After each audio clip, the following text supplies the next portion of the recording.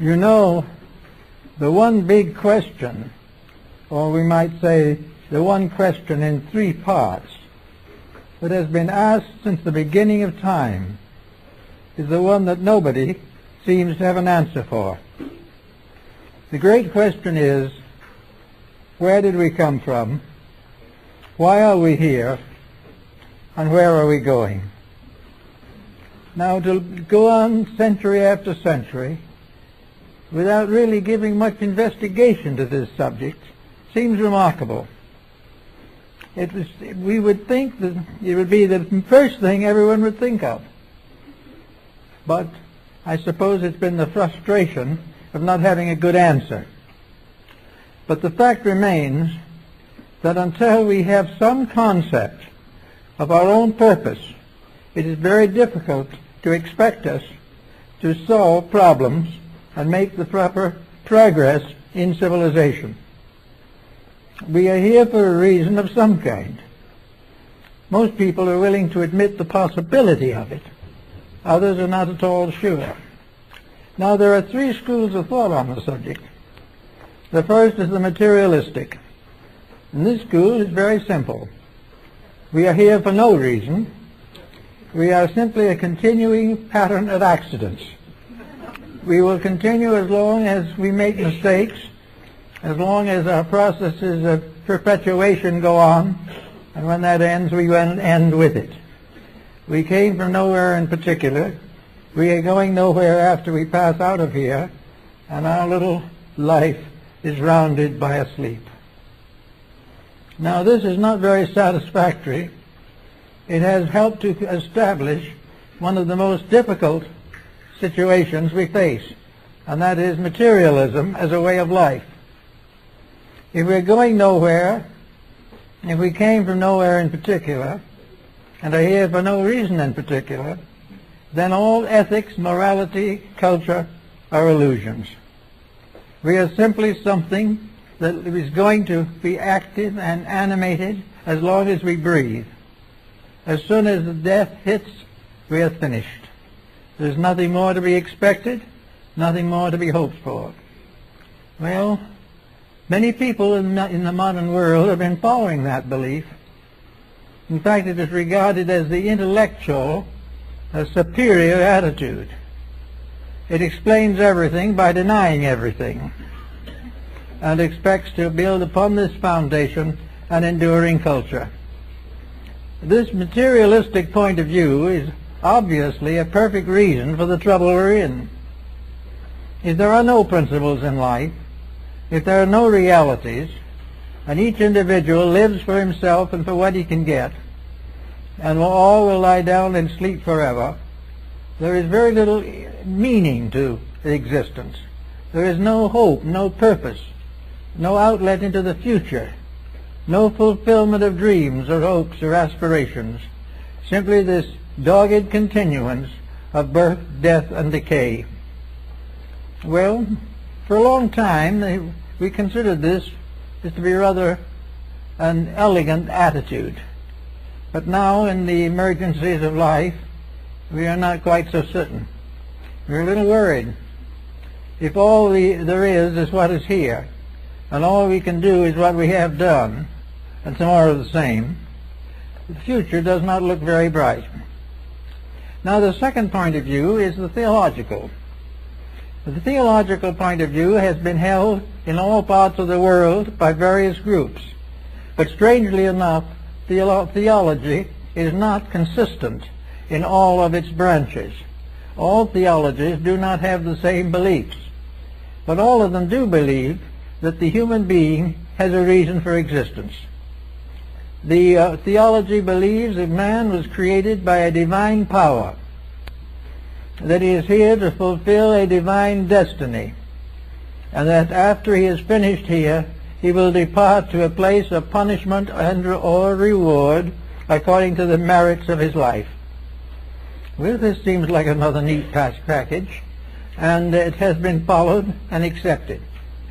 But again, it is rather difficult to explain it, because while we now place everything in the hands of deity, deity doesn't seem in this sense to have a reasonable purpose for all the work that has been done. The deity is not very practical if it is creating things in its own image, treating them according to its own will, and returning them to itself regardless of what happens. This seems to mean that there's a great deal of wasted energy, wasted time in the divine process.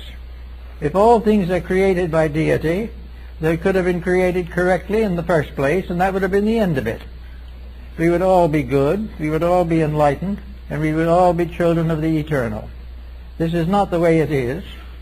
And after having created us with the wisdom of a divine power, this divine power has left us to struggle as best we can against the troubles and worries and problems of mortal existence. So we have this next problem, is that man is a spiritual being, that the human being is a creation, is a type in itself, that it was fashioned for a purpose, and that this purpose rests in the mind of deity. That man has not yet fully understood the purpose is obvious, but theology affirms that there is a purpose, and that while we may not be able to prove it scientifically, we can experience through the mystery of faith the importance of this purpose. After it is all said and done, we will depart according to our merits and our demerits. But it's again a little difficult to understand this, because so many different kinds of merits and demerits present themselves for consideration. We find the poor and the suffering. We find individuals beyond the hope of life that is worthwhile.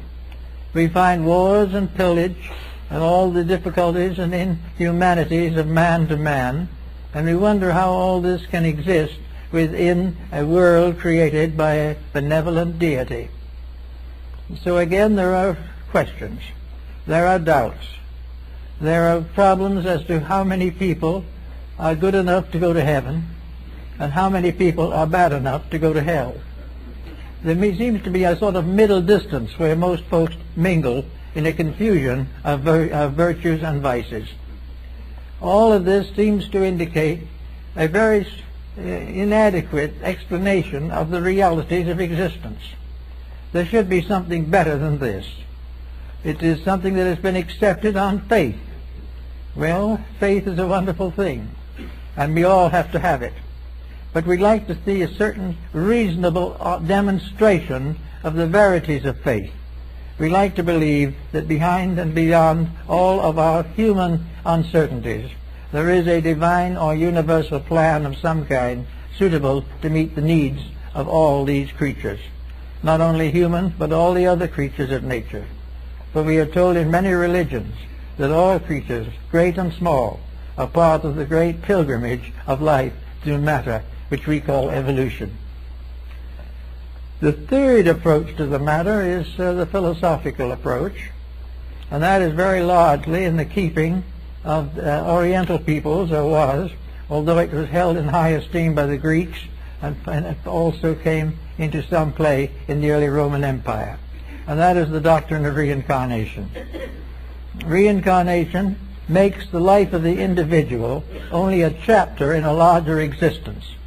Well, this doesn't necessarily solve anything, but it gives a larger perspective. The individual is not just brand new each time he gets here, and he's not all worn out and ready to cease when he departs. And the various developments and degrees of intelligence, the various unfoldments of virtues and vices, are according to laws and principles. Therefore, out of the doctrine of metempsychosis, as it was called by the Greeks, came the belief that each of our little embodiments is a chapter in a development of a great over-soul, a great power, as Emerson calls it, a power which is manifesting itself through a creation in which it embodies itself and goes on through ages of growth and unfoldment. The doctrine of reincarnation has certain attractions to it also. It becomes the basis of hope, of realities. It gives us the possibility of planning a little bit as to what we're going to do. It gives us the hope that we'll get some more of it done later, and it also will help us to realize that part of what we have now we have earned at some past time. So we have this rather philosophical attitude of being willing to live now because it's part of a greater life. We have escaped the single life concept. We do not have the belief or feeling that in a few years all things must be solved. We rather assume that things will go on and on through long periods of time. Now all of this also enters into another consideration. Here we have deity as a power. Whether we desire to consider it as a being, as a person, as a principle, as an energy, as a concept, as a conviction, or as merely a belief, we have the idea of a sovereignty of virtuous intelligence. We place at the head of life a deity. Now, this is not necessarily easily provable, but there is enough evidence accumulating, as Bacon pointed out, to indicate that there is a sovereignty of intellect that guides all things. There is a power in nature that predisposes all natural things to come in the fulfillment of themselves. Therefore, there is a predestination for salvation. There is something that we must expect. We must expect to have the opportunity to overcome our limitations and also to come into the direct participation in the glory and goodness of deity. So we have all these things, and we believe them all. And we have all kinds of little beliefs, not quite so strong or powerful or sincere or complicated, but still beliefs that are held by Aboriginal peoples and were held long ago and have faded away, but were part of our heritage of believing. All these things together then constitute a situation. Now comes the more important part of this situation. Is it enough to affirm that such possibilities exist? What do we do with the beliefs that we hold? If we have a certain belief, are we doing anything with it? Are we all doing exactly the same thing with different beliefs? Is the materialist and the theist, are they both doing the same kind of things in daily life, although their beliefs are entirely different? We must say to ourselves, is the atheist who believes in nothing in any way superior to or inferior to a theist who, believing much, continues to act exactly as he did before? Are we to find any indication that the beliefs that we hold result in major changes in our living? Are we living toward a belief, from a belief, or alongside of one which we have never actually embraced? Here we have a belief, for example, in metempsychosis or reincarnation, that we are here to experience and to learn. And then we find millions of people doing everything they possibly can to escape experience and learning. The one thing they want is to be left alone to do as they please. Well, that is more or less a frustration of a law. If they believe there is a law, there are realities, there are rules, and then pay no attention to them, nothing much has been accomplished.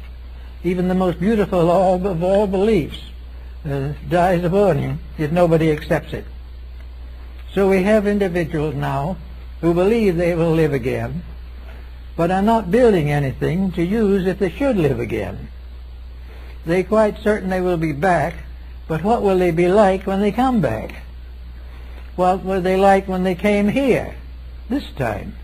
And why do they come with a mass of unfinished business and after a certain number of years depart with most of that business still unfinished? Therefore we have an inconsistency. We have a belief in integrities, but they do not impel the individual who claims to believe in these integrities to live according to them. There are many, many different schools of thought on reincarnation, for example, of different types of believing in connection with it, with the reasons that cause it, the reasons that manifest through it, the purposes for which it is intended. But the majority of persons who claim to believe it today are not practicing any of those virtues any better than the individual who has no such belief. Now the same is true of all the others. Those who believe in heaven according to the good book and are waiting for the advent of the Messiah are not living today as though they believed in anything. They want to go on exactly as they are, going now. They want to continue their investments, their stocks and bonds. They wish to have their private quarrels and their private difficulties just the way they've always had them. So the fact that they believe in a better hereafter does not, in many cases at least, induce them to live to merit a better hereafter. You can go to church every Sunday for the rest of your life, but if you don't live any of it in daily living, it is not certain that your attendance to the church is sufficient to guarantee salvation. It has something to do with conduct, something to do with ethics, something to do with morality. And these things today are not generally practiced, even by those who claim to believe things. So we have individuals who have theological hopes that they will sometime rest in the arms of the Lord, but they continue to foreclose mortgages just as they did before. In fact, in many instances, particularly recently, there's been a great deal of exploitation of religion. There have been many cases in which the gullibility has been injured, or the hopefulness of the people has been double-crossed by these exploitations of religious beliefs. So there is no definite certainty that these beliefs are producing what they claim to produce. There is also an indication that we have to consider that while the good book tells us that the good man has no place to lay his head, most of our modern religionists have found some place to rest comfortably. They are not inclined to suffer too much for their causes. So all these things come together and we have an interesting problem. We have all kinds of statements made, and I have them come to me frequently. Someone will say, well, I want to get a better religion. I want to believe in something that's really going to do things. So you try to help them to find something, and you find it's rather difficult to find anything which you can heartily recommend as actually doing something that is necessary. So you can only suggest that one or two have seemed to have a little better reputation than the others. But all of it sums up again to this question: why are we here? Where did we come from? And where are we going? We have every theory you can imagine about it, but we have very little solid, substantial footing upon which to build personal character. So this brings us back again to what constitutes, to my way of thinking at least, a very important phase of learning, and that is ethics. Ethics are very important. Ethics are the practice of integrities. An ethical life is a life which contains within it a maximum of ethics or a maximum of constructive explanation and experience. The ethical aspect of life, then, will say that is why we should be good, is because that's ethics. And if we're good and it's ethics, that's going to be a big help to us. But is it? We mostly find that ethical people, really ethical people, are poor and downtrodden. Most of the ethical individuals are not actually benefiting from ethics, nor do they know where they're going. The ethical life doesn't mean that you're going to have immortality. It is not, in any sense of the word, a solution to materialism. It doesn't necessarily represent materialism.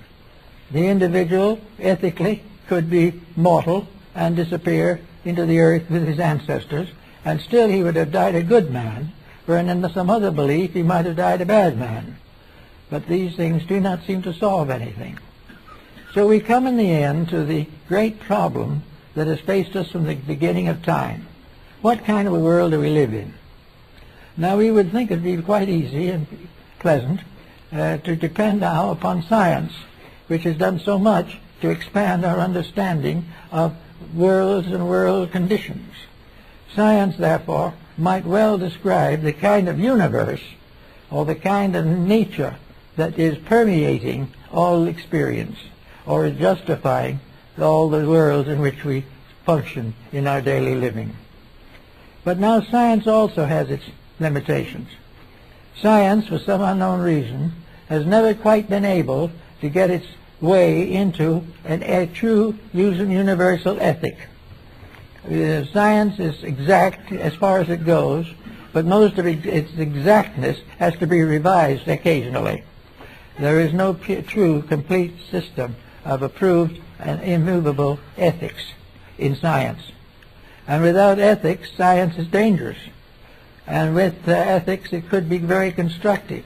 But science is not aware of a pattern which it can scientifically demonstrate to be ethical. Ethics does not seem to arise in nature. But I think the scientist has overlooked something. He's overlooked the fact that he can't find any ethics in nature, because nature itself is one ethics in itself. Nature is the supreme example of ethics, and continues this way. But with us mortals, we are constantly trying to destroy the ethics of nature. We are trying to prove that the illusions of science are more real and valuable than the realities of nature. So we go to the rules that we have ourselves invented and neglect the rules which were invented long before we existed. So the problem comes back again to the problem of the administration of the universe. Is there a God? Some say yes, some say no. Some say it's a principle. Some say it's a person. Some say it's a structure of laws. It's an infinite mind, an infinite will, an infinite purpose. It is ultimate reality. All these words and terms are important to us, but we do not always know what they mean. So we have now come to another problem: how to explain ourselves to ourselves or to each other in a manner that can help to move us into a new dimension of life in the century ahead. We have all these questions. We have all kinds of good ideas. We have all kinds of ethical ideals and idealistic thinking, but nothing seems to happen. The good is always, in a sense, in the abstract. The discomforts are all in the concrete. We are daily suffering in a world in which we are constantly creating patterns of beauty, magnificence, and divine order. So we have now to kind of look it all over and see what we're working with. What is man? What is man that thou shalt be mindful of him? What is it that's trying to grow here? Is the individual an eternal being moving through a non-eternal atmosphere or environment? Is the individual a spark of the divine? Is humanity collectively the nature of a divine being? Is the human being a creation of divinity? Or is it a result of the unfoldment of natural laws in the material world?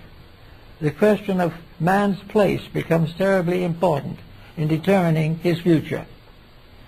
So we can look around and we can say to ourselves, let's see what is happening. Here we have a competition. We have two forces pulling against each other for control of human destiny. On the one hand is the invisible force of life itself, the divine pattern, whatever it may be. This remains unchangeable. On the other hand, we have man creating a private universe of his own. The scientist, the mystic, the theologian, the ethical thinker, all are working together to create a universe of their own. The universe which has its roots in realities which they postulate. So that we have now on one side a materialistic creation of one group, and on the other side an idealistic creation by another group. The answer, of course, is rather obvious. Which is the most comforting? The answer, of course, is the idealistic is the most comforting. But what is the most difficult to obtain? The idealistic. Therefore, many people are willing to settle for material comforts, material success, and material benefits in order to create the little pattern of their living. So here a little child comes into the world. This child that comes in, did this child begin within the body of a parent? Or was there a spark of eternal life that took form and grew and was finally born among us? Where did man come from? Where did humanity begin? Where is that spark from which animates everything that comes into the world? Is this spark part of an eternal flame? Or is this spark merely a fragment of a spark that has gone on from generation to generation in the perpetuation of species? What is the beginning of all this? It's very hard to answer some of those questions. But the more we think about it, the more we are forced to realize that most of the answers we have created are not adequate.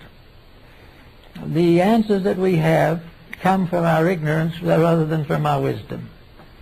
And yet we have to do something. We can't live forever in a mystery. So we try to clear that mystery by our own mentation.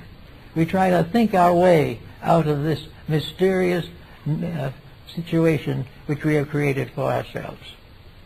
I think then that the problem comes very closely to all of us, that we are not forced to decide one of two or three things. We can say that each of us is born as a completely separate being, that we never existed before and we will never exist afterwards. We live a little time in the light and darkness of material existence and then fade back into the darkness from which we came. And in the meantime, while we're in this world, we have progeny that goes on after us. And in turn, this progeny has progeny. And each generation dies, and things go on forever through a principle of generation. This is one answer to it. But it's not very comforting, and it's not very meaningful. If there is a deity, if there is a power behind things, why should this power create a situation that goes on indefinitely without improvement, or goes on forever without fulfillment, or continues to present conflict? If there is a deity behind and in everything, how can there be continual conflict? Is God in conflict with himself? Is God in conflict with his own creation? Is there any other creation but his? The devil was introduced at this point as a convenience, but he's lost face entirely. He has practically ceased to exist as a fact of not thinking. So we come down to very interesting things. Here we are, each of us trying to live a decent life. We are doing what we can. We are hoping for the best. We are tired of war. We are tired of exploitation. We are tired of corruption. And we want to know where it came from. And we also want to know what to do about it. Now, if we are accidents in space and we're just there, then there's nothing much we can do about it. We just have to go along with the unfoldment of generations until either we wake up to something new or else we go to sleep forever. But there is no way in which we can solve the problem on the basis of the thinking that we are doing at the present time. So we go now to the problem of a better way of life. We are worrying constantly about the future. We are concerned over the 21st century that is about to come. We do not know where we are going, nor why. We do not know where we came from or what happened to us. But we are here, isolated, cast away like a sailor on a desert island. We are here. And every time we try to do something, it is conflicted. Every time we try to create something better, said that someone opposes it. And when we seek for peace, war breaks out. When we ask for virtue, crime is rampant in the land. All of these things constitute conflicts that the average person does not know how to solve. But if we add them all up, there's only one way of explaining them. If there is an intelligence, if there is a constructive power, if there is a God, then all these things that happen have a purpose. They mean something. whether we understand it or not. But if they are purposed, and if they can be understood, then they should be understood, because we are in desperate need of a practical, working explanation of the problems of our own existence. We know that it has to be change. If there is not change, we are all destined to some kind of a strange annihilation. And we also realize that we cannot believe in God and come to the conclusion that an all-powerful power can lead us into temptation and destroy us. Whatever is in there that is of deity must be good and must be of salvation, not of corruption. So little by little we argue our way in and out of the problems of our own existence. So now we come to a little better understanding. We now want to think better of what to do and how to do it. And we want to pick out of the world around us those laws and principles which will most certainly contribute to a better way of life for all of us. And of course, one of the problems we immediately arises in connection with it is that materialism is inadequate because it is concerned only with something that is itself inadequate. Material existence is mostly a pain, a suffering cast upon the human race. Materialism solves nothing, attains nothing, and justifies nothing. It is simply based upon the concept that while we're here we should get everything we can, because when we die we'll never live again.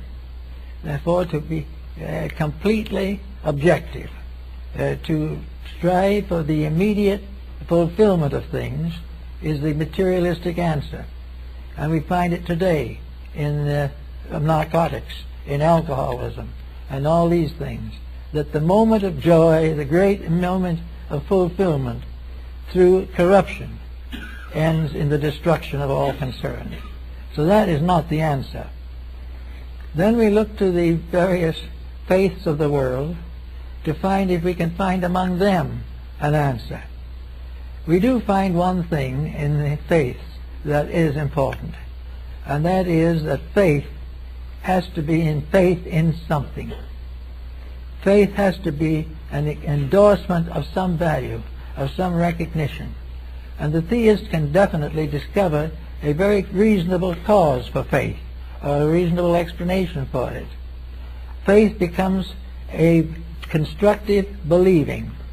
It is the acceptance of the benevolence of a parent, invisible but ever present. It is also based upon the simple statement that this vast structure must have a purpose. The moment we conceive that it has a purpose, it also becomes obvious that it has not fulfilled that purpose. That it could fulfill it is also a potential.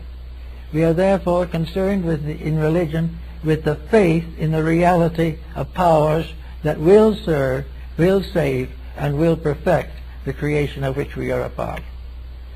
Therefore we take great hope in theology, in the sense that it becomes an answer. It makes the power at the root of things benevolent. It makes it also a conscious power, and it also makes the supreme master of all works a moral and ethical creature. God becomes an integrity. God becomes something that cannot be corrupted by the corruptions of mankind. So faith does give us a faith in the substance of a better condition than we have ever known. And we see it around us, and we see evidence of it. We see the effects of faith upon the private life of people. So we can compare the effects of unbelief and belief in the workings of civilization.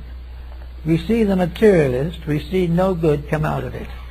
We see that the best that the materialist can give us is certain materialistic satisfactions which are themselves passing, and either they pass or we do, so there is not fulfillment of anything. But in the case of faith, we have an inspiration to explore the unknown and to discover it to be essentially good.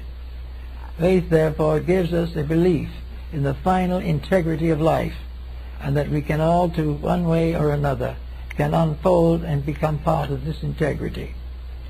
But also faith is a little bit disciplinarian.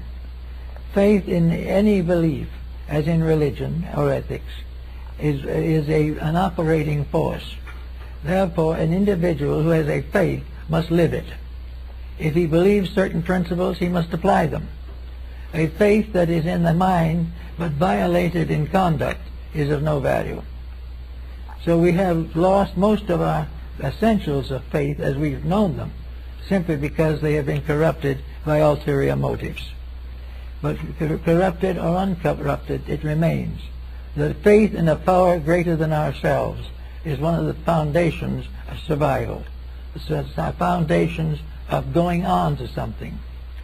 Now, if you have faith that there is something to be done, that there is a future to be achieved, there is a growth that can be accomplished, and that in the universe there is a divine benevolence that is guiding all things into harmony with themselves and with their cause. Under those conditions, we then have to consider the application of faith. A belief held and not applied is really a hypocrisy. It is necessary for the individual who has faith in God, faith in truth, and faith in human beings to live according to that concept. He must gradually overcome the doubts, fears, and uncertainties of his own mind. And fortunately, nature has provided him with the means to do this. Some people consider it mere imagination, but a very short survey of facts in nature proves conclusively that there is an integrity in every step of natural procedure, that everything in nature is in harmony and in ethics, and the great destroyer is the human being. Man, up to the present time, is the great destroyer of nature, as far as he is able to understand nature. He is constantly using his own skills to destroy the potentials of survival. So we have today the problem of environment and what we have to do about it. We have the problem of essential materials for survival, food. We have all kinds of problems of war and peace, all kinds of problems of crime and error, and of ignorance and wisdom, and vast problems in the field of education. All these things, therefore, tell us that if we believe, then we have to do something about it. And that is where we have fallen down. If we have considered materialism as merely an affectation, we are also inclined to view idealism as an affectation. We keep right on saying, I'm an idealist, but we foreclose the mortgage on the innocent and the poor just the same. We say we are definitely dedicated to principles of good citizenship, but we buy on the black market and we use all kinds of subterfuges to corrupt the business systems which we ourselves have created. So in the ethical system we have another problem, the problem of not being able to live up to it. And so as we are talking about a divine world, then we are taking this divine world and corrupting it by our human selfishness. So we go to the final and end of the whole thing. Beyond all of this, we go finally to the nature of the creating power itself. And I think that the Greeks and some of the Oriental peoples have given us our best interpretation of the nature of this power. That actually the deity is infinite life in infinite manifestation.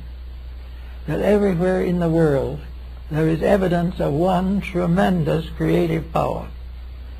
This creative power is not a person. It is, we do not know really what it is, but it is an infinite. And it might very well be a strange body-like thing, like ourselves. The body we dwell in is not a person. The person that dwells in the body is not really a person. We are dealing with principles, forms of life that are beyond our estimation, and yet are constantly active. And the real sources of all the things we want to know are in a vast mass of causal circumstances. And this was found in the mystics of the Middle Ages in Europe. The mystics discovered the universe of infinite benevolent causes. Bene, Law, many others of this group found the inward experience that beyond and behind all physical things is infinite love in infinite manifestation, that there is always and forever a tremendous divine outpouring, and that this outpouring in some way is our hope, is our fulfillment, and that there is a promise in this fulfillment and in this hope that we will not be deceived. So we come now to the times when we're going to look forward to another century. We're coming into this century having broken practically every rule in nature. We have done everything possible to be wicked, and about all we have accomplished is to be nasty. We are not able to be wicked. We don't know how, really. All that we know is that we are selfish, and we want to do the things we want to do. We want wealth, we want honor, we want all the luxuries of existence. We would like to have them at the same time with a good, strong, positive conscience, but it can't be done. But we have now come to a new realization of things. And I think it comes down to the only answer that ever has been and there ever will be, that each individual must take on his own salvation. The moment we trust to anybody else, we are in difficulty. The only power that we can trust in is the ineffable eternal, which we can only glimpse perhaps remotely in moments of meditation or prayer. But we cannot depend upon the various peoples of the world to give us the support and security that we have to have. In the next few years, then, we must transform our daily believing into something stronger, something more vital to us. Most people, if asked what they believe, will say they believe in peace, but they have war. Something has to happen so that the believer in peace becomes strong enough and vital enough to create the fact of peace in his own life. We cannot necessarily convert the world, but each individual who believes in ethics and integrity, everyone who is philosophically and mystically minded, has to go to work on themselves. They have to do everything possible to make sure that they are fulfilling their own integrities. Now, if, for instance, an individual says, I believe in brotherhood, but he's having a terrible time with his neighbors, this is a point to be considered. The consideration is that the individual who believes in peace or believes in brotherhood has to practice it himself. We would like to have governments pass great rules that there would be no more wars, but those rules will never be passed. The only end of war is when the human being demands peace. The only time we can end all these confusions is when we decide to put integrity above every other consideration. We cannot compromise. We cannot serve God with one hand and the devil with the other, so to speak. We cannot be idealistic on Sundays and materialistic the rest of the time.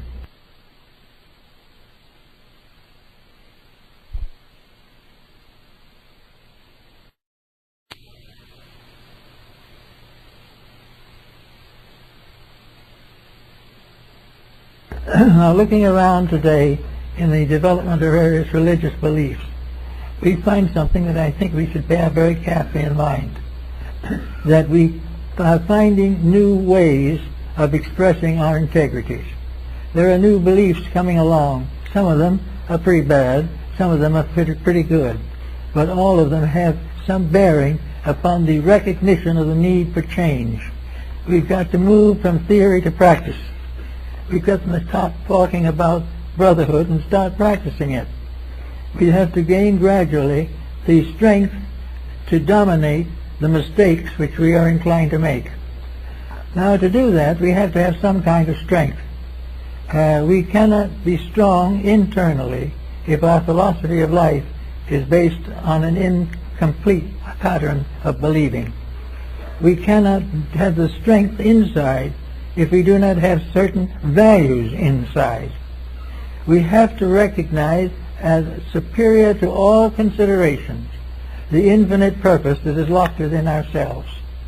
Somewhere in this little body of ours is a spark of infinity. This spark has always been there, and it always will be there. And it is representing constantly an infinite need that is awaiting fulfillment. Generation after generation, embodiment after embodiment, we allow this germ to remain undeveloped. We have within ourselves this principle that says, love your neighbor. But when the time comes to practice it, we say, love ourselves. To heck with the neighbor. We have to recognize that the answer to our ethics is the fact that there is an ethic in ourselves. All of the virtues we seek around us are in us. The only reason we believe in them is because we are them. We couldn't believe at all. And yet with believing, we still do not fulfill the action necessary to transform a belief into a living fact. In order to transform our believings into facts, we have to practice them. And we have all kinds of problems of this nature. Now, our ancestors, working with this problem, found out that there were certain people who apparently were particularly endowed with the probabilities of growth immediately. There was something in them that saw the need and was so vitalized by that seeing that they had to transform their life to the fulfillment of it. So we have constantly around us this recognition that these changes must come in order to survive. We know we cannot go on as this goes. We know that we are going to exhaust all the resources that we have. But we also know that there was no intention on the part of the creating power to leave us as a derelict, a dead planet floating in space. We were not supposed to cease. We were not supposed to die. We were not supposed to live in constant conflict until we destroy the world and ourselves. The thing that has come about is that there has been a gradual increase of selfishness, a gradual increase of the corruption of values. Now, the divine principle, the ethics of things, will always stand with value. At the moment we break the rules, we break the contact with reality. The moment we break the laws of life, we destroy our own lives. Therefore, we must get these things back through conscious effort. Now, the conscious effort, I think, is one interesting point. We have plenty of churches. We have a great many people and various groups that are sincerely interested in making a better world. But for the most part, these people are simply members of something. They go and assemble and discuss matters. They have conferences. They have meetings and clubs, delegations, which are sent here and there and elsewhere.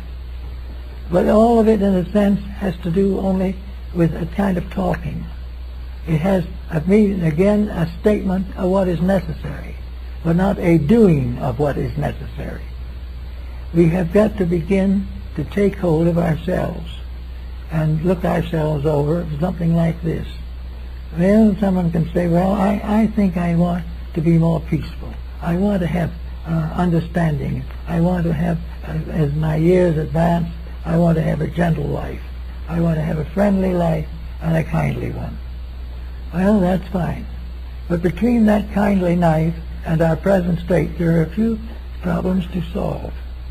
We have, for instance, a relative we haven't spoken to in 40 years.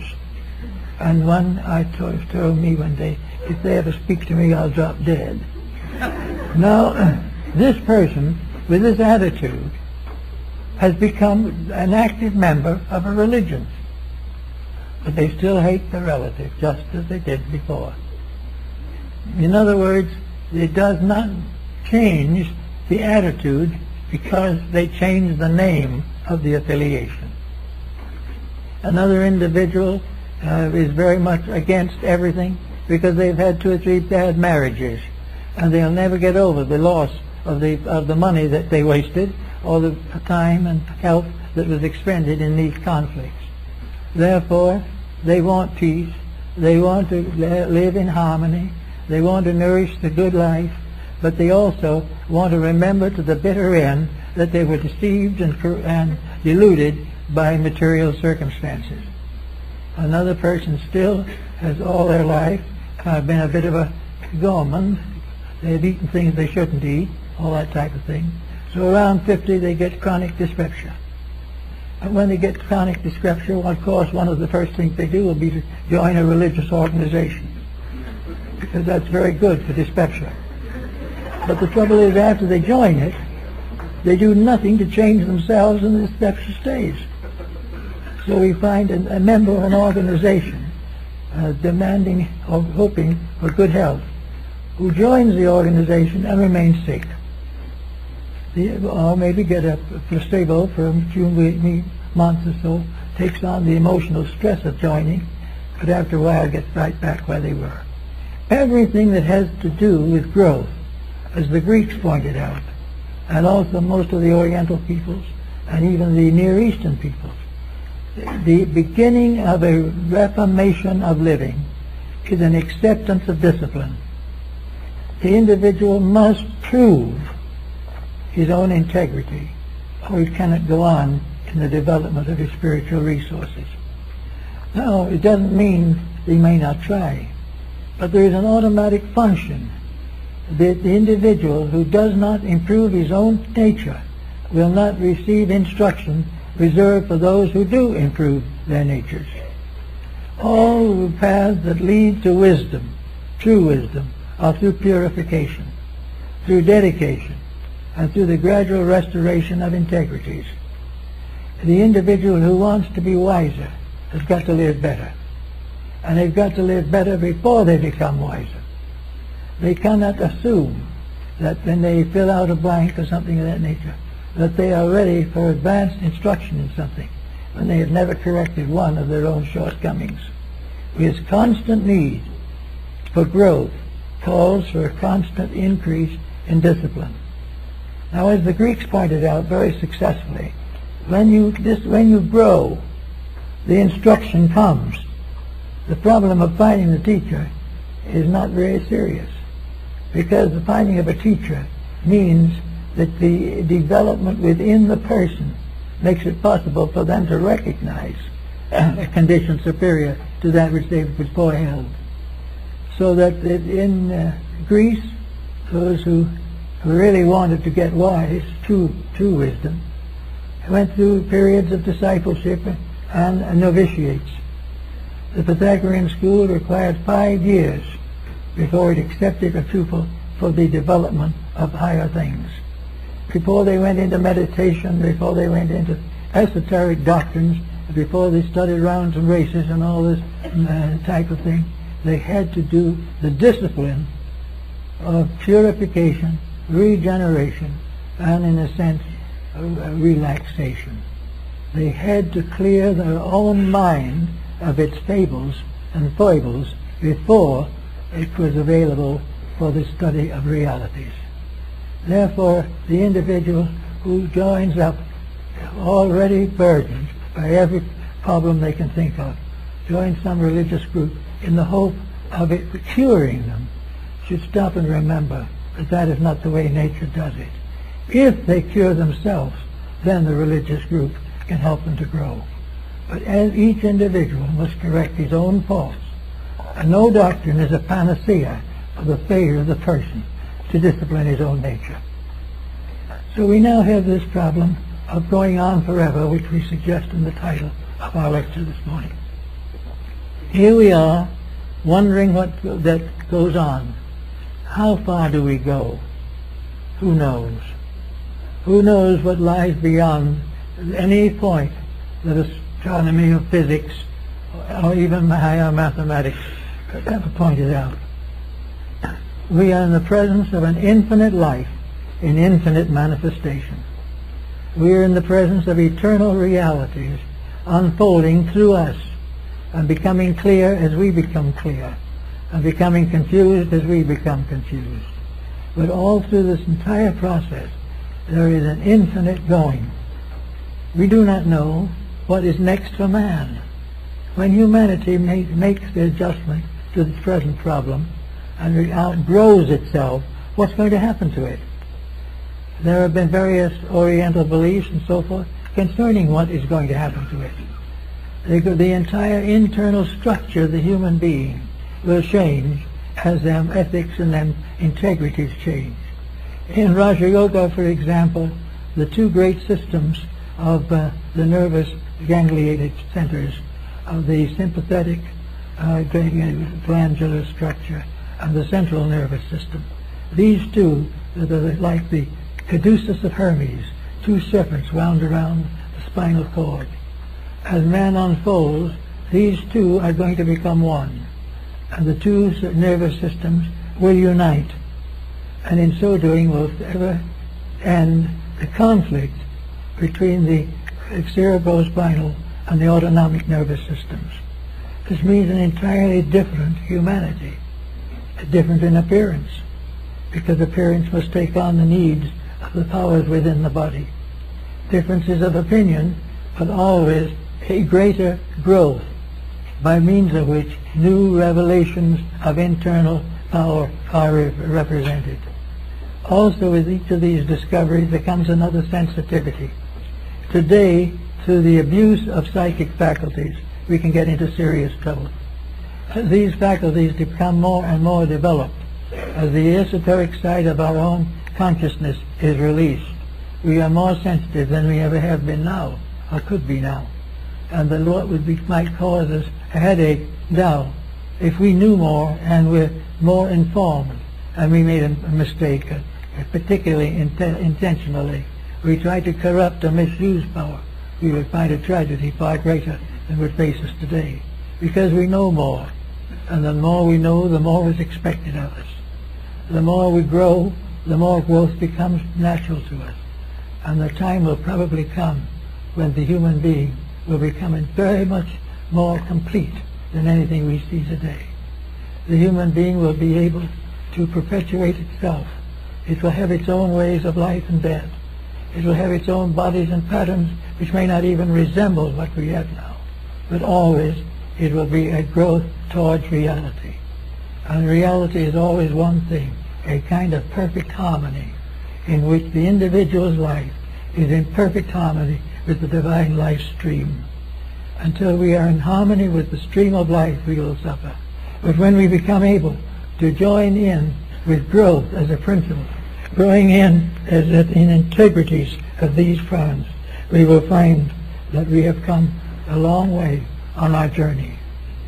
So somewhere in the long way forgotten past, behind all that we have ever thought of, have ever known, were aeons beyond the stars, sparks flying, floating in infinite space, gradually embodied, creating great waves of life, great orders of creation, great kingdoms of nature, gradually going on, but always for a purpose, the purpose being that through the experiencing of all things we become capable of disciplining ourselves, and through the experience of this discipline we are able to be patient with those who are yet too weak, and we will also have the discipline and the courage to protect the values which we have discovered.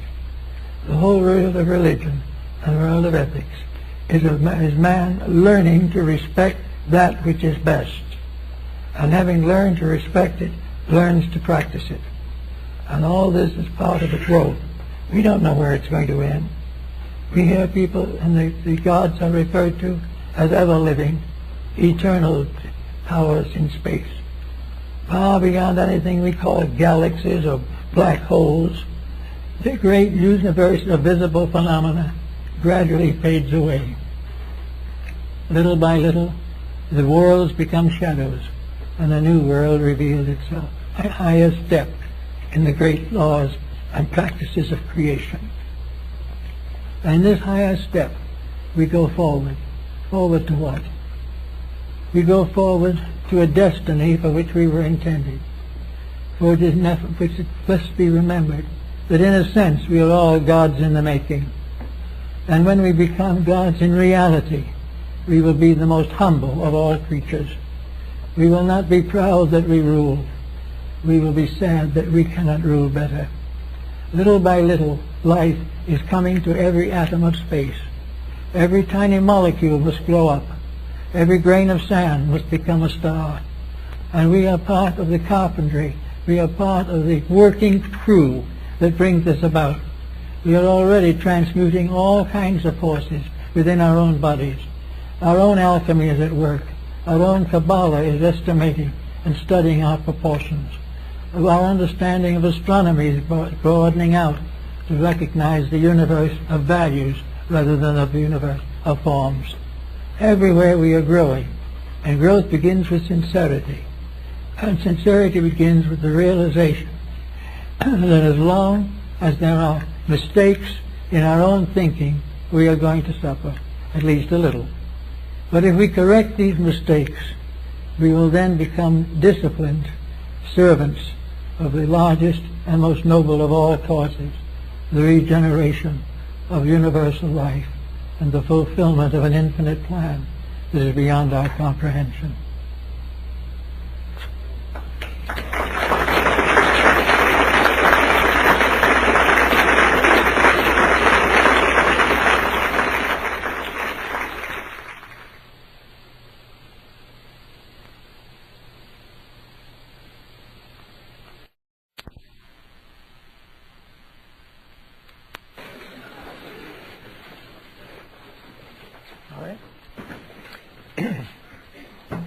We have a rather interesting subject this morning that combines religion and words. And of course, the emphasis that's been developing along the world philosophy department relating to the use of words and their place in the universal plan of things makes this perhaps an interesting occasion to combine the word problem with the religious problem. To begin with, we know that words, as Minshew in his Guide to Tongues, the first dictionary, tells us clearly that words do not describe the purpose or reality of an object. A word does not explain an object or a thing or a circumstance. It merely sets forth a usage. The way a word is used becomes the basis of its semantic significance. Now, the way words are used today shouldn't happen to a dog. The words today are just playthings, but mostly they are also substitutes for thinking and feeling and doing. The word, in other words, takes the place of a decisive action, thus relieving the individual of the possibilities of offending somebody or setting forth some truth that will be unpopular. Now, in one of the later dictionaries, Noah Webster, we find the same thought. Webster warns us that we are not going to find in his dictionary the meaning of anything. We're going to find the use of terms to describe matters, and that these descriptions are not always valid, they're not always correct, they're not always meaningful, but by common habit they have become universal. And somewhere along the lines, even the semanticists people come to the conclusion that the time has come to make words mean something. That when a word is used, it stands for a principle, it stands for a reality, it stands for a conviction or an opinion that is valid and sound. This becomes quite a problem because we've been using words for excuses for thousands of years. And we use them every day to escape work, to escape decisions, to substitute for thoughts, all kinds of uses to reduce the stress and strain of facts. Now, a word, if it's not factual, it has very little permanent significance. But facts are hard things, and facts are problems that people do not like to face. Therefore, it is simpler to say something that is comparatively meaningless and useless rather than to face into an act which might be significant and of permanent value. One of the ways we can study this type of situation is to realize how these word problems have come to grow with us, and that also they were a problem in antiquity. It is said that somebody held up a carrot to Socrates, and Socrates took the carrot. He says, "What is it?" The man says, "This, sire, is a carrot." Socrates, "All right. And what is a carrot?" "Well, a carrot is a vegetable." "Can you show me a true vegetable?" "Yes, sire, the carrot." Socrates says, "Now I know everything and nothing."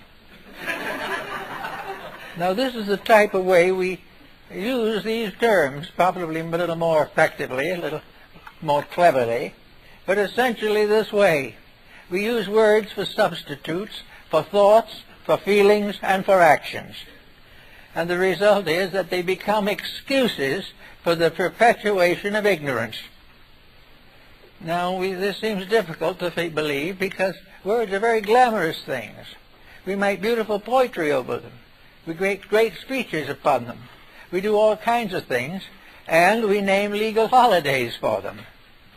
So we take a legal holiday which might have to do with a very important invention or advent in the life of our country, and we declare it a legal holiday, which means that it's a day for rejoicing, for consideration, and for appreciation of the principle involved. What do? We put on a football game, which has nothing to do with anything. And if we should cancel the football, it would probably be an act go to Congress, because we must keep those things going. But nobody cares really much about what the original idea was. A half-a-day holiday, or a day's holiday, is the important thing. The principles involved behind words are misused all the time. I think many years ago there was in the New Yorker a rather cute cartoon dealing with this subject. Two prehistoric men were cutting an inscription on the wall of a Cro-Magnon cave. They had a stone and a piece of metal, and they were making things, pictures, to tell a story. And one of them turned to the other and said, "I say, how do you spell dinosaur? With 3 legs or 4 legs?" This is about the spirit of it. Now, as we go along, let's try to see what happens. Take Christmas, for example. Now, there's no one in the world that objects to the fact that Christmas is one of the great holidays of Christianity and one of the great religious days of the world. It is perfectly proper to celebrate it. It is perfectly proper to share in rejoicing. All these things are proper. But it is also proper that this day should mean something to the life of the person. It is not simply a day to send gifts. It is not a day to take the kids to the store to see Santa Claus. There is something more to it than this. There is a great significance behind it, and we have buried the significance in a term which has gradually come to mean something else. So the word for Christmas, which really means the Mass of Christ, has gradually become a day of exchanging of gifts, celebrating all kinds of secular things, and if you're lucky, either a ball game or a golf tournament. These things are not, the semantics of these things are not good. Now, we use these semantics also in personal evasion. We use words in our relations with our neighbors, with our family, and even sometimes in talking to ourselves. We are trying to escape the hard facts of reality, and by covering them in an elaborate layer of holidays or platitudes, we think we have solved something. Now, our world is, at the moment, is in a serious condition, very largely due to the fact that we never face on or into a fact. Facts are dangerous. They might force us to improve our dispositions. That would be very difficult. They might make us more truthful, almost unthinkable. we would be more generous. A good virtue, but expensive. All the times we use these words to take the place of something real. And the words themselves, as Minshew points out, are not really anything at all. Their meanings are not the same. Not long ago in our life, a hood was the front of an automobile. Today it is headgear. We have to think of many, many things of this nature.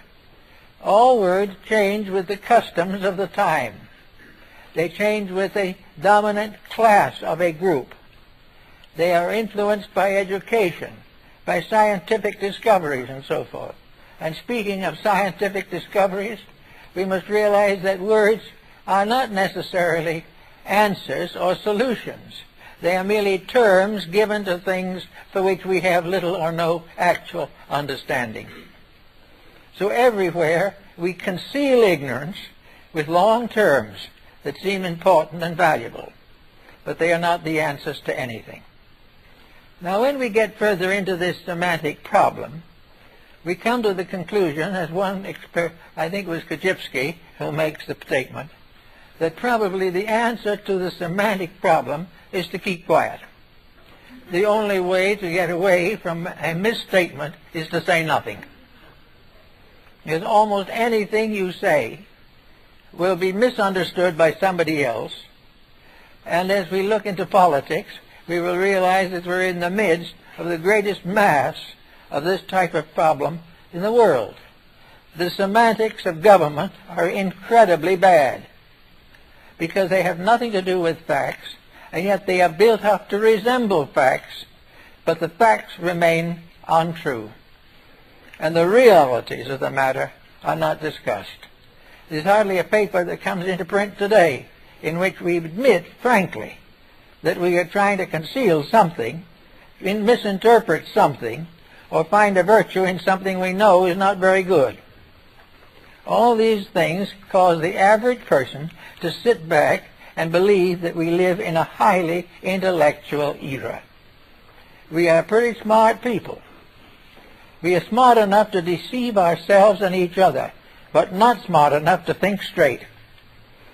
This is one of the excuses for the rise of semantics as a means of clarifying and washing words so they will no longer have meanings that are inconsistent with truth. So we can look along a little bit now, and we come to one of the great days of the year, Easter. Easter is a day that has very deep significance. And for more than about 3.5 billion Christians, Easter is a sacred day. Of that 3.5 billion who admit it as a sacred day, how many of that group is actually doing anything except celebrating? They will have masses. They will have processions. The Church of the Holy Sepulchre will be overflowing with humanity. There will be masses at the Vatican. There will be all kinds of church services, which are quite proper and right and very valuable. But after the day blows by, what has happened to public morals? Are we doing anything except celebrating? Are we doing anything except talking? Or are we doing anything except perhaps going to church for an hour? Where is the meaning of this striking into the life of the individual? How do we as persons participate in the mystery that this event signifies? Now, this is not the only event that so signifies. The journey of Muhammad to Mecca or to Jerusalem on the Herzog, that is very important to them. The times of the elevation of nirvana of the Buddha were important to those people. Every great religious ceremony is important to someone. We have religious ceremonies in every nation of the world. We have it profoundly distributed through all of Europe and the Western Hemisphere and many parts of Near East.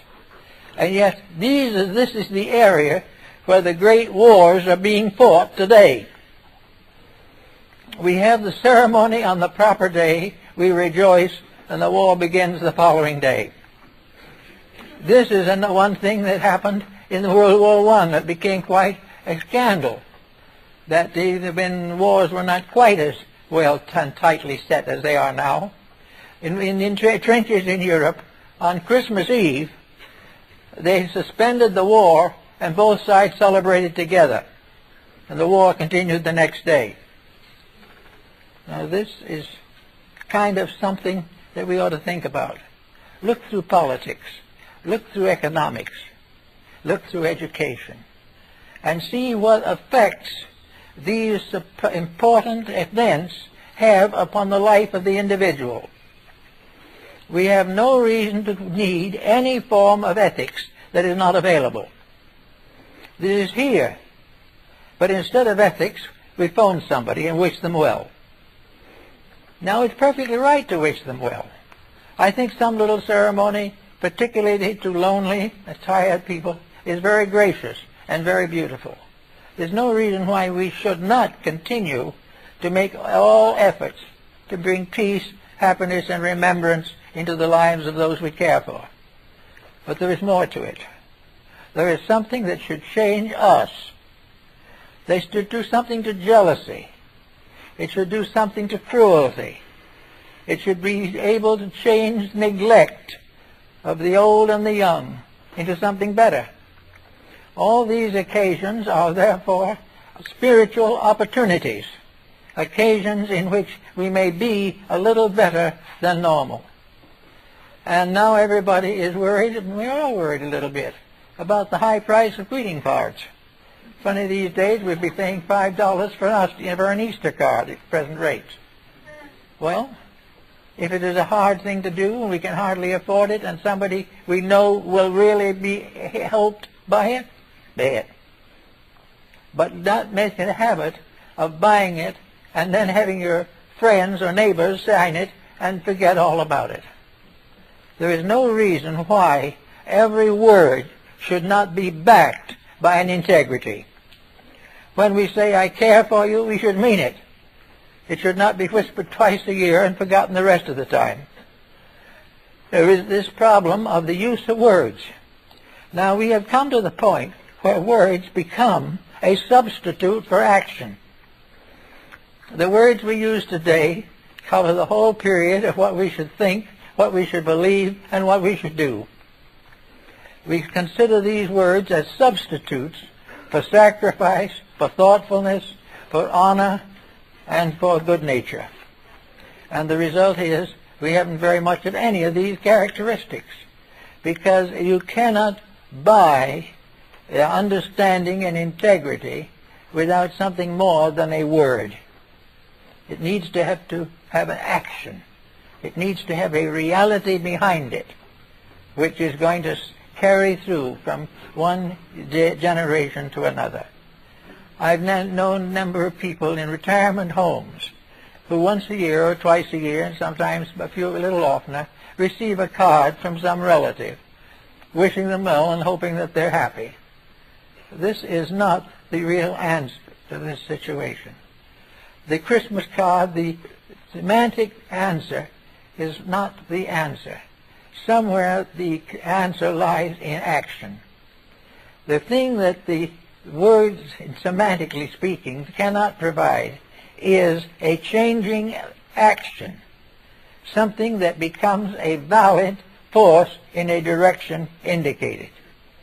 If an individual is having an argument with a friend and decides to send him a card and hope it'll take care of it, this is a very small, insignificant action to take care of perhaps a very deep and lasting hurt. It is not necessarily sufficient to say, I'm sorry, and send it with a stamp on it. It might help.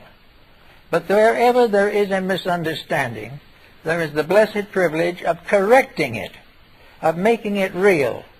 If people haven't spoken to each other for months or years, this is the time not to keep on sending cards, but to settle down in the spirit of integrity and solve the problem. This is something we seemingly don't see much anymore. And for lack of it, we see a whole generation going along on a surface so thin that it's going to break through at any moment. We see young people going out doing things that are contrary to every fragment of integrity. We find the churches have a large attendance, but very small change in the living conditions and living convictions of people. It is not enough to go to church or to do any of these things or to mouth religious words. It is not enough to memorize the Ten Commandments. It is not enough to tell all your friends about the Sermon on the Mount. The thing is to practice, to show it, to indicate in daily life that we are believers, that we believe in something. Now, many people do not believe in theology, but most of those who do not believe in that still believe in integrities of some kind.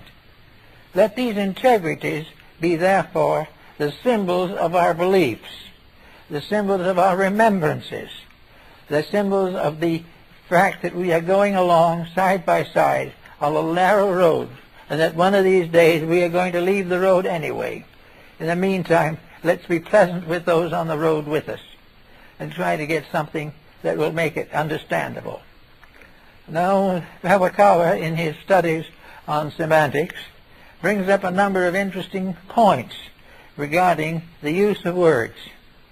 The first of all, probably, is that a word has no set meaning.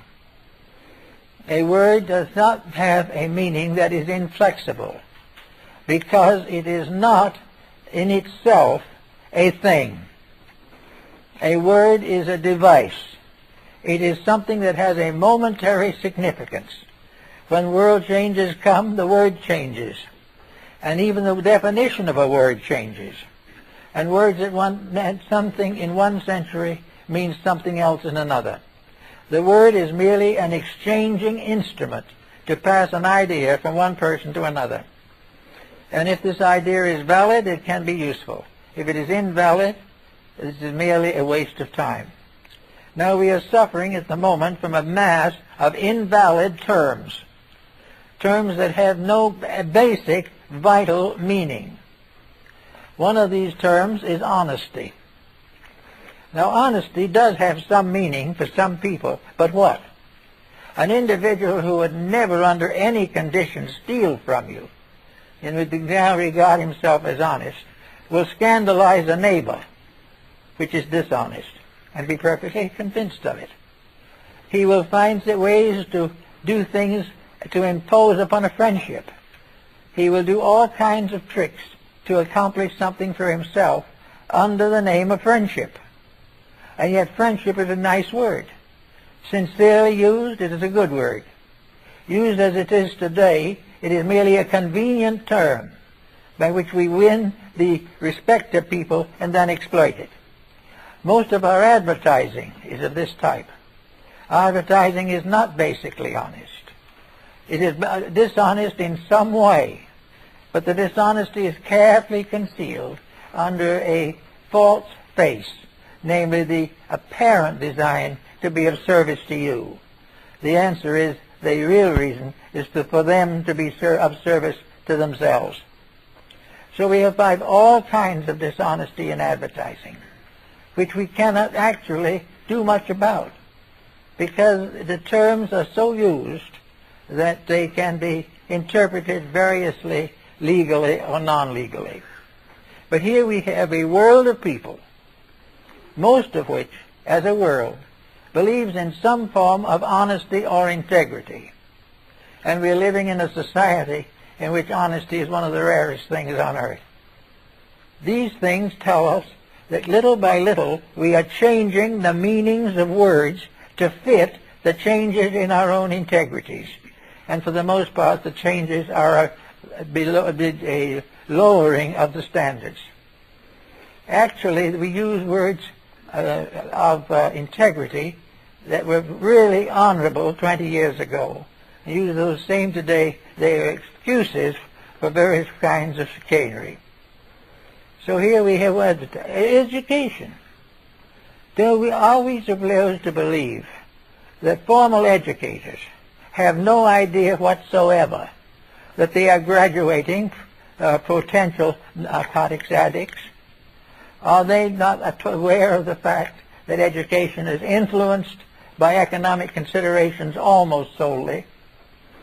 Are they unaware of the fact that they are educating individuals to be pawns in a mechanism? They know this, but they shout to the joy of the benefits of education. And at the same time, we are in trouble. The suicide rate is up. The narcotic rate is hovering on up. All kinds of minor varieties of chicanery are in form. Drunk driving is still a menace. These things do not change. Education has never even intimated that it was primarily concerned with producing an honest person. It is intended to produce a skillful person in some respects. Now, if we change this semantic term from what we call skillful to honorable, so that we might say the individual will graduate as a human being with an integrity, half of the population would rise in righteous wrath. When it was attempted in the school board in Los Angeles, the board got up and practically had a riot. Mothers and fathers and uncles and aunts shouted as loud as they could that they didn't want their children to be educated, to be honest. If they did, they'd remain poor. So semantically, education has become a synonymous of success economically rather than success ethically. And very, very definite efforts are made to lower all of the restraints which might indicate control of ethical situations. The latest reviews and patterns in connection with television indicate that within the next 10 years, it is expected that practically all stations will be featuring hard pornography. Why? Because that's what somebody wants to watch. Now, the problem is also another. They will blame the public, and the public will be partly to blame, because the public will be glad to pay for pornography, but is very hesitant to pay for Bach and Beethoven. We want the thing that will take us through this doldrum with excitement, not with virtue. So we have all these things to think of. We have progress as a term, semantically. But what is progress? Progress to the average individual is not improvement. It is wealth or accumulation or a state of dignity. All around it is the same thing.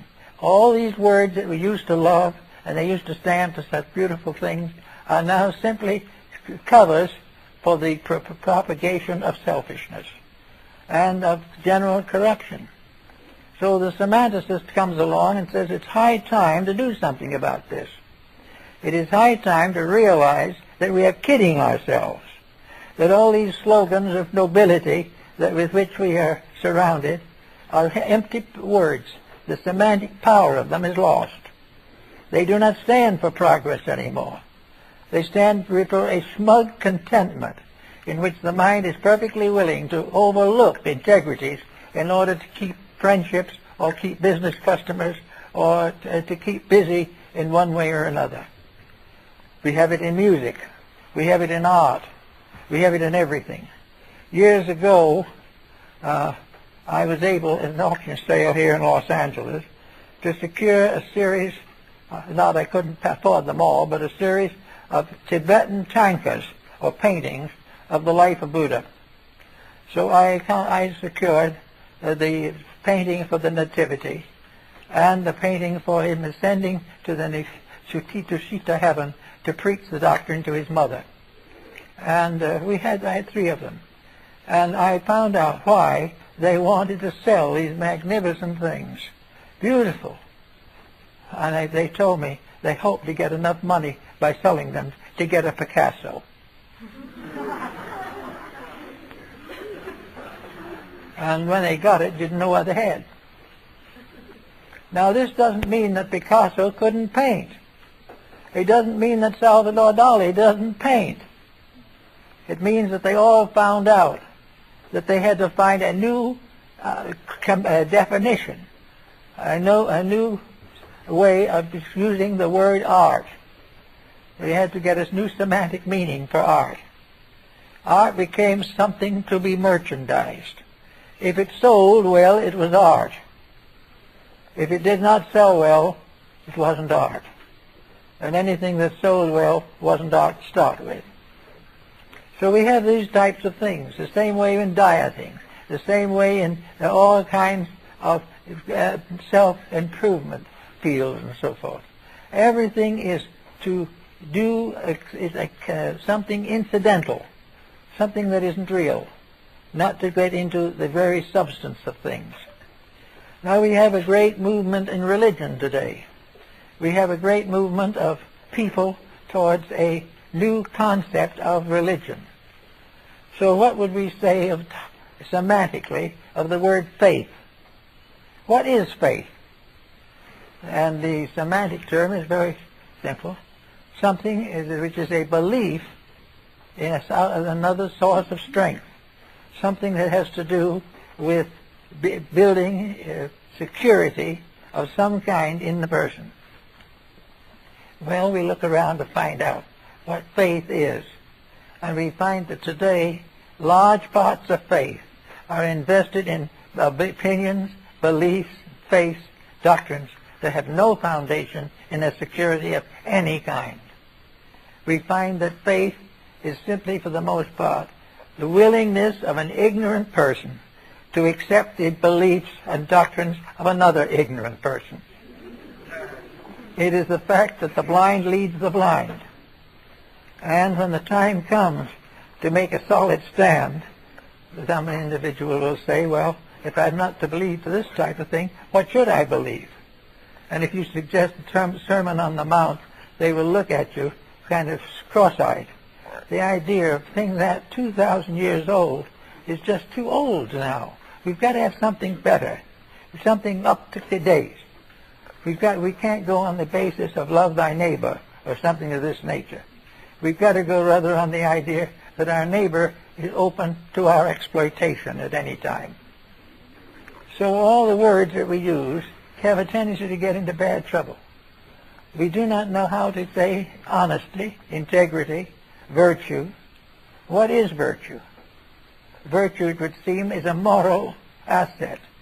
Virtue is a condition of character which prevents an individual from performing an unhappy, unfortunate, or unrealistic action. Virtue is, after all, a life according to the laws of life, according to the realities of nature, according to the experiences and even of science. Virtue is to keep the rules. We interpret it entirely differently. We don't think of people as being virtuous anymore.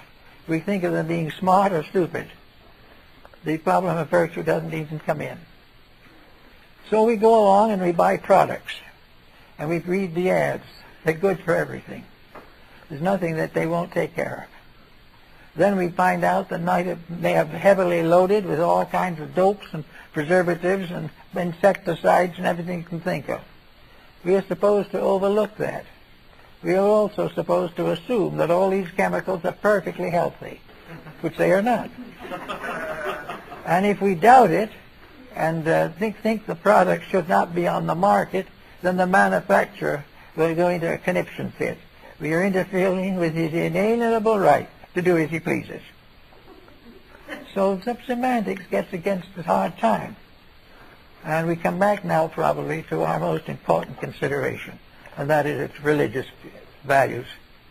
We are in great need today for a recognition of religion that escapes the narrow boundaries of creedal limitations and creedal superstitions. Now, it's hard to believe that a religion could be superstitious. It isn't in substance, but most of its members are susceptible of superstition. They may not believe it, they may not realize it, but more nearly all religions are loaded with people who claim to believe and then act completely outside of what they claim. We have probably over 2 million churchgoers in the United States who are completely dedicated to their churches. We have another 10 or 15 million who are moderately dedicated. And yet, in spite of the fact that over half of the American people go to church at least occasionally and many regularly, our crime rate's going up every year. Why? Because somewhere along the line, the people who claim to believe have found ways to support the claim without improving character. They take it for granted now that these mistakes they're making are inevitable, that they're really perfectly honest if they decide that dishonesty is necessary. So we take all kinds of political liberties, we lose values, we fail to introduce integrities in children, and so little by little, semantically speaking, the good words are gradually being turned into bad words. Government is now being turned into politics. Statesmanship and those type of things are now changed into office holdings. We find also that big corporations are no longer monuments in the society. Somebody has bought 51% of them. Everything is sacrificed, and to ever discuss it, to mention it, to point out it, is to perform a great sorrow to civilization. It is terrible to take away from people the belief that they can do wrong and be right. So we have to find ways of doing this. And I think the simplest way of doing it is the semantic way. Talk less and do more. Do not frustrate words by constant misuse of them. Try to find out what you can do about anything for which you would normally phrase only a statement.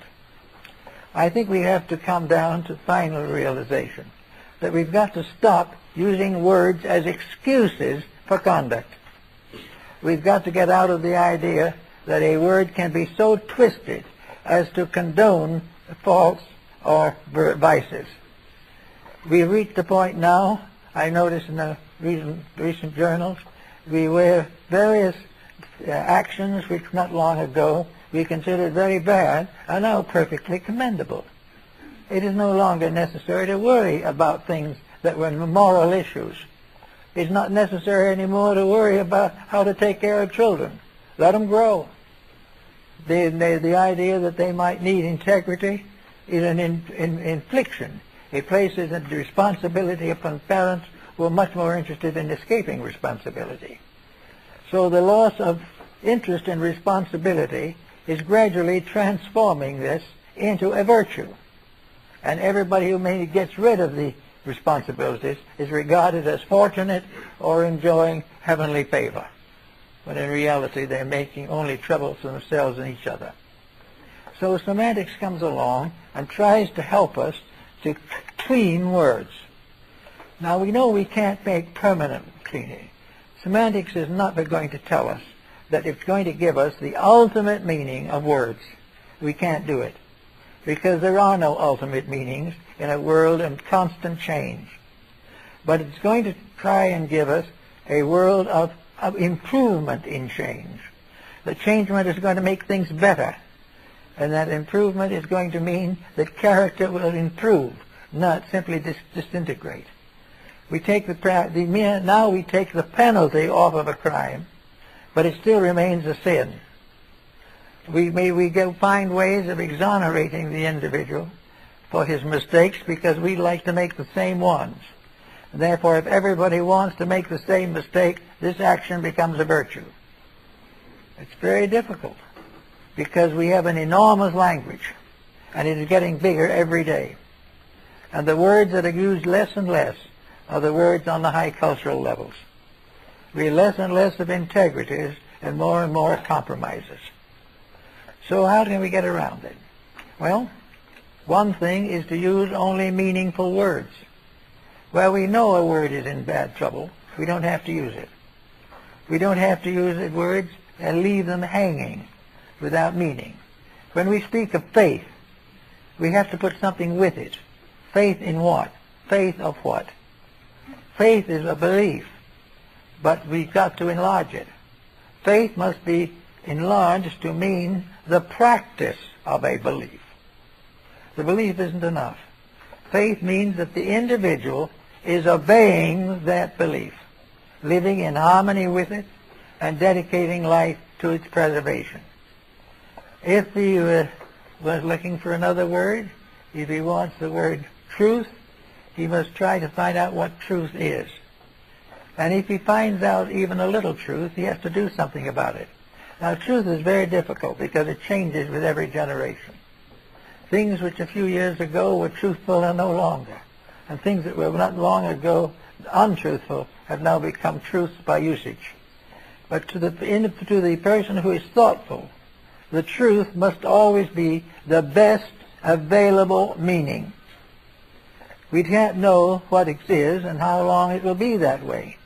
But when we say of that truth, we mean the supremeness of our present knowledge of a fact.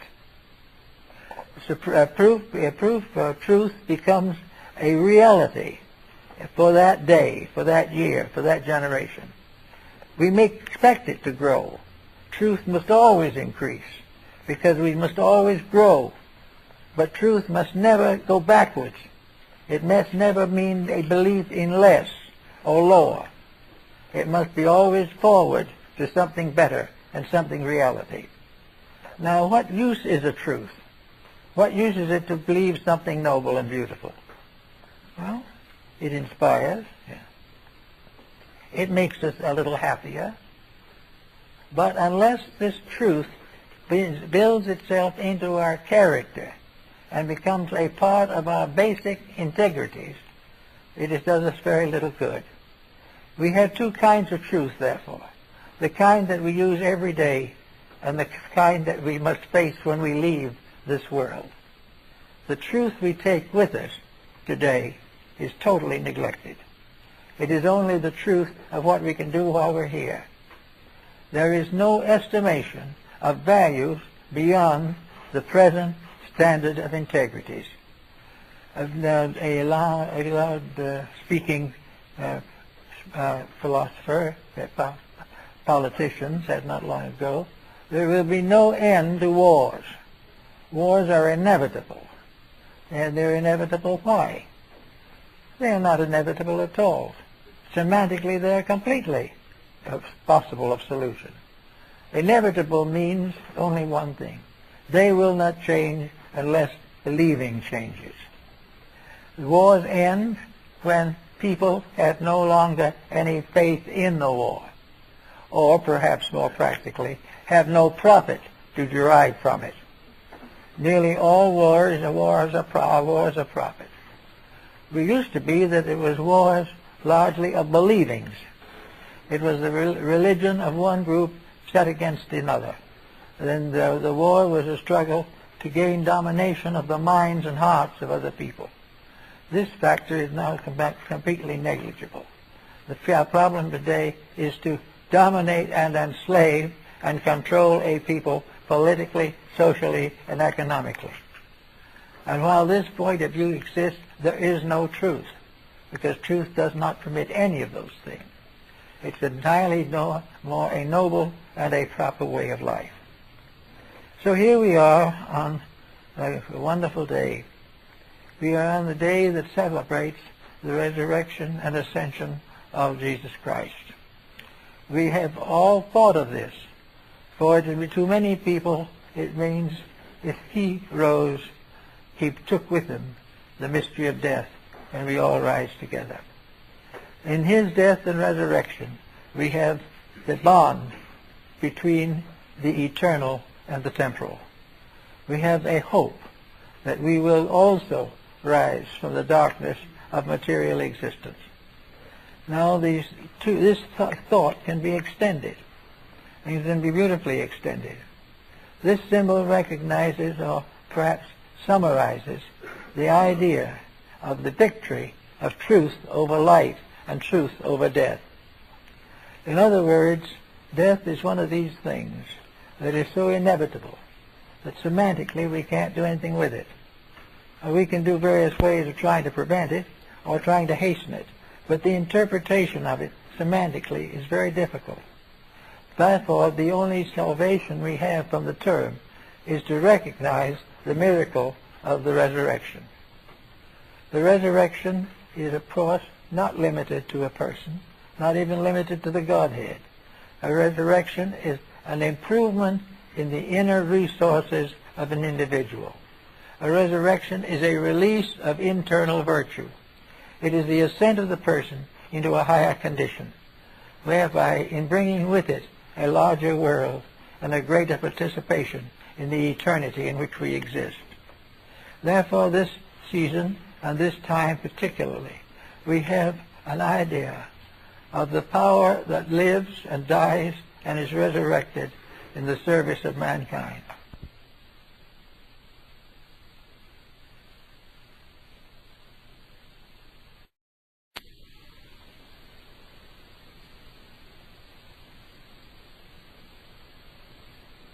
We have, therefore, a belief that there is something beyond this life. And the moment we believe this, we break faith or break contact with materialism. Now, semantically, materialism is a bad word anyway, because no matter what you say with it, you're not sure of anything. Materialism is the assumption that there is nothing beyond this life. This assumption is not provable. The difficulty with it is the same as with every use of a term that should be approached semantically, but is approached literally. In semantics, we might say that resurrection is a symbol word, a word which carries with it upward change, an unfoldment. The bud is resurrected as the flower, and the flower is resurrected in the seed. Resurrection is the release of a moreness, a greaterness, from within that which is less than itself, apparently. So actually, immortality is the right of every human being to grow. It is the right of the individual who has an enemy to get over it. It is the right of an individual whose morals are poor to improve his character. It is not only enough for him to prevent breaking laws, which are the laws of the state, but by breaking sins, which are the laws of the soul. We therefore find that from the beginning, all beliefs, Christian, Muslim, Jewish, Buddhist, Brahmin, Confucian, Taoist, all beliefs have one belief in common, and that is that it all means something. That there is something that is hope. There is something that is growth. There's something that is reality. There's something that is integrity in these doctrines. And against that is a rather cold, icy statement that we can't prove it, that we can't actually prove that these things are true. Yet we can prove it in a way. We prove it every year with the death and resurrection of plants. We prove it all the time with the rise and fall and rise again of faith within ourselves. We find our own lives changing, and sometimes beautiful things happen when we think we've come to the end. There's always hope. St. Paul lists hope as one of the great hopes for mankind. Life, love, hope. These are the great beliefs for which there can be no substitute. So we can take a word like love and approach that semantically. And we can find every kind of love you can think of, from the individual who loves a hand at poker to the individual who wants to change the course of religious history. We can have all kinds of love. Love of family, love of beauty, love of children, love of God, love of nature. All these things are part of love. And it is the duty of our inner life to allow this love to grow. Now, when it grows up, it does not discard what it loved before. It picks it up and carries it into a higher level. The artist who painted very mediocre things when not very good gets an enlightenment. He keeps on painting, but all of a sudden a new quality comes into his art. And this is particularly noticeable in Oriental art, and especially in the paintings of Seshu. Seshu was a Zen master, and he ascended through all the levels of the Zen teaching. And a Zen master going into an art gallery and looking at the paintings of Seshu will say, this painting, he had achieved the third level of enlightenment. That painting, he was in the 4th degree. This painting, in the 5th degree. But this little sketch here goes back to the 1st degree. But gradually, through his art, you can discover the development of his own life. Until finally, in the great scroll of Seshu, he achieves the fullness. For he attains in this picture the full expression of the reality of existence. These things are all told in the things that he does. Now this would be semantics. Seshu's great scroll is a masterpiece of semantics, and is so judged as one of the most valuable paintings in the world. But this is part of a growth upward through various degrees. We can start in by being a family cook, and end by being cooks of eternity. We can do all kinds of common things, and because of the integrities in ourselves, these common things become uncommon. They become tremendously valuable, and they show a release of integrities. So we can say that the family was not getting along well, suddenly gets better, and suddenly better things happen, and we say it's growth. And we send another family that was getting along fairly well, and now it's all in dope and narcotics. That family is deteriorating. These things are all part of a great scale, and the purpose of semantics is to make codes and qualities of life consistent with the meaning of words, so that when we say a certain word, we mean a positive contribution to progress. When we say that what essential kindness is, it must be because we are essentially kind, and that this kindness is not simply in our word, but in our practice. For kindness in a word is very flimsy, therefore very poor semantically. But when this word is transmuted into a way of life that continues year after year to this world and beyond, then we are kind. So all around we are using so many beautiful words and using them so badly that we are gradually lowering the thresholds of our integrities. We believe that these words do mean what we think they mean, when in reality words mean only what the inner consciousness of the person using the word has achieved. If we are inwardly and awakened, the word definition is improved. If we continue to go along as we were, or even descend into a lower stratum of action, then the word does not mean anything. It is just simply a cover for a term. Now in our work with people in prisons, and in our work in various reform agencies, we find constantly the bitter struggle to retain the status quo. The individual doesn't really want to change. The idea of becoming better to him means only one thing. It means that the pickpocket has got to give up picking pockets, which is his way of life and his source of income. Therefore, he will not vote for the laws that abolish pickpockets. And yet it is perfectly probable that in time that law will have to change, or the exoneration will have to change. And people will no longer be entitled to feel sorry for him because he has to pick pockets to live. They will be glad for him when he finds a better way to make a life. All of these things change the meanings of words. They change their uses.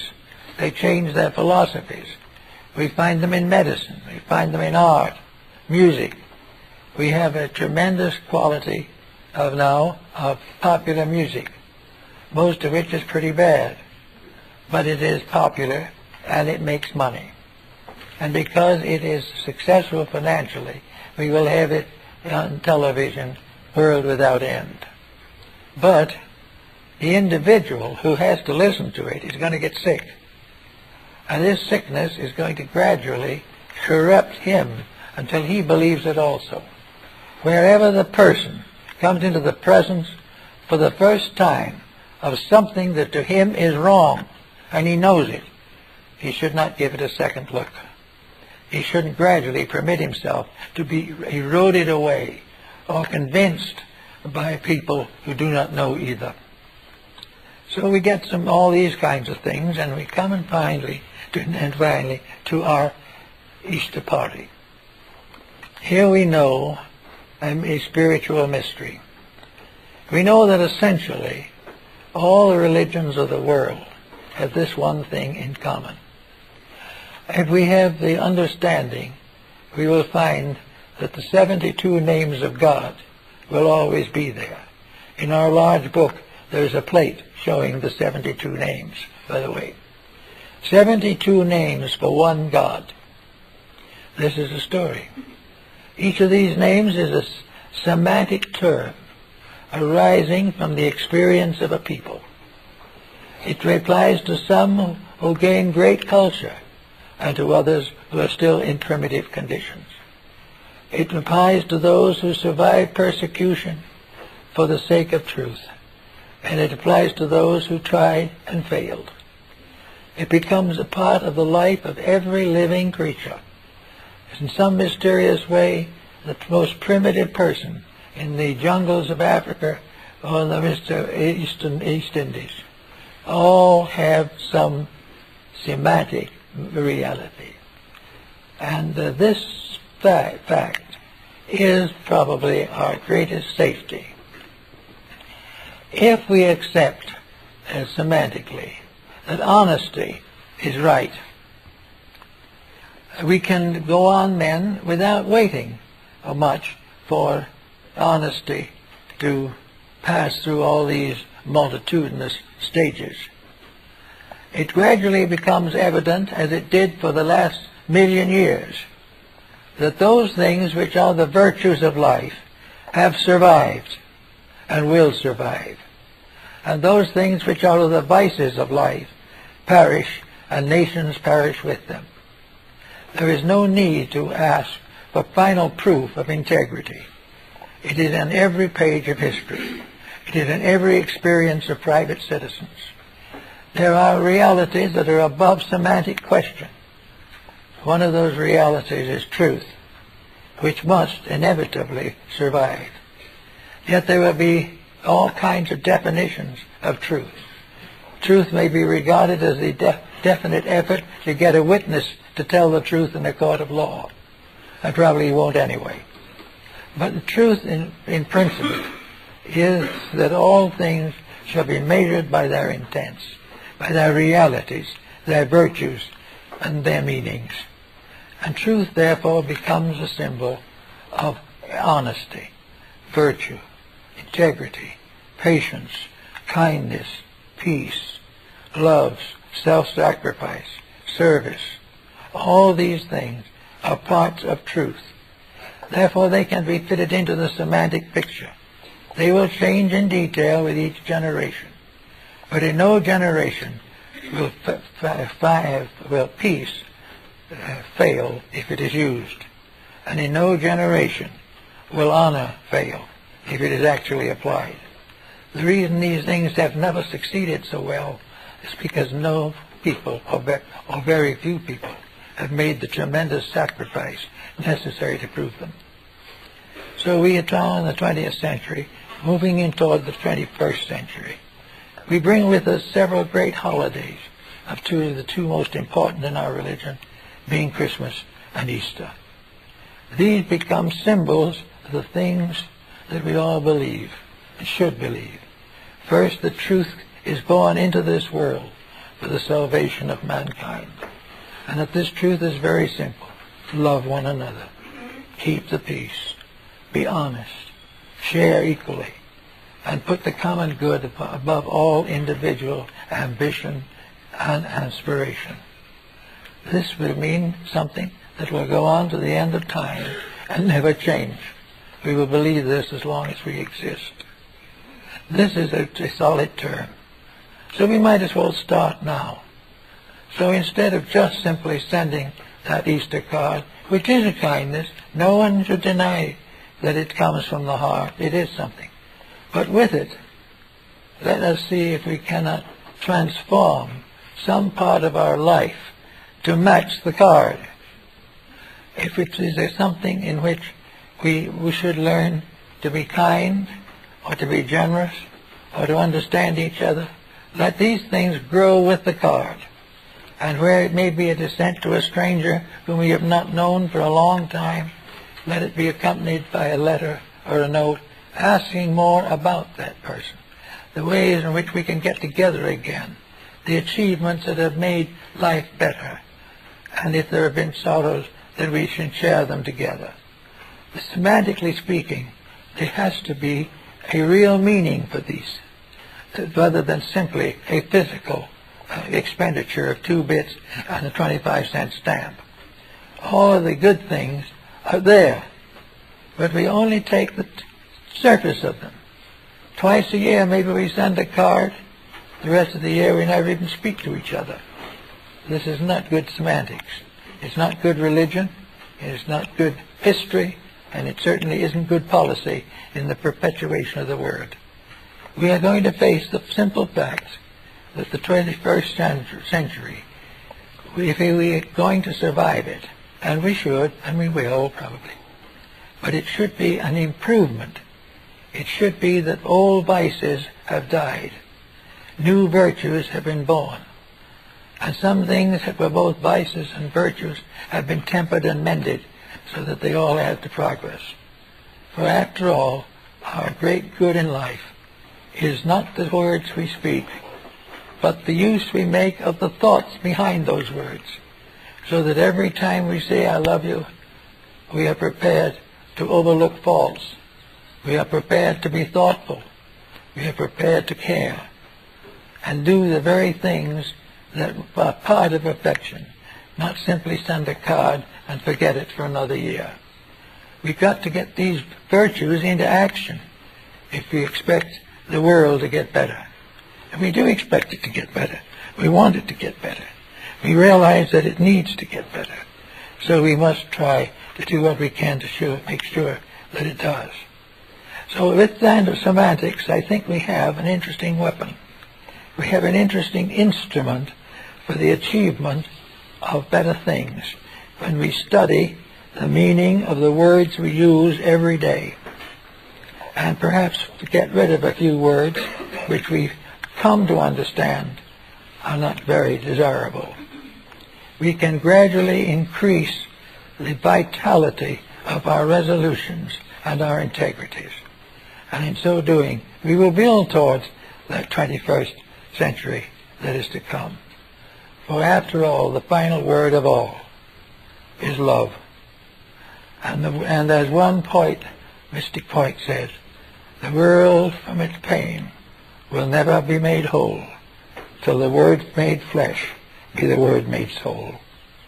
And in this point, out of the struggle for something better, comes this mysterious thing which is called the soul, the golden wedding garment for those who go forth to the marriage of the Lamb. The golden wedding garment is the soul of good deeds. It is all the virtues and beauties we have got. It is the improvements we have made, the transformation of body into soul, which is also the secret of alchemy. For in alchemy, all things of matter are gradually transformed into the instruments of the Spirit. And in this way, we will always make Easter a very significant day. Thank you.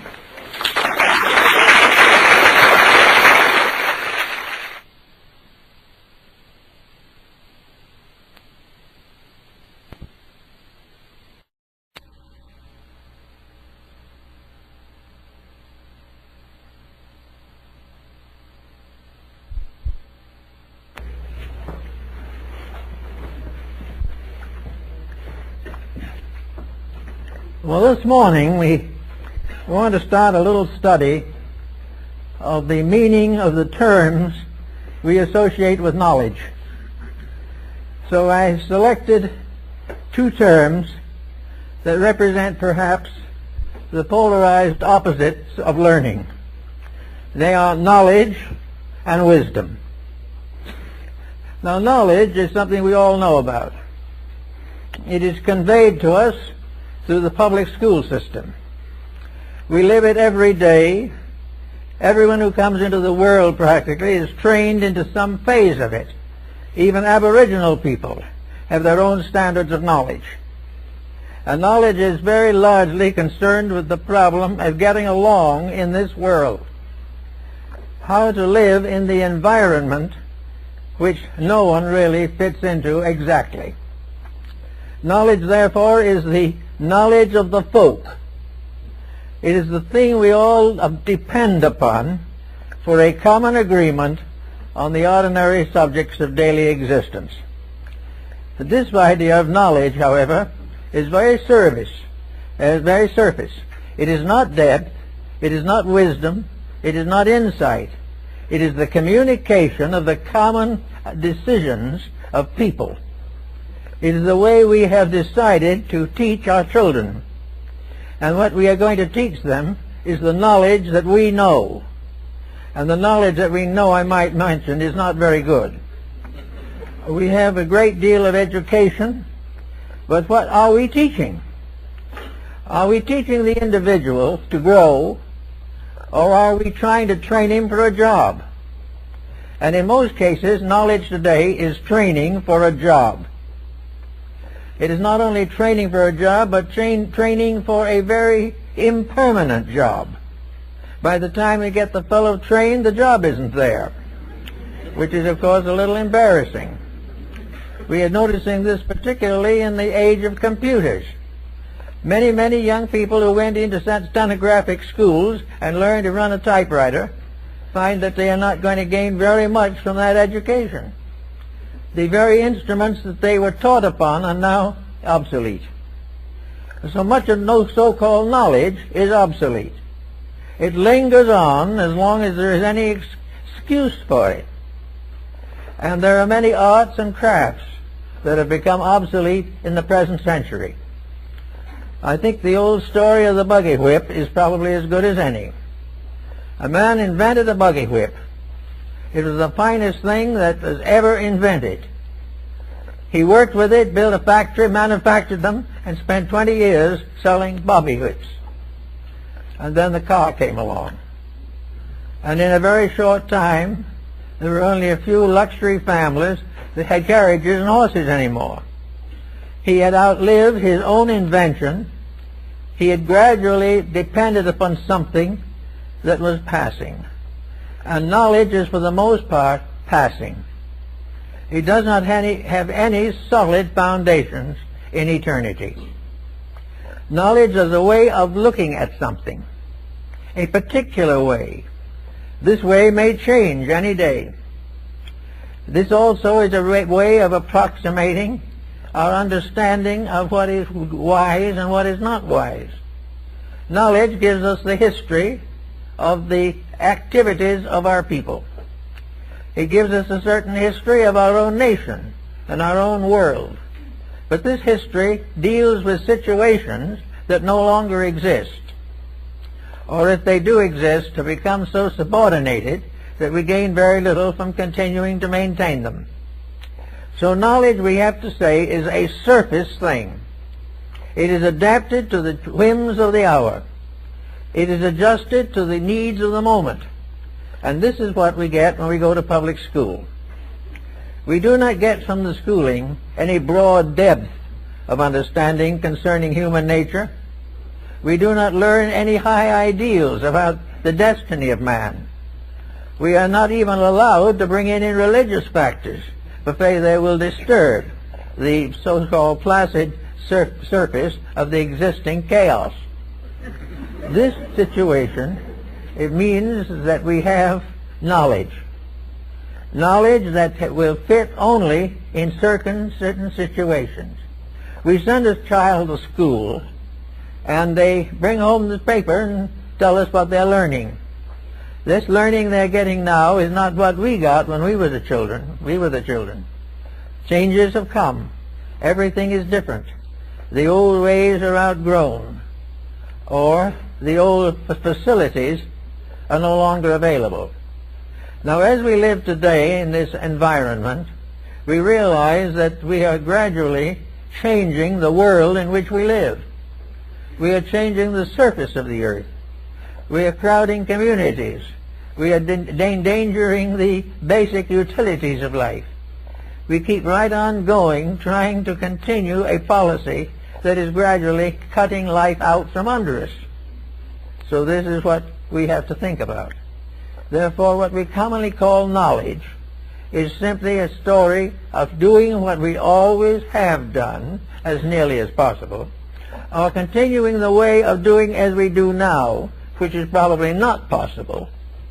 But at the particular moment we graduate the young folks from high school, they will get a picture of our present condition with all the negative factors overlooked and the positive factors exaggerated. So out of this we come to a surface knowledge, a kind of superficial effort to estimate our own responsibility in a world which takes no responsibility for anything.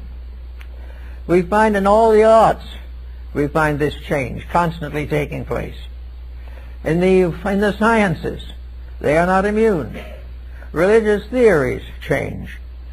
Architecture changes. And as we look around us, most of these changes appear to be for the worse. We're not doing as well as we did. Our buildings do not look as beautiful as they did in the Renaissance. Our music is not as good as it was in the lyric 19th century.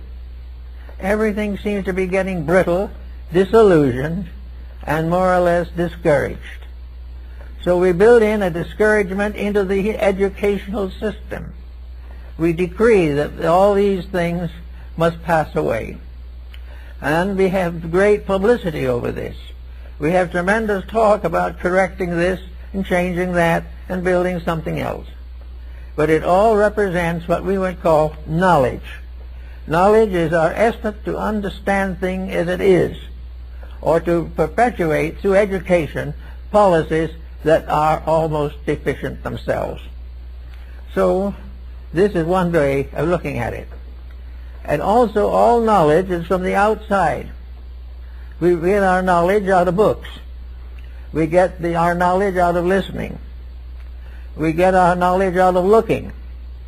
But everything is as of now. It is as of the individual facing the future by estimating the exact circumstances which are in force the day he enters the future. By the time he's ready to leave the future, or rather let the future leave him, it may be entirely different. So now we have a problem of education. Well, how are we going to educate people for a world that may not exist by the time they get out of school? This doesn't mean the world's going to fall apart, but it means that policies are going to change, values are going to change, and gradually and inevitably materialism is going to slip away. And of course knowledge is essentially anchored in materialism. It is the way in which we try to understand the kind of a world we have created, which has little or nothing to do with the world as it really is. It is a world deprived of its beauties, of its values, of its friendships, of its affections, and of its community projects. It is a world of rugged individualism, moving largely on a basis of profit, and determined definitely to perpetuate the conditions as they are now, which they can't do. So we go around and we study. We take courses in language, because maybe we will want one of them one of these days. A second language is a major asset today, which in itself is a proof that regardless how we think or what we believe, we are moving into a larger one-world unity, in which one language is not enough. We also have arts that are fighting for survival. We have that tremendously inconsistent situation in which we are paying $2.5 million for a Picasso sketch. And at the same time, we are paying $4 million for a genuine Rubens. These things are absolutely irresponsible. The sketch and the Rubens are not even in the same classification. And yet we have put a new value on both, money. And the same thing is happening all over the country and all over the world. The auction galleries are completely swamped with people willing to spend fabulous sums for something they don't even understand. Now, why don't they understand it? Why don't we understand art in its best sense? Why don't we understand music in its best sense? Because it isn't taught. If you want any of these specialties, you have to go to a specialized institution which specializes in them, and you'll then be fortunate if you find one with sufficient idealism to make the period of study worthwhile. So we now have knowledge. We have knowledge in science. But every time we look at knowledge now, we are sort of told that this is the ultimate. This is the absolute fulfillment of all these dreams. If we get this space platform out, it is going to change the course of ages. The most thing it's probably going to do is to run us further short in essential commodities. There is no reason to believe that if we put this spaceship out there long enough, it's going to solve anything.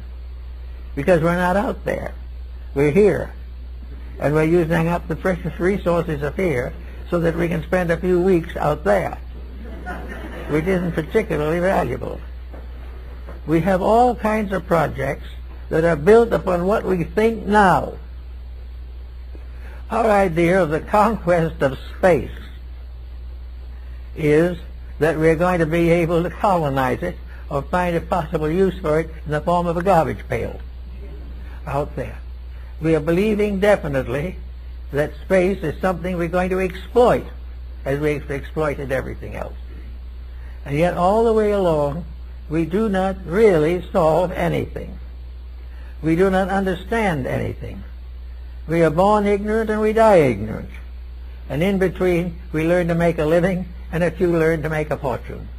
And when the whole thing is shaken down, where are we? The great values do not grow because we do not permit them to grow. We have no real reason to believe that we want to improve. We really only just want to stay the way we are and have more. We want to be a little wealthier, we'd like to be a little more famous, and we'd like a good solid contract with some studio for $1 million a year. The idea of really growing, of improving ourselves. The question, I talked to a young man not long ago. I said, why don't you try improving yourself? Well, he said, do you know anyone who's doing any better than I am? Why should I improve myself? Nobody else does. And this is what is happening to a world that has a public school system, has all kinds of advantages, and is staffed by individuals who are completely devoid of real understanding of what value constitutes. Where are the philosophers of the 20th century? Where will be the philosophers of the 21st century? Are they all going to do what they are doing now, keep their noses so close to the grindstone that they can't see anything beyond the mess they are creating now? This all ends in the problem that knowledge is not the end. Knowledge is not a real end of anything.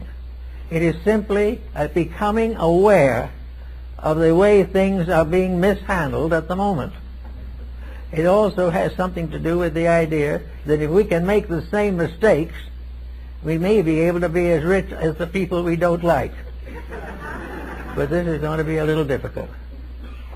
So we have now this wide world, art, sciences, nations, academies, institutes, everything you can think of, all dedicated to some great program and no great program. No actual realization. The only thing we have is a great mass movement against which a few thoughtful individuals have braced themselves in an effort to survive the common contagion. So we ought to have to remember that when science says it has a cure for something, it'll have a different cure next year. When we buy something because it is best, then there was never one like it. Within 2 years, there will be one much better. All the way along, these things go, but when it comes to the values of life, is the American home any stronger than it was? Are our young people growing up clean? Are the various forms of business we're involved in, are they honorable? Is the average person building a character that he can live with for the rest of his life? Are we fair to the children or the aged, or to the sick or the well, to the rich or the poor? Everything goes along carefully covering up the weaknesses of every phase of it. And under the general heading of knowledge, we place a limitation upon what we can think, what we can believe, and how we should interpret the facts of life. So now, here and there is a breaking through into another dimension. Knowledge is beginning to mean something that solves something, rather than simply perpetuates. We know that young people are going to school. Knowledge now is how to get sufficient insights to get a good job. Also, while this is happening, the moral structure of youth is collapsing. And with this falls also most of the older generation. We do not recognize that by living on the surface of thinking, we are condemning ourselves to the errors and fallacies of surface living. We are not here to live on the surface of the mind. We are not here to live only on the pleasures of the mind, or the pleasures of the flesh, or the pleasures of the heart, or the pleasures of luxury. We are here as individuals to improve, to grow, to think, and to understand life. We are also here, if possible, to see that we can pass on to another generation a world a little better for our having been here, rather than a world falling apart because of our mistaken understanding. Now, on the opposite side of this is wisdom. Now, how shall we define wisdom? Wisdom is no longer a surface. Wisdom is now an interpretation of value. Every bit of so-called knowledge is capable of being examined by wisdom. There is nothing that we do, nothing that we have, nothing that we hope that does not in some way tie into the concept of wisdom. And wisdom can be suggested as meaning. It is the something that amounts to something. It is something that makes an experience more important than 30 days in jail. It is something that makes it more important to stay sober than to try to get sober. Wisdom begins to use the ideas that we find in knowledge and ensoul them, give character to them, give meaning to them, and bestow upon each one of them a dimension of growth. All growth has to be included. Knowledge has to grow. And the moment knowledge grows now, it becomes associated with fallacies because of inexperience. We are not able now to use knowledge in a dimension of growth. Actually, knowledge comes to us from the outside. The interpretation of knowledge comes to us from the inside. We are gradually learning that from the inside of ourselves, we have to explain the things that are happening in the outside world. Now, this isn't easy, because the things that are happening on the outside are inconsistent with most of the values that come from the internal life of the person. The thing that has made this matter endurable is the fact that the inside, the wisdom of the individual, has not been developed. Therefore, with the fallacies of the moment, there is no remarkable, intense rebellion from within him. Rebellion is a very individual matter. The individual who's had enough misery and enough suffering decides to do what he can about it. On the other hand, many under the same provocation do nothing. But one of the problems is that knowledge is valuable only to the degree that it can be ensouled, that it can be enriched to become meaningful, to stand for something that will help to advance the general state of mankind. So we look around a little bit to see what we can do, if possible, to increase the development of wisdom. Well, what shall we say is the best place to look for wisdom? Well, for the most part, wisdom belongs to what we call idealism.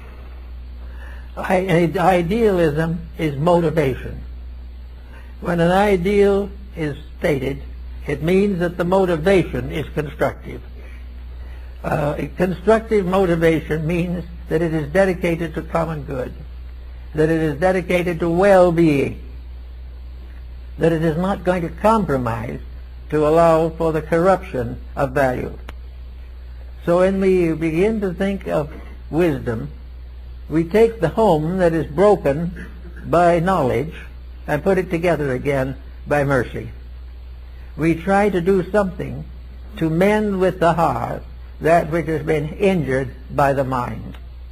We do everything that we can to ensoul the knowledge that has hurt us, and in so doing we discover that this knowledge can suddenly become a tremendous source of good. But it is only good when it is ensouled. There is no good in the fact that it is a general average or adage that honesty is the best policy. It is only transformed into wisdom when the practice of honesty proves this, and proves it by changing the patterns of life. Life goes on under knowledge. Life is changed under wisdom. Life grows because deeper and fuller meanings are bestowed upon it. It challenges the individual to grow. It does not leave him to be born and to die in the same misery. It does not leave him with a broken home or rebellious children. It does not leave him with incurable ailments caused by his own foolishness. All the way along, wisdom cures, heals, transforms into a better way of life. And yet it has to work with the same factors. The individual has to keep the job. But having kept the job, the wisdom steps in and tries to do something to this job, by means of which the person working in it is not only making a living, but is making a life that is important. If the individual can go to work every morning, 9 o'clock for 40 years, and come out at the end of that time simply old and tired, and yet with the same job and with the same limitations, the individual who has a certain genius for growth within himself can transform this by conquering the job, by making something out of it that fulfills, and getting away from the monotony of worthlessness. That is another one of the problems of knowledge. Knowledge can become worthless because of boredom and exhaustion. We are tired of making the same mistake. We are tired of sitting at the same desk for a lifetime. We are tired of working with the same situations that arise frequently. We are tired of the wars that call upon us. We are tired of the false peace that come with them. We are tired with everything that is falling apart and is failing to grow. Now, we have only limited facilities, but there is always something that can be done about this. And I've noticed in working with people who have become despondent over conditions of life, that nearly all of them are despondent because they have been unable in their own minds to accomplish a transmutation of something monotonous, objectionable, or debilitating. Yet there is an alchemy that comes with wisdom. Alchemy is the power to transform base metals into gold. It is the power to transform the daily experiences of life into a meaningful pattern of growth, so that the individual will leave this world a better person than he was when he came in. Today he may be a worse person. So we have this problem of what are we going to do about it? How are we going to change these things? How are we going to transform the monotony of knowledge into the dynamics of wisdom. Now, one thing about monotony is that, as one friend told me once, he didn't like monotony because it was so monotonous. And this is very largely true. There is no excitement, no thrill, no achievement, nothing but keeping on and hoping that the job will last longer than we do. This is not very much of an inducement. So we have to try to find out how we can get some of these circumstances into our present knowledge. Well, one of the things we have to do is to realize that much of this we have to do ourselves. We have to recognize the need of becoming involved in the progress we hope to achieve. The young family with 2 or 3 small children cannot depend upon the public school system to get him out, or get these children out of the monotonous, comparatively meaningless despondency which comes constantly with knowledge that has no outlet. So the problem is that the reforms have to begin themselves in the person. And Ben Franklin was a great exponent of common sense.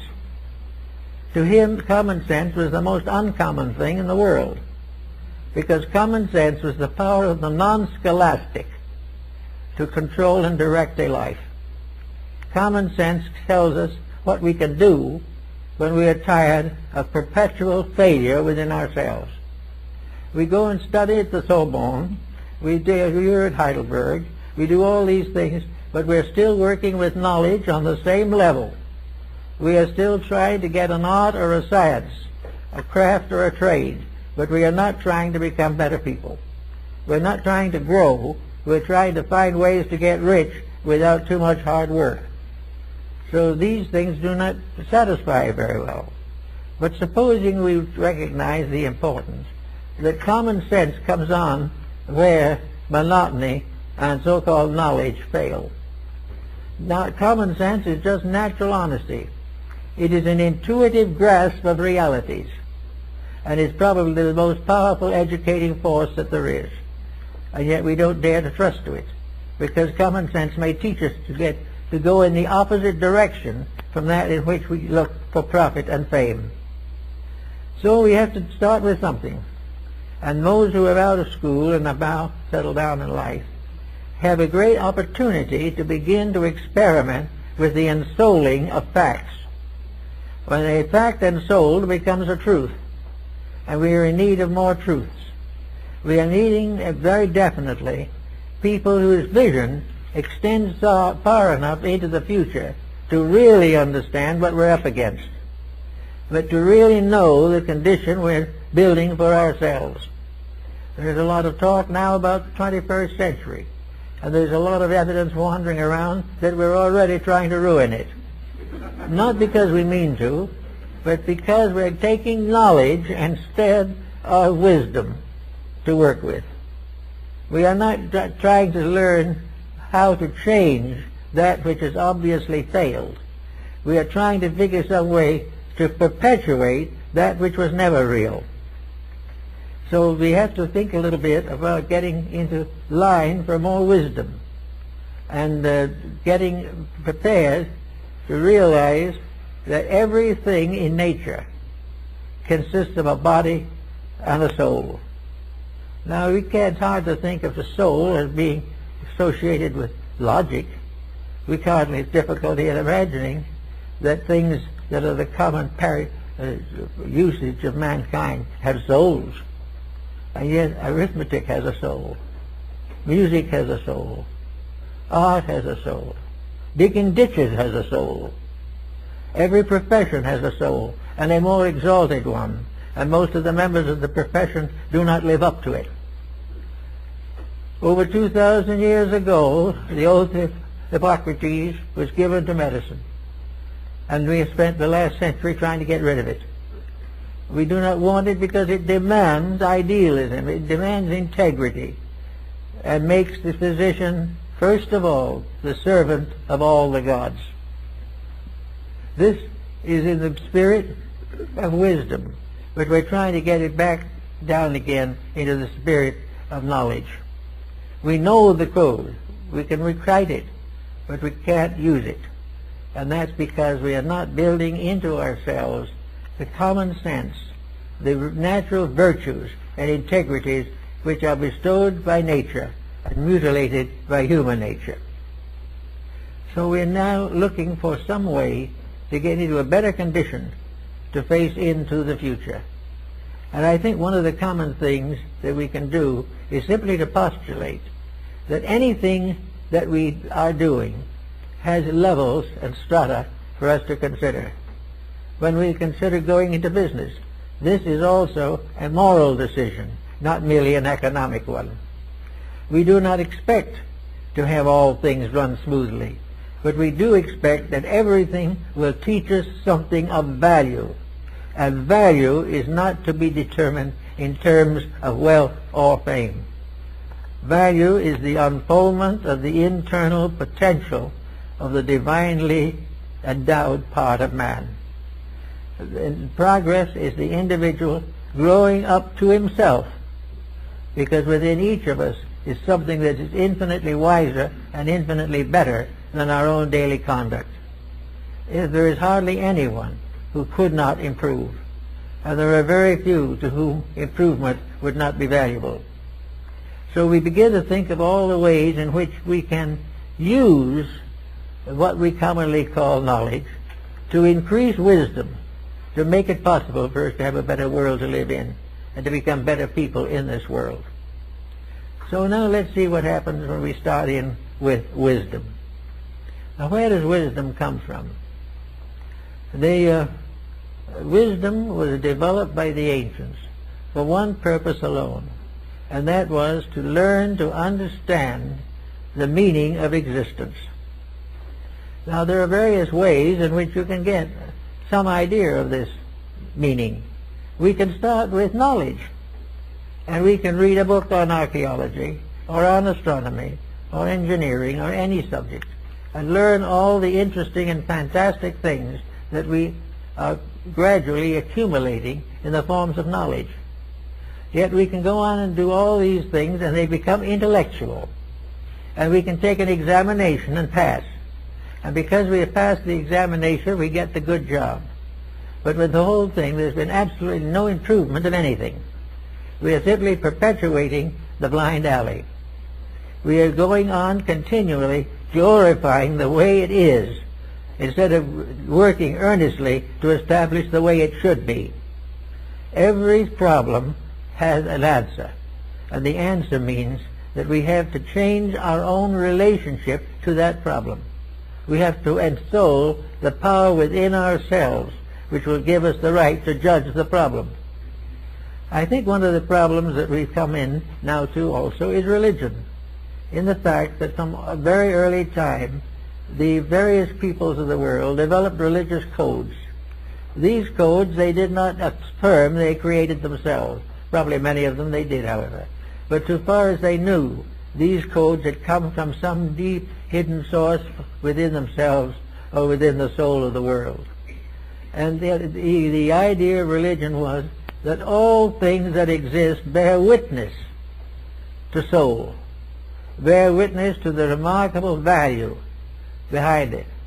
The individual can spend his whole life studying carrot, but he can never apparently understand how to create a carrot.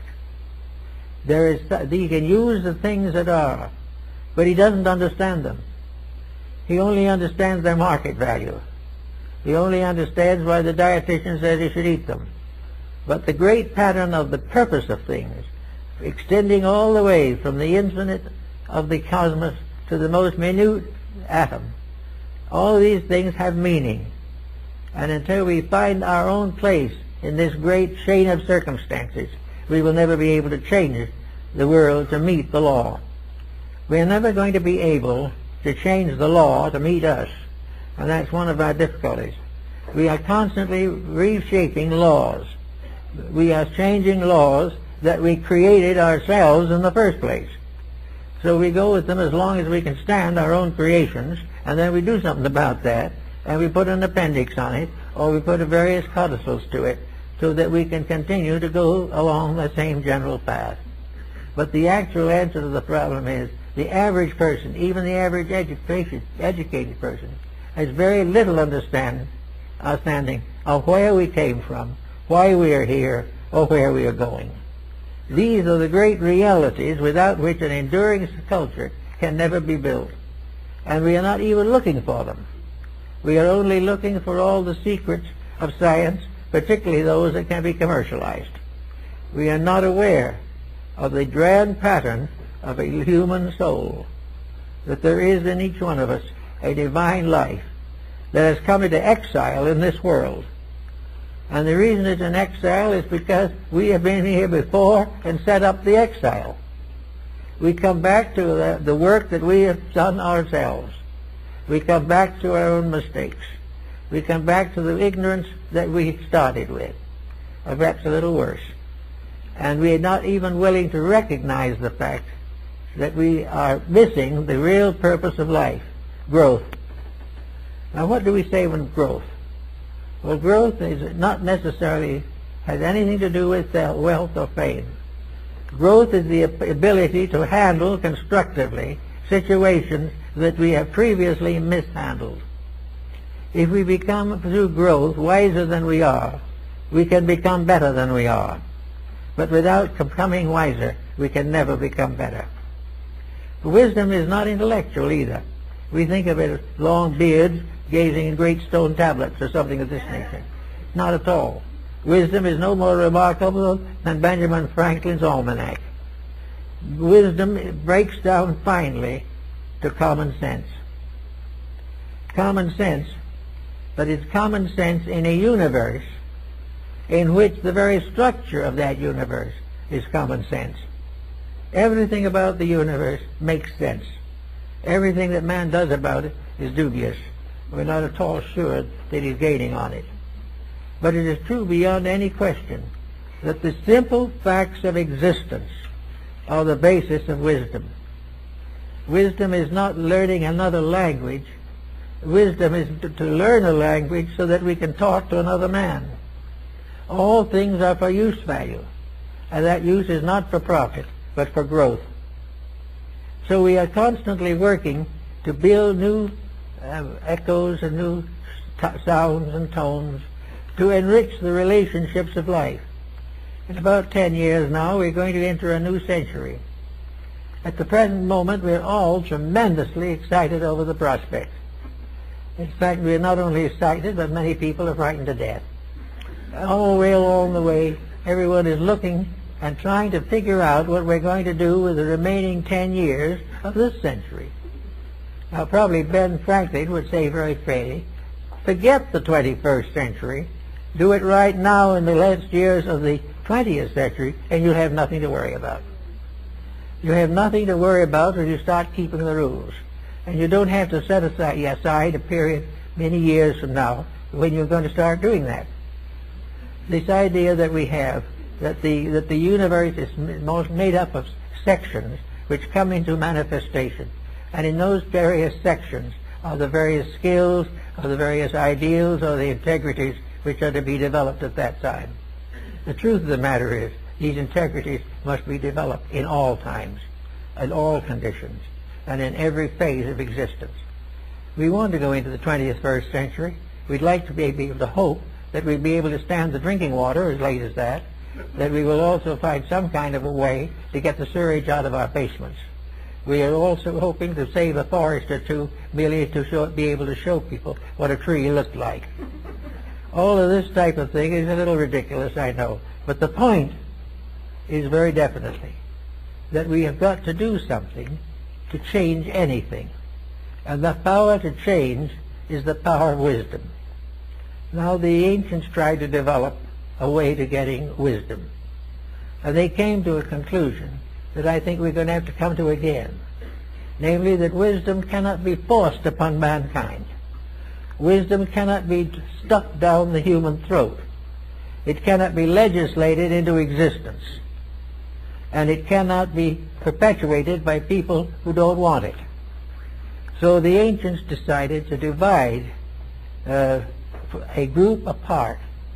They took those who yearned after righteousness and who sought knowledge and who had that dedication to the common good that was necessary for the perpetuation of progress, and created the schools of wisdom, the Platonic schools, the Pythagorean schools, these various mysteries of Egypt and Greece and all the other countries, for the training of people who wanted to know the reality. They needed to know that there was something beyond the commonplace. But they tried to tell it to everyone. Those who didn't care diluted it, perverted it, destroyed it. Therefore, they created a rule to control the dissemination of essential knowledge. They said that that knowledge has to be perpetuated by the right kind of person. That you can't just simply toss it on the surface of life and expect it to find a safe place to hide or to live. We have to be able to recognize that the attainment of knowledge is the highest labor of mankind, and that the attainment of knowledge is the basis of all philanthropy, the basis of all unselfishness, the basis of all cooperation, and the strengthening of all the constructive emotions of the human being. Therefore, to do this, it must be discipline. And all ancient people set aside certain disciplines for those who wanted to know the truth more than anything else. These they called the mystery schools. They were the schools of Egypt and all these different systems, Phoenicia, Chaldea. They were the schools of the island of Como, and they were even the schools that continued down into the Middle Ages, finally became the labor unions. It was a case of where there had to be a group of dedicated people to keep alive the forces which protect mankind. And this dedicated group had to show by their action and by the consequences of their works that they were the defenders of mankind, that they were the most important thing in all the world, those who sought to serve the truth. Now we have this coming into religion, and for Christendom, the Christ mystery is probably the most important of all these dedications. Christianity is actually a real problem of wisdom. Now it might sound as though wisdom is all intellectual, but it is not. The greatest of all wisdom is the love of truth, the love of reality, and the brotherhood of human life. But in this time, the development of certain laws of reality, and we're going to have to some way get back to some of this. We're going to have some place, honorable, recognized, and supported, by which those who desire to live better have a chance to do so, and where those who have the inside information in certain matters have a chance to express their internal convictions. Now religion has for a long time provided certain phases of this. Even today in the 20th century, where science very largely is materialistic, it lives and moves and has its being in the presence of religion.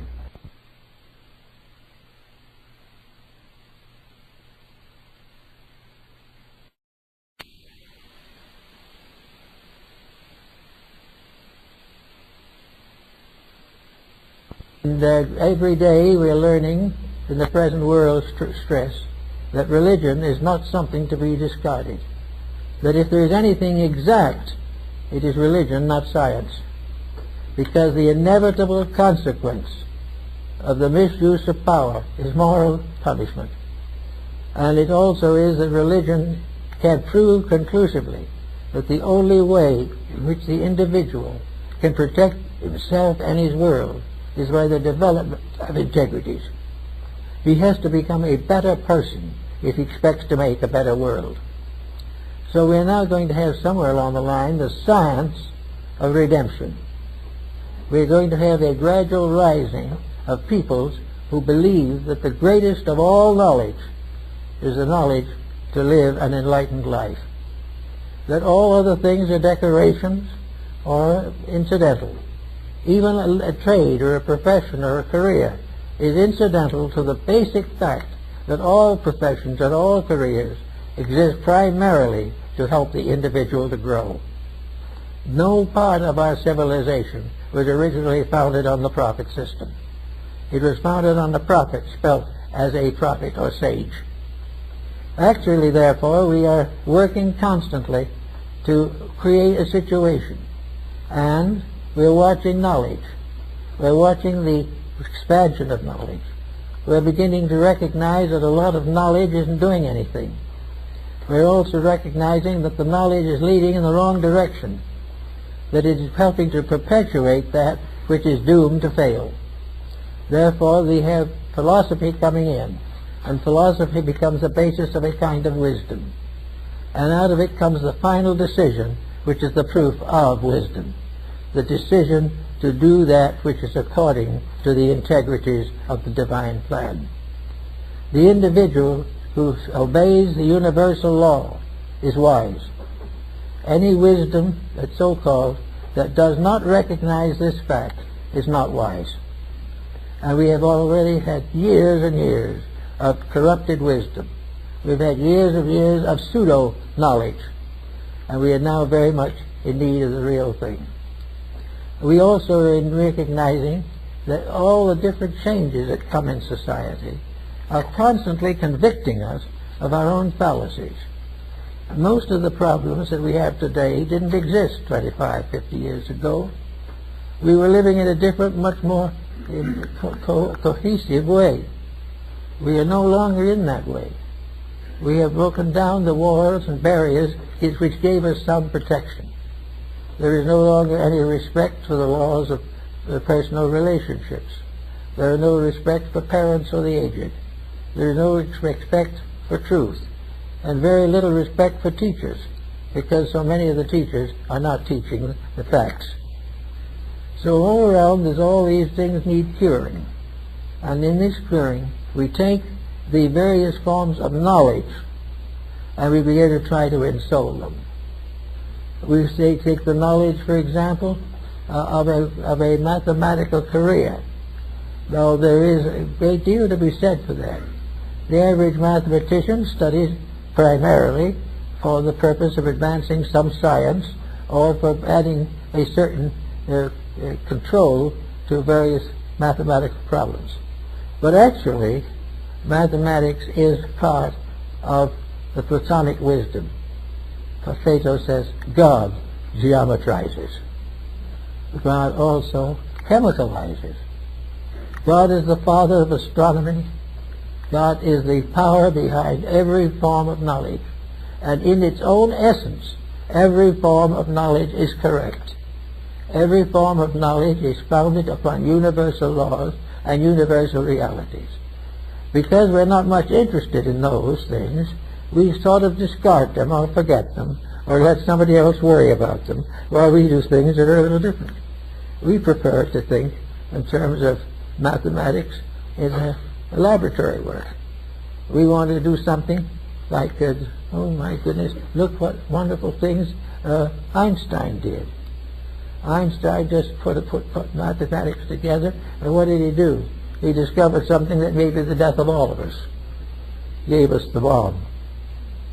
Now, this is a little story of what we're all doing.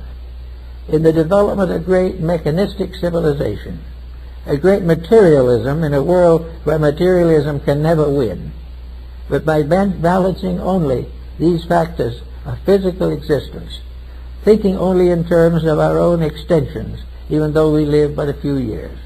Oh, while all this goes along, we're not going to get anywhere. Wisdom, true wisdom, could use mathematics for 1,000 years without ever developing a bomb. Why did we develop it? Because we needed a big mistake to take care of a lot of little ones. We needed a big danger to create peace. So we did that there. And what have we got? A continuing danger that will continue and place in the hands of anarchy means of controlling human destiny. But the powers of things are not going to permit this. There is bound to be the reckoning. Nature cannot be deceived, and nature cannot be stopped. its own realities must involve the correction of things which are contrary to nature's wish. So what do? We start out to build a new kind of civilization over garbage heaps, and they fall in, and we are out of trouble. We are trying to get rid of bugs, so we spray the food and die of the spray. Everything works in the same way, because no one in these different departments is working for solution. They're working to how to maintain the thing as it is, how to prevent the bugs from eating it, but not necessarily doing anything to change the patterns upon which these things are built. And I remember very definitely when I was talking with Luther Burbank, he pointed out, he said, if the plant is healthy, there will be no bugs. It must first be sick. And when it is sick, it is weak. And when it is weak, the carnivores came in, and the insects come in, and the fungus comes in. But it doesn't come into a healthy animal or a healthy plant. The problems we have socially do not come into a healthy world. They do not come into a healthy nation or a healthy level of life. The reason why things go wrong is because we destroy the integrities which prevent them from going wrong. We do not realize what we are doing. We are all trying to have the plant and eat it too. And we watch and we see what happens. We watch the plagues break out. There is every reason to assume that most of the problems that we face today are the direct results of the vibratory patterns which we are setting up by mass thinking. We are all working on certain problems, but millions of people are working on only one or two problems: how to get rich, how to stay beautiful, or how to get well. All these things are corrupting our way of life. Our idea of getting healthy is to take care of the body, but not the soul. Another problem, I talked to a lady who was quite authority on the subject. Why do the girls want to be beautiful? And she pointed out that there are two ways of being beautiful. One is to have it on the outside, and in a few years it's gone. And the other is to have it on the inside, and it will last as long as you live and carry you into a better life beyond. Everything must get at the sources. We need a better level of thinking. We've got to take the facts and make truths out of them. We've got to take the knowledge that we have and redeem it, to save it from the corruptions of the selfish and the unscrupulous. There is no way that we can have a better world unless we become better people. And that is the problem that I think we're all working with, and very seriously at this time. The need of the regeneration, the alchemy of transforming selfishness into charity, transforming self-centeredness into soul-centeredness, and allowing the realities to lead the way rather than to drift, if possible, somewhere in the background. We have so many things to work with, so many opportunities and so many privileges, but we notice something is happening. If these privileges are slowly diminishing, these solutions that we have are slowly becoming insufficient. Little by little, we see the continual corruption of the very vital forces upon which we depend. And this corruption is simply due to misuse, perversion. The recognition of this is important. Every individual who goes to school should be taught that every dishonest person is sick, that there is no such a thing as a successful individual who is not essentially a person of integrity. Everything else falls apart.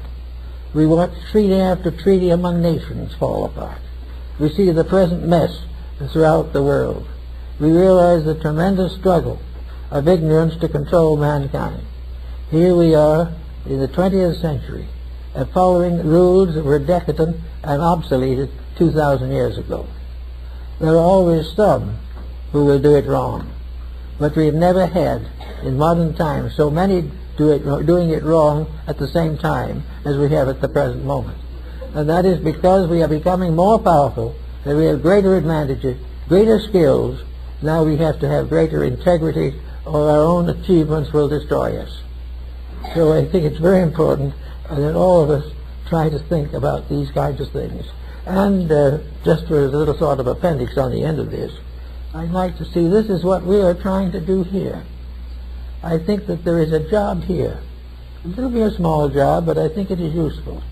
I think we should try to create here in this group of people a nucleus of a people that are dedicated to transforming knowledge into wisdom, to gradually develop the powers and skills which will permit them to have a better life themselves and also pass on a better world to their descendants. So everyone that can possibly do so must play a part in the rediscoveries of reality and the rededication of a world that has tried to be a prodigal child and has found it all failing. We are sort of parts of the story of the prodigal son. We are all parts of something that we went forth to do it our way. Our way is no good. The only one way is the way that was ordained for us in the beginning. A way that is honest, equitable, and ends in glory, and in which pain fades away to the degree that wisdom takes over the ways of life. If we can understand these things, I think we'll all be better and happier people. Thank you.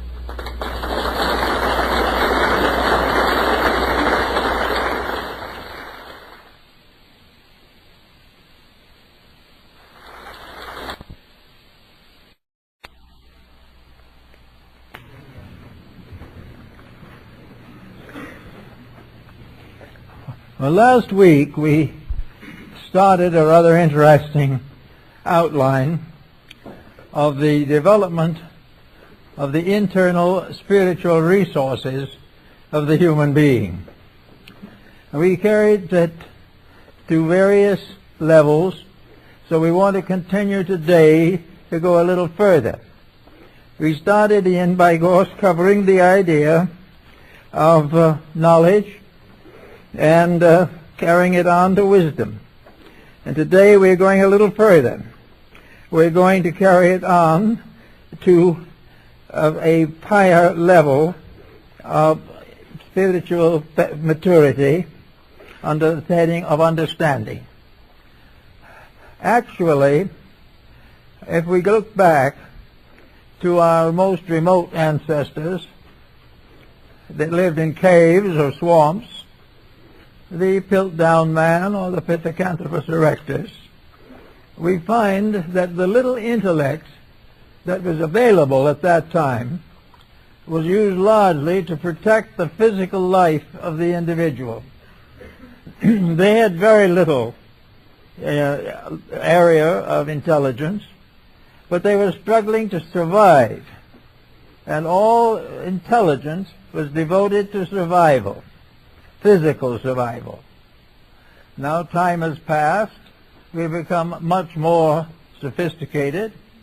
We have much greater area of interest. But still, for most people, mind is used to protect survival.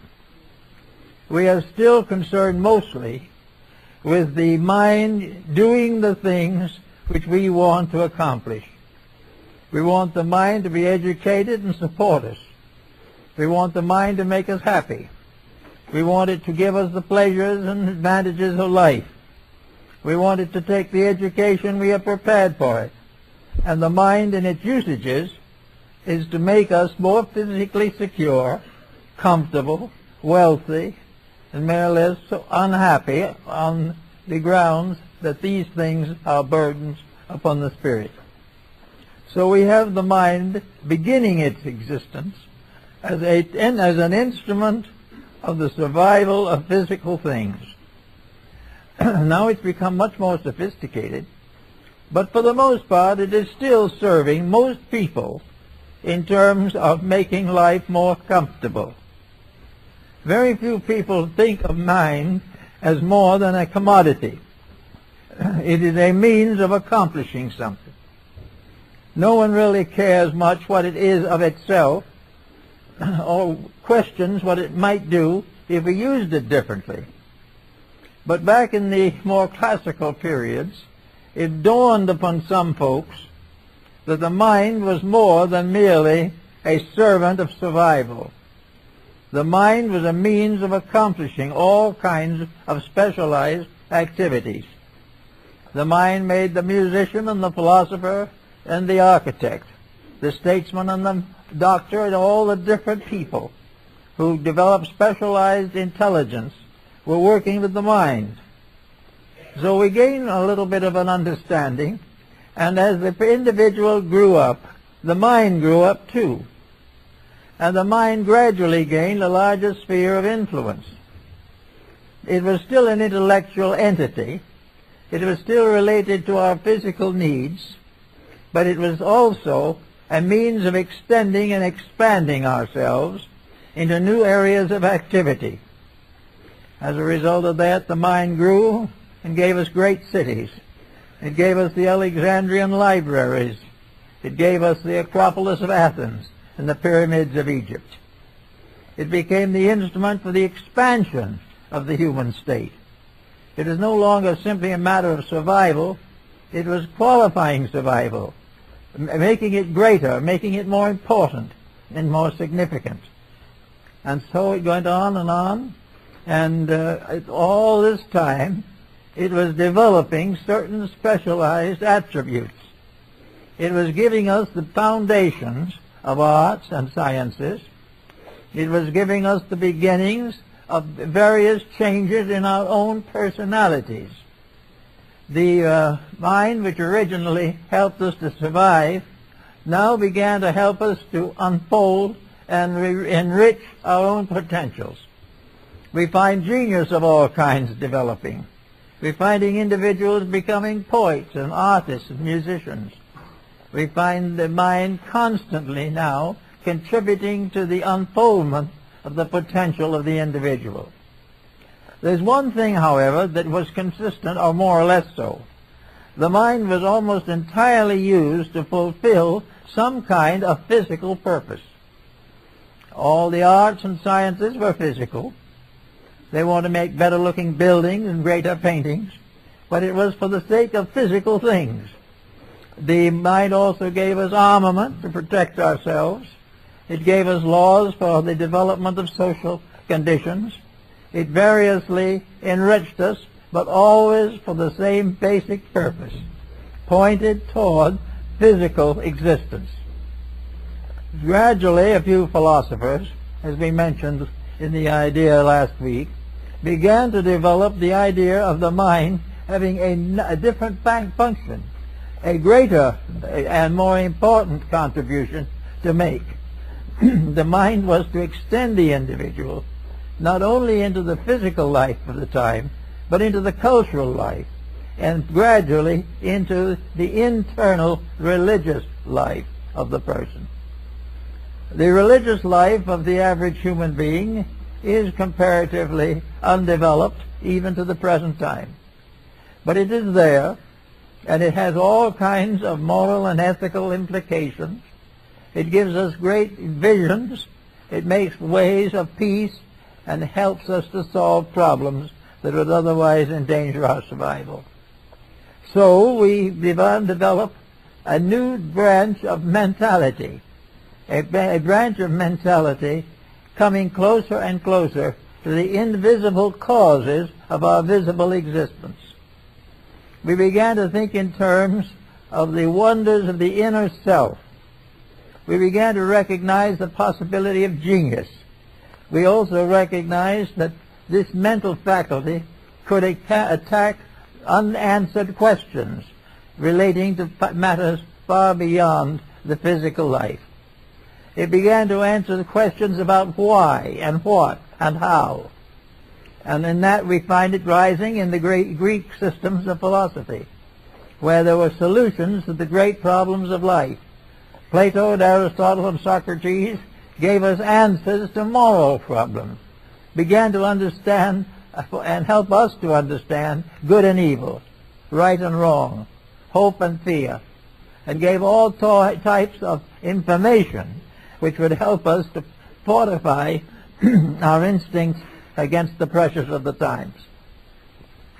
So we began to think in terms of philosophy.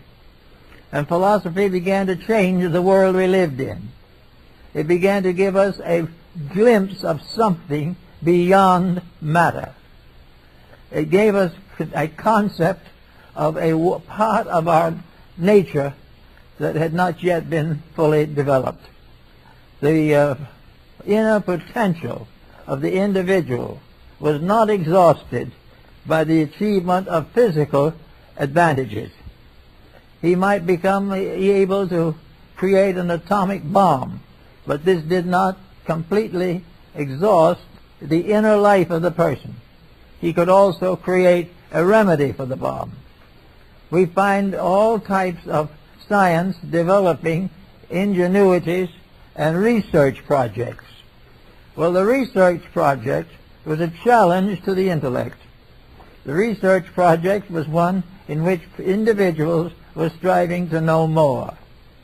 For the most part, however, these research projects were also largely physical. They had to do with health problems. They had to do with international law and types of things of this kind. But there was now a gradual development and a separation of projects. For now we began to have the mind thinking in terms of religion, thinking in terms of ethics, thinking in terms of morality. And gradually from these thoughtfulnesses of the mind, we began to develop a civilization, which was more than merely the perpetuation of our physical propensities. In order to accomplish this particular type of growth, it became also important to give more and more attention to the study of things not normally or commonly understood or appreciated.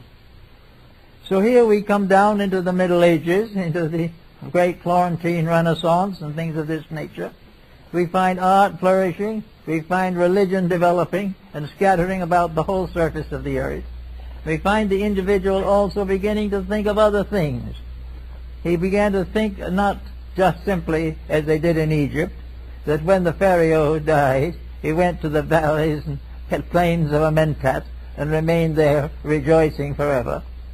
Or of the Chinese emperor who took an army of life-size clay figures with him into the afterlife.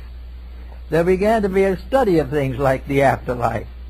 Now, how was the mind to explore this subject? There was no real basis. The mind couldn't go to some college or university and take a course. It was all struggling to find out from within himself what he could do as a person that influenced man in these matters. But little by little, exploration began to pay off. There began to be new things thought about, new answers to problems. And as we spoke in the state of wisdom in the last talk, wisdom began to support certain conclusions of the mind. Wisdom began to recognize that it could make rules and see the result of these rules. So gradually a body of knowledge developed as a result of testing, of trying, and of applying principles to problems. Little by little, as we went along this road, we began to develop idealistic conceptions. Our remote ancestors believed that we went to sleep in the ground and maybe the shadow or ghost hovered around the village. We began to think of much more sophisticated answers to life after death. And among the Greeks and Egyptians, the problem of life after death became one of the basic interests in connection with the development of the mind. Could the mind answer this question? Yes, the mind could answer the question. It could answer it in a way, but the answer was not final. The mind as we know it at the present time could not reach out to the ultimates of knowing. It could only go a certain distance. It could make, for instance, immortality seem reasonable, seem possible, but it could not make it a fact beyond question or beyond doubt to common knowledge. So everywhere we find the mind gradually exploring fields which had been generally neglected. And in the exploring, it began to develop rational solutions. And practically all of our intellectual life is derived from these rational solutions. The laws of governments are so derived. The beliefs of churches are so derived. Everything became a problem of accepting the reasonable, the probable, the possible, but there was no absolute certainty. This absolute certainty was beyond the capacity of the intellectual equipment as we knew it. So we went along and gradually built up a civilization, something like we have today. A hodgepodge of good and bad, of intelligence and ignorance, of right and wrong, of hope and fear. And over this peculiar conglomerate, the mind still sits in judgment. The mind tells us when we have broken the rule. Sometimes it tells us we have broken it when we haven't broken it. Because now the mind begins to be influenced. As soon as the mind was strong enough to make decisions, various individuals wish to use it to make decisions favorable to themselves, very often at the expense of someone else. So the mind gradually became infected, and mentality was no longer trustworthy. The mind was no longer disciplined by something beyond the mind. And this brought another question into focus that is still being tossed about by atheists and agnostics. Is there anything beyond the mind? Is there a higher power than the mind by which we may come to certainties the mind cannot attain? Here again there was a problem of rationality. The mind itself was perfectly willing to admit that there might be something superior to itself. But what that was and how it functioned, the mind was not certain. So we had a series of very good and basic conjectures, and on these most of our civilization is built. Our religions are built upon probabilities that have been considered and estimated. Also, religion has been built upon codes of conduct which have been proven to be useful. These codes of conduct are justified by their utility, but the possibility or probability of trying to prove them dogmatically remains uncertain. So gradually the mind got to a point where it went about as far as it could, and that far it went was wisdom. Wisdom was the possibility of taking speculations, opinions, and all that type of thing, and subjecting them to some type of orderly discipline. The mind took certain common fallacies and cleared them away, but the mind could not reach into the very depth of the problem. The great questions, where do we come from, why are we here, and where are we going, still these are not answered by mind alone. Certainly the mind has answers, but very few people are satisfied with the intellectual approach to the ultimate questions of life. So we have this problem that there is a need of something else.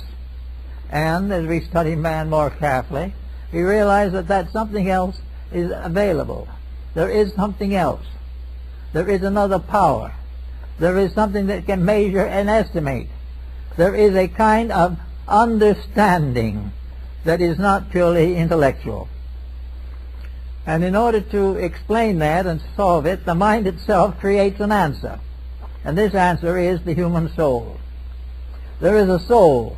There is a part of man that is superior to body, superior to physical consideration, superior to life and death as we know it on this planet or any other planet. There is something that is superior to the common judgment of humanity, something that is beyond our control and almost beyond our understanding. But there is something, and that something brings with it the first hint of immortality. It tells us something about a survival greater than merely even rebirth, for rebirth could be a continuing development of mental entities. But then we have a problem. Why this development? There has to be some reason for everything that happens, and you do not have a continuing process of creation unless that creation is going somewhere, or these continuations change sufficiently to result in a form of growth. So we have the emergence of something that we now call the soul. Now the soul was not unknown to the ancients. The soul was everywhere for everybody who wanted or believed that there was some part of himself that was superior to mind. The world was filled with people who believed that there were values that were not limited to physical values. They were not simply barricaded behind walls of clay and mud. Because there was something that was divinely present. There was a life principle, and this life principle had some mysterious spiritual integrity. Therefore the soul came into existence, and individuals used to say of each other, he was a good soul.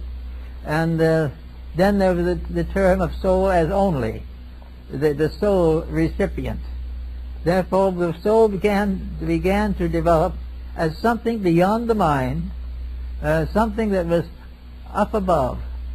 And if there was something up above, there had to be an up above for it to develop in. So with the soul came the whole concept of religion as we know it now. Came the entire conviction of a great universe of invisibles, of causes, of laws and principles, ruled over by benevolence, ruled over by justice, and ruled over by integrity, dedicated to the fulfillment of the growth of creatures. That the plan of things was not just worked out haphazardly, but that the plan had its ground in a great soul pattern, a pattern that was benign, a pattern that had its final purpose the redemption of all that lives. So with this concept, the earthly mind began to play with the idea. It began to question some of its own beliefs, and it gradually began to tolerate the idea that there was something beyond matter, something beyond physical existence, that the human soul was not completed here, that the human soul did not originate here, and that the entire concept of a completely materialistic creation was not adequate to explain the mystery of the human being. The more this was explored, the more it became obvious, because when man began to think about the soul, or began to consider that there was something within himself deeper than the body with which he was burdened in the physical life, as long as he believed in something more, he had to be an idealist. He could not be an atheist. He could not really be an agnostic. For the moment he believed that there was a law and order beyond physical things, he had to have a source for it. And the only source he had was a superior world which was capable of controlling and dominating material existence.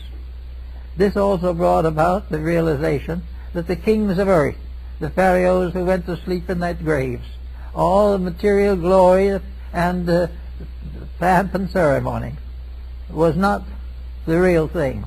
It was not the ultimate. That this was only a part of physical life. That somewhere there had to be an upper half of creation. Wherever there was a material effect, there had to be a cause. And sometimes these causes could not be found in material things. So we had quite a struggle here for quite a time, trying to straighten out some of these ideas, and finally came to the conclusion that there was a half of the universe that we never saw, that we had seen only the lower half of a complete sphere, that the upper half was invisible and was known only by its consequences, that there was certain things that happened that could only happen if there was something in the invisible that had form and shape and authority. So instead of an empty space, we began to think of a space with a dimension of life that was invisible to us but was real. And we began to think of spiritual matters. Now the mind, working with the spiritual problem, came to another series of decisions it had to make. If there was a spiritual reality, if there was something in the human being that we might call spirit, or something in existence that might be regarded as spiritual, then there were rules governing it. And from the experience of life, the rules of the spiritual realities were nobler, more beautiful, and more exalted than the rules of body. The body had very great limitations, but in some mysterious way the soul had a much larger sphere of activity. The soul also had value. The ancients with the body simply assumed that it went down to the grave. Sometimes a shadow or ghost lingered for a time, but the body had no enduring part in the mystery of human life. When it was cast off, that was the end. But the soul now began to bring in other thoughts. There was no proof when or where the soul was born, and no proof when or where it died. And the more it was studied, the more it was realized that it must have a considerably greater sphere of activity than the body. The soul, being as it was a spiritual over-self, also became gradually recognized as the proper ruler of mind and ruler of bodies. The soul dethroned the mind, particularly for the religious people. They found the soul was the proper guide and proper guardian of value. The mind could defeat us, destroy us. It could variously misrepresent things. But the soul theoretically had to be above this. Now the soul also is capable, it is according to the ancients, of making mistakes. But these mistakes were largely due to the perspective of the point of view rather than of the soul itself. There is very little evidence anywhere that the soul sins, yet is referred to that the soul sinneth. There is not very serious. But the soul doesn't sin. What really is that the individual has sinned in some lower part of his nature and has allowed it to appear to be the soul. But that the soul is corrupted is doubtful, because that is an incorruptible thing. When corruption affects the inner life of the person, it is not his soul that is sickened by the corruption. It is his soul that becomes sad because of the corruption. Therefore, in every case, corruption cannot affect something superior to itself.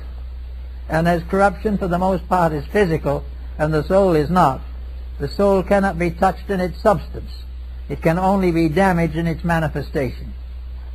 So they began to think a lot about soul. And most of the great religions that we have today have been based upon a philosophy of soul.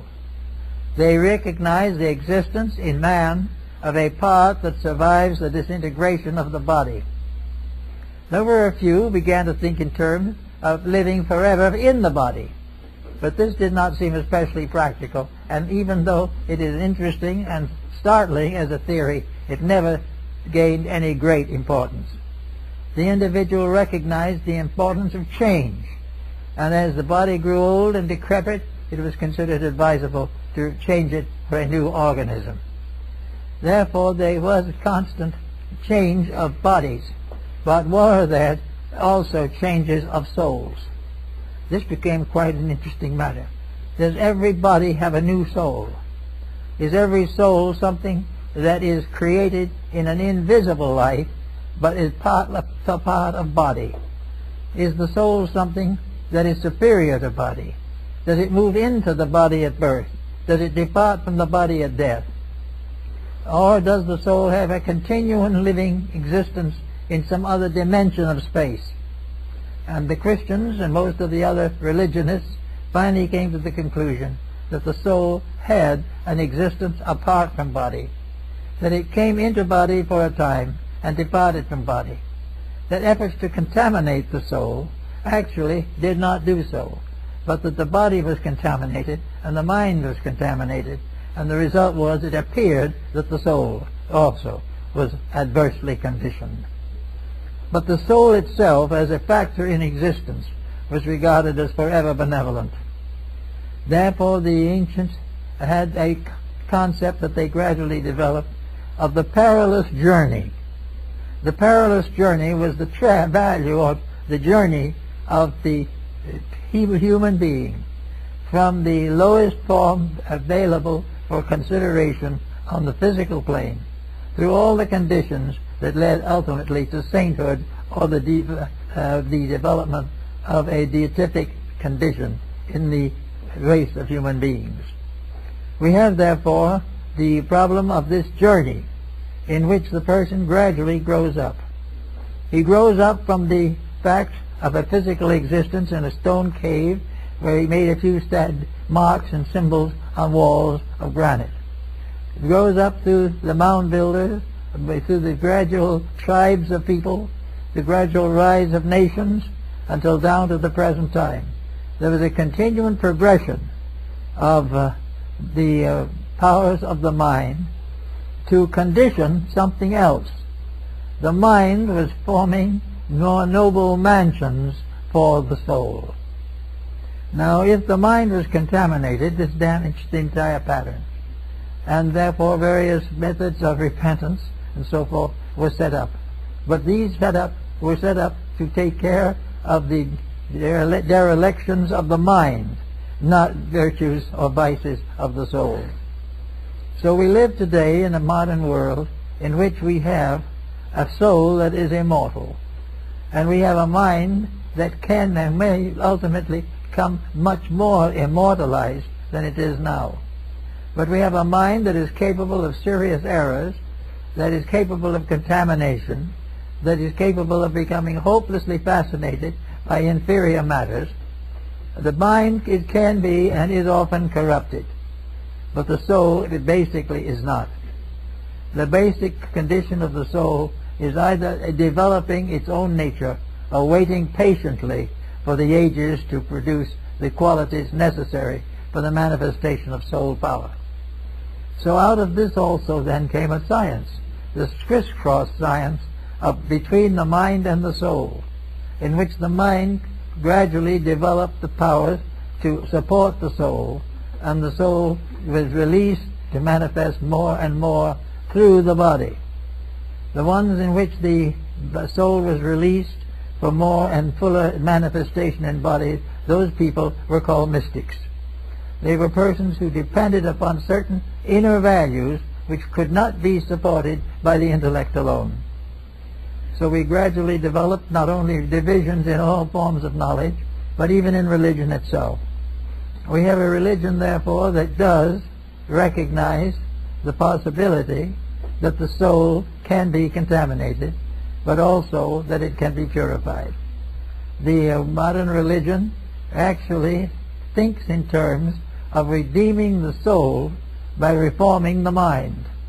If the individual in his physical propensities carefully and diligently practices the virtues, then he releases the soul from imprisonment in the cages and in the prisons of his false living. This is partly as present in most Oriental philosophies and much of the religions and beliefs of antiquity in general, namely that the soul was the victim of the mind. Therefore the soul had to be rescued, and if the soul is rescued, it becomes the instrument of immortality. And gradually this is going on all the time. It is going on every day. Every person in every walk of life is either building soul or limiting it. The soul constitutes a more normal, moral, and ethical reality. And most of the great philosophers of Greece and so forth have bestowed upon the soul the attributes of the highest virtues. They have said that the soul waited patiently for the mind to catch up to it, waited patiently for the body to reform so that the soul could manifest to it. Therefore the soul gradually became recognized as the Redeemer, the Savior, the Protector, the Regenerator of the body and the mind. Well, it was important that the mind did have some kind of a control, because it was pretty well out of control. And we find today, as we look forward to another century of progress, that we have a body that is suffering from utter conflict within the body. A conflict between what is right and what is immediate. What is the fulfillment of desire and what is the unfoldment of integrity. And we find more and more people who are gradually giving up the fight and allowing themselves to fall into the confusion of negative attitudes and corrupted conduct. So we do not know just how it's going to work out. But one thing is evident, that we are not building soul power to any great degree. We are not giving the best of ourselves a chance. We are not using the finest faculties that we have to protect ourselves. We are compromising all of the higher faculties in order to cater to the lower ones. Now, there is no question that the individual is in desperate need of drugs or tobacco or alcohol. But the individual who actually knows that these things will be a destructive force in his life still will not give them up, for the reason that these things are tangible, while virtues are intangible. To most persons, virtues are forms of frustration, and the individual will rather take a chance of dying of bad habits than of sacrificing the pleasures of the moment. This calls for a reorganization of a lot of thinking, and it also calls for a re-understanding of the construction of the human being. We know, for instance, that the human being has the capacity of disobedience. We know that the individual, through ignorance, can disobey. There is no proof that intelligence will disobey, because intelligence implies that the intelligence knows that no fault can ever survive, and that evil can never win. But in the temporary gamut of things, evil has a temporary success, and many people are perfectly willing to settle for that. We may very often hear among our narcotic victims where the individual admits that it will probably be the destruction of him, but then in the meantime he will have a few highs, and in these highs he will think he runs the world, and in that is a full payment for the fact that he is destroyed a few months later. So they have this problem. We have the physical person as he has been since the Stone Age, and we have this other something that has been gradually developing, Emerson's oversoul. We have constantly developed an inner life that is higher than the outer expression of life. Now, everyone hasn't done this, but most of the lawmakers and those who have set up the codes of civilization have had some vision of the reality. Therefore, they have nearly always made a code that was somewhat in advance of prevailing customs. They have tried to give the individual a way of life which will challenge him to a slightly greater expression of his internal integrities. Therefore, we have progress in the codes of most peoples. But these progresses, as they have been denominated, are for the most part ignored.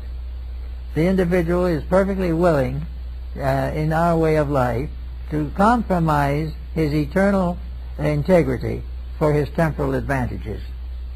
Now, this is, of course, something we face in government, in politics, in science, in all of the arts and crafts.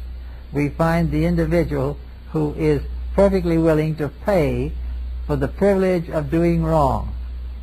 And there is always an individual who is glad to do wrong to be well paid. We have, therefore, a very serious problem in which the willpower within the person is not strong enough to take care of the temptations of society.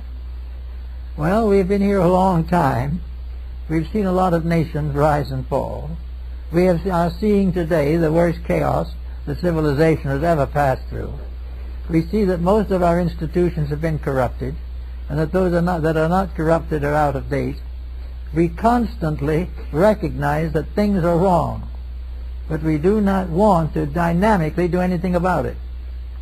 So we keep on going, giving the mind and the various habits of the body control, and at the same time suffer the consequences of disobeying the rules of life. Now, how did we find out about those rules of life? How do we know, for example, that we should not follow certain other policies that are now popular? Well, the mind can give us the answer if we want it, but we have reconditioned the mind and have forbidden it to tell the truth. It has to agree with what we want, and we will not accept any less. As far as the soul is concerned, it is pretty much in silence. it has not had the opportunity to express itself. It means that also that if we want to make any major change of importance to society, we have got to change the relationships of these inner elements of our own personalities. If we want a better world, we must accomplish the personal victory of soul power over brute force. We must achieve the victory of intelligence over ignorance, and virtue over vice. And this victory must be a more or less personal victory. We are all hoping that someone is going to make a great ado about this problem, and there's going to be a great wave of redemption. There is no evidence of it, however, at the present moment, because this redemption principle rests within the person in the relation between his mind and his soul. The individual who allows the mind to dominate his life is not going to change to any approximate degree. He may come to a little better understanding through constant misery, but it will be a long and difficult path. It is only when the soul itself, as a positive factor, is allowed to speak and claim and state its own purposes that we have a chance for a more or less rapid regeneration of our social order. Well, how do we do this then? Here we are working now with this stream of intelligence flowing down through the ages, moving through one stratum of culture after another, and coming down now to the 20th century, and getting very close to the 21st century. How are we going to change the policies that are now in force? We are perfectly well aware that we are on the verge of great difficulty. We are aware of the fact that nearly every policy that we have founded upon selfishness has failed. We are also aware of the fact that every ulterior motive has led to disaster. We have also become perfectly aware of the fact that beneath the thin veneer of civilization, the self-centered person is perfectly willing to sacrifice the life, health, happiness, and security of other people. He is only interested in one thing, himself. Now, somewhere along the line of this also, there is still another factor, which the Romans called the fates. Fate is a mysterious legal mystery. It's nursed by the Norns and by the various deities governing justice. And almost all ancient people have come to the conclusion that there is a justice, and that this justice cannot be betrayed, that this justice is inherent, and that this justice is one of the reasons why we have red blood corpuscles, that this justice has made us capable of thought, that all that we have to survive, everything that is important to our continuance, is under the rulership of justice. That means that minor infractions will be punished, and we will come back into the mainstream and go on. But that major mistakes, intentionally made, will produce major changes in the attitude of justice towards the future of peoples. On the grounds that most of the ancients have now found to be reasonable from records and from the histories of knowledge from the beginning, there are certain rules that cannot succeed.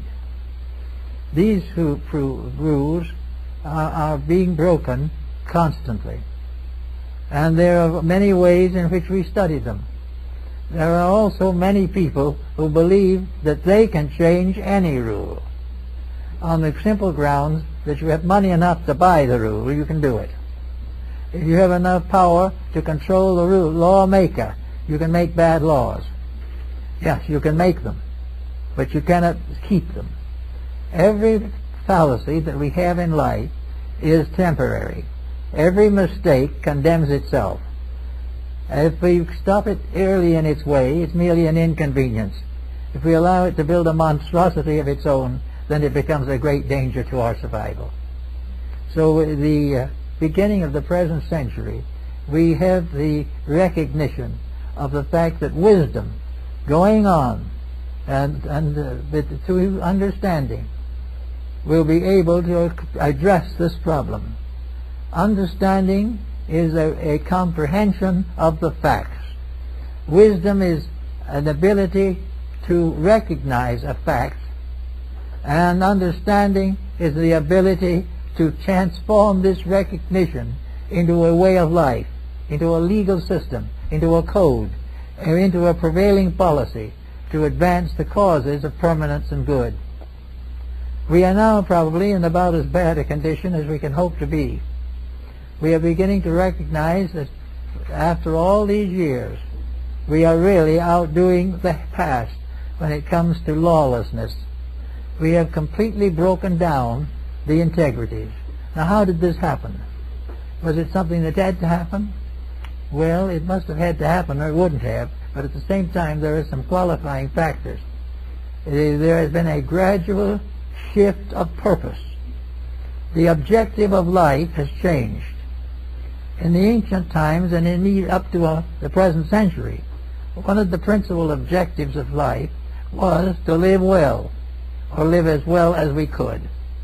We had a feeling also that there was a prospect of punishment after death, which might help to keep us in order while we are here.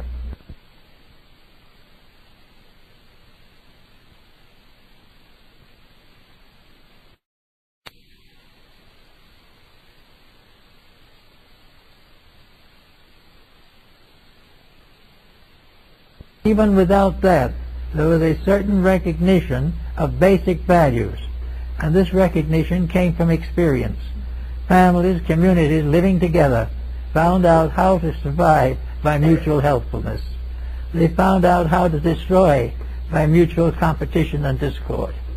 And little by little it became evident that the better things were the ones that would last and endure. This is true in entertainment, in art, music, literature, everything. But we are not watching this procedure. We are not keeping the truths with it. We are not fulfilling the evidences that these things have locked within themselves. We have determined to do what we please, and then after we've done it, we don't do what we please. We find it is not pleasant.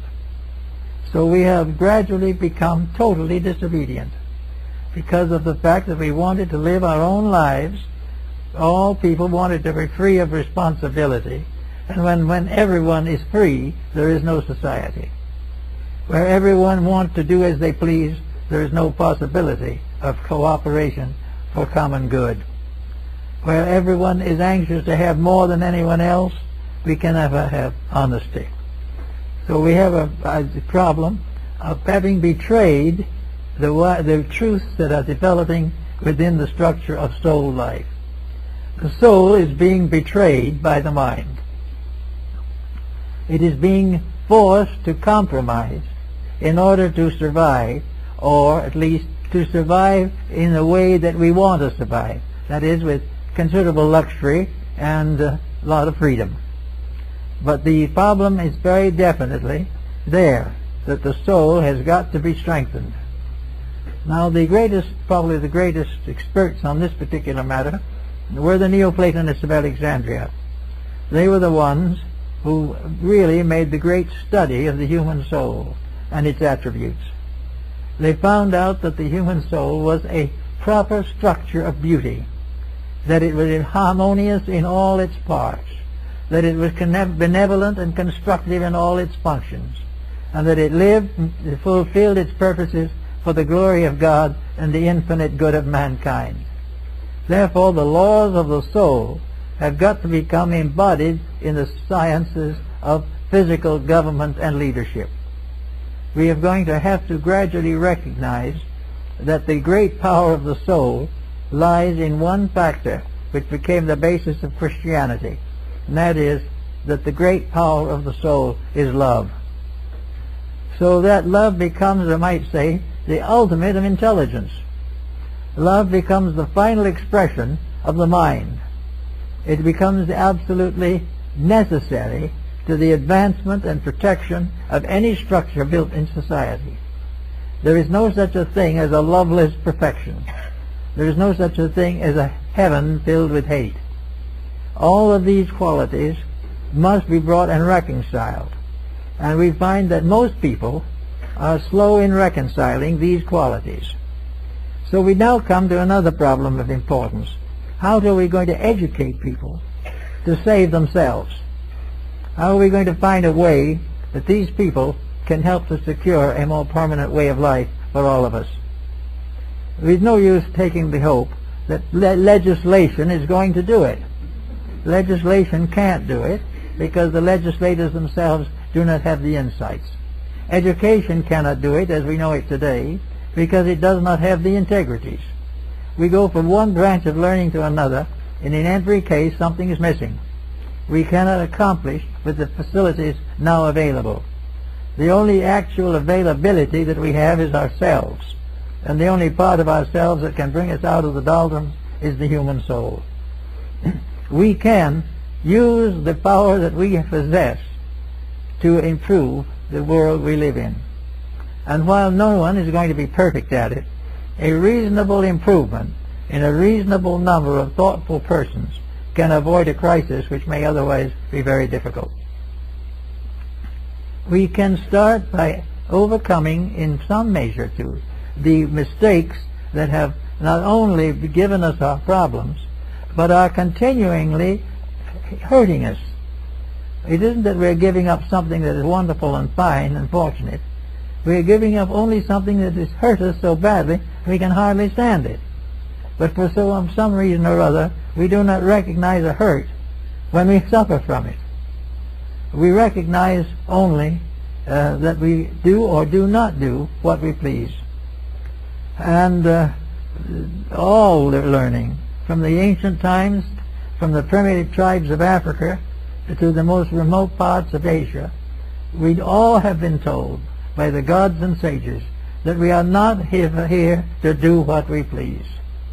We are here to do what is necessary to fulfill the purpose of life. The great plan of life is beyond our touching. We cannot change the ages. We cannot change the motion of stars. We cannot do all these great wonders of the galaxies. And we can put all the crafts into orbit that we want to, but we will never be able to correct the ills of society by any conquest of atmosphere or space. We have to work directly with situations. It is true, of course, that if we work with the situations, we will correct most of the mistakes of science and economics which are giving us trouble. Actually, therefore, our big problem is that we've got to face the importance of personal integrity. There is a plan. It is available.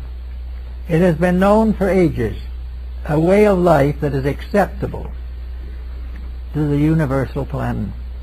We must find this and use it. There is nothing else that we can do. And we must find how to apply it to various phases of our lives. We talk about getting the nations together.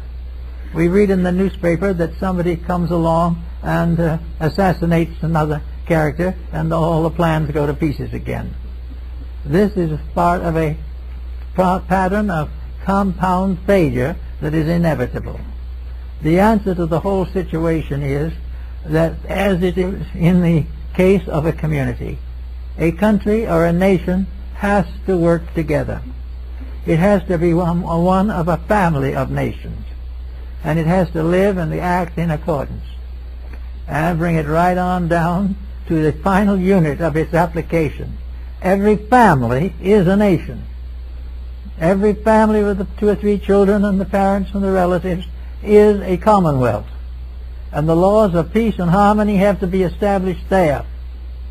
We cannot have a deluge of broken homes and corrupted morals in the family and a great, big, joyous, peaceful world.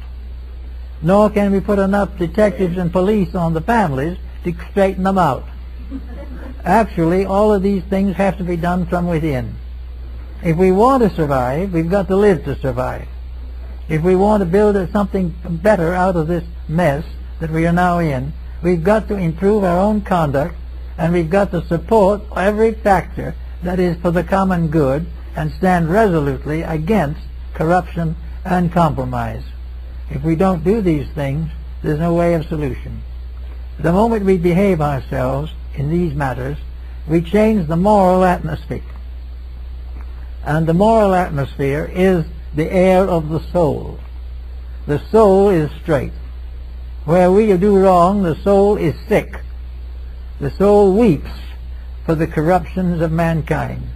The deeper meaning of happiness, the security of a deep and peaceful existence.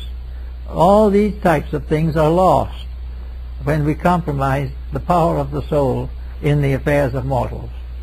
The spirit of man is too remote. The body is too indefinite and corruptible. The mind is too easily bribed and has too many ulterior motives.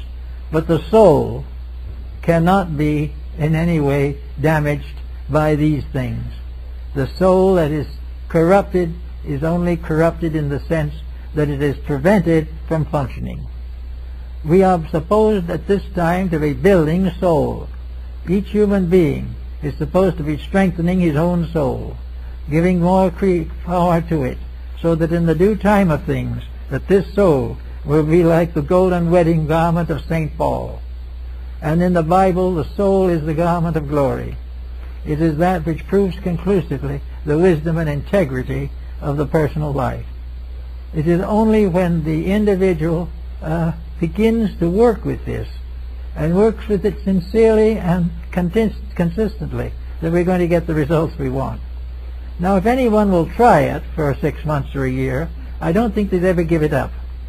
Actually, they have to not start, because very few people would really like to continue having broken homes, and yet they are being broken every day. They do not believe sincerely that the broken family is a benefit to the unborn child or the infant. They do not believe that corrupted business is an addition to society. They all know the facts.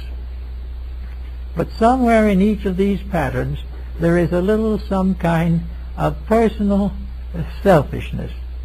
The individual would like to do what he wants to do, and he's against the individual that tries to prevent him, even if that individual happens to be right.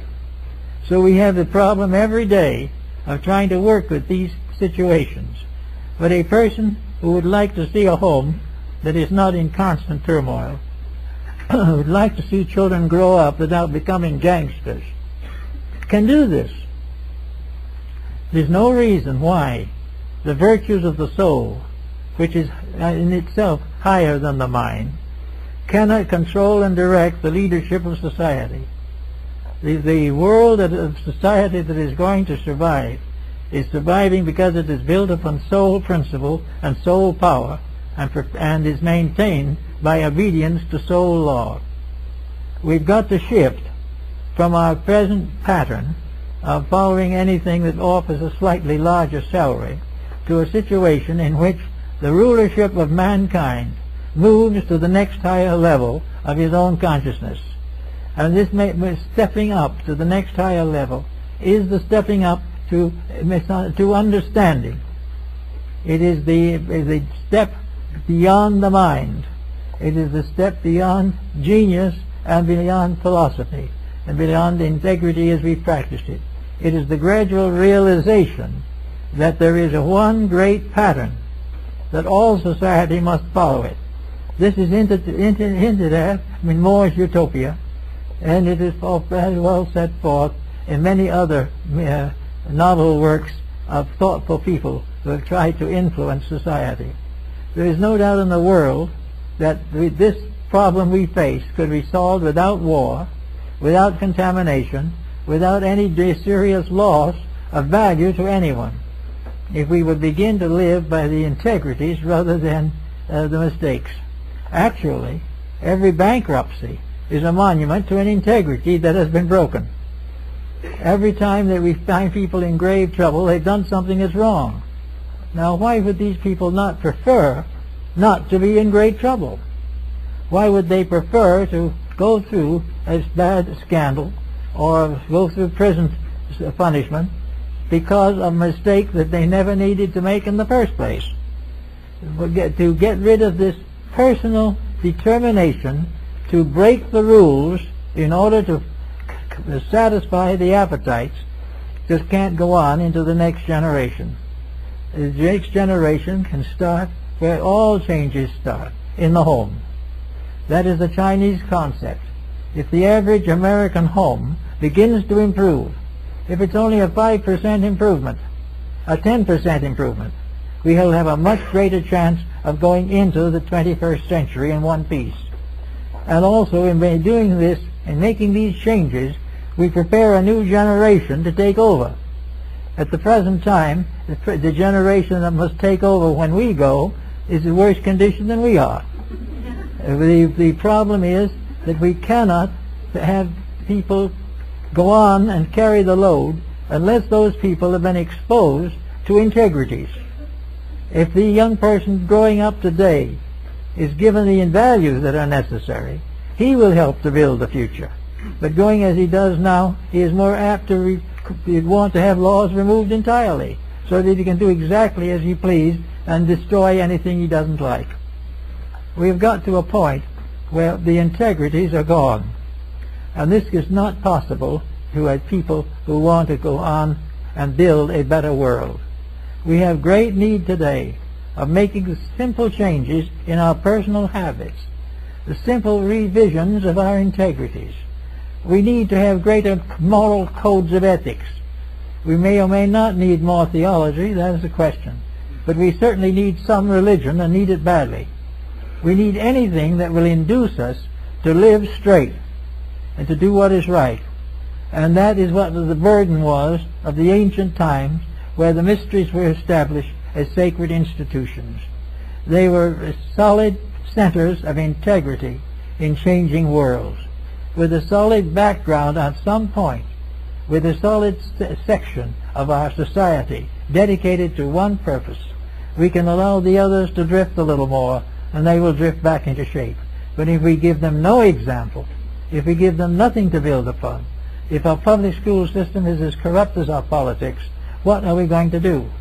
We are going to destroy the product of ages of growth.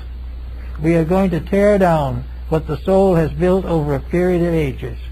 We are going to betray the whole course of civilization, which has always had a few who have been enlightened and given strength, a few who many of that few have been martyred.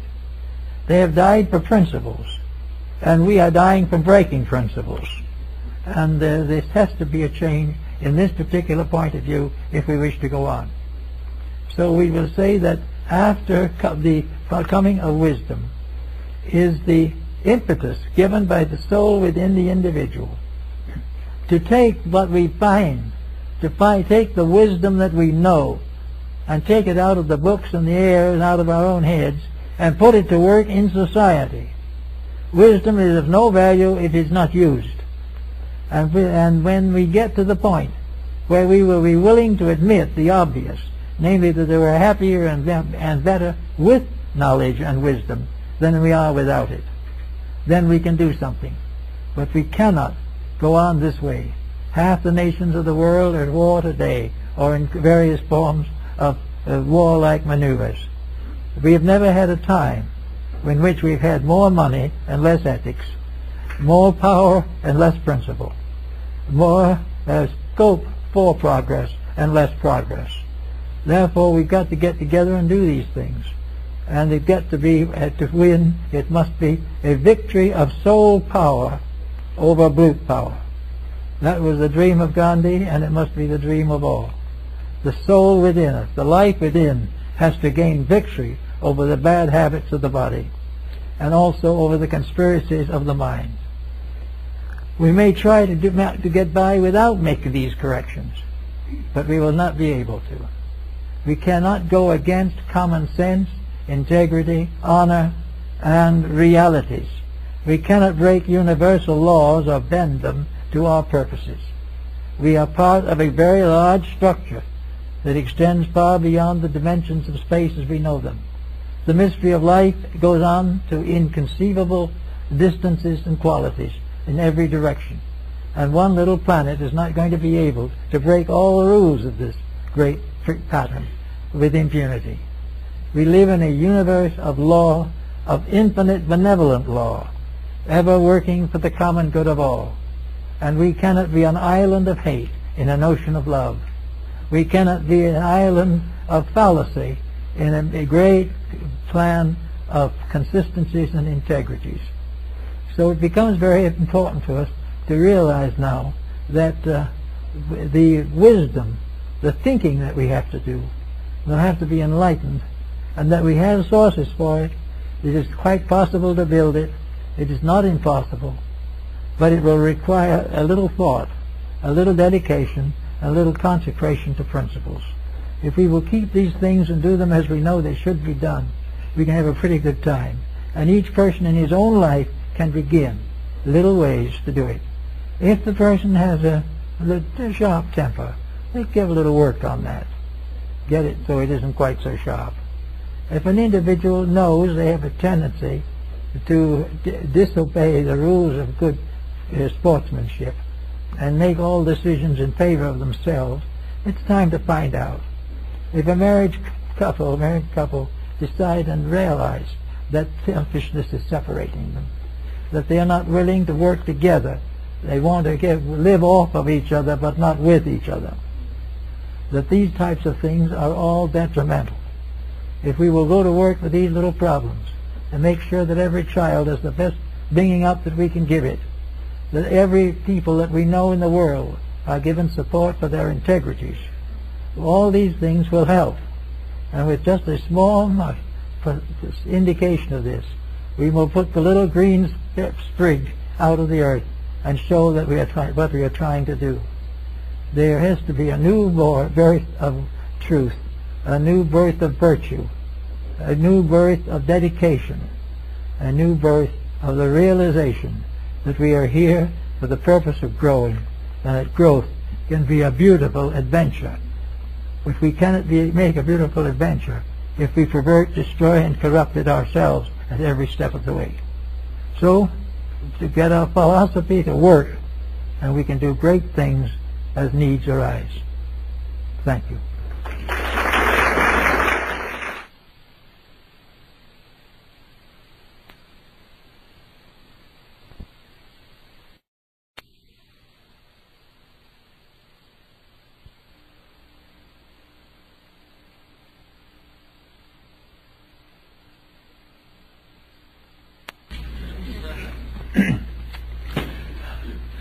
This morning we have, I think, a very unusual subject, one which I don't think comes up very often. And we're going to try to explain something that will be of value to you in many areas of research. We know in principle that creation is a pattern of vibrations, that everything is moving at certain different rates within one grand rate that includes them all. This is true of solar systems, and it is also true of kindergartens in a school. It is part of life of everything that it grows step by step through an octave of vibrations. Now, in government, for example, all the different forms of government are subdivisions within the principle of government. The principle is the master vibration. And all the different forms of government that develop, good, bad, and indifferent, are conditions of this one master rate. And this rate has both its positive and negative aspects. The positive negative aspects of vibration in political or authoritative arts and sciences rests in the ability of various objects or beings to move through these patterns of vibratory rate and change their functions to meet these patterns. Also, wherever a pattern is met by something unreasonable, destructive, or negative, the pattern fights back. The patterns will never let evil survive. They will continue to negate that which is wrong and build up that which is right. Now, most of the patterns with which we are concerned have been functioning for hundreds of thousands, perhaps hundreds of millions of years. And they represent practically every phase of life. And they are constantly mutated and changed by the conditions of society. In the governmental system, of course, there will be the one theory of government.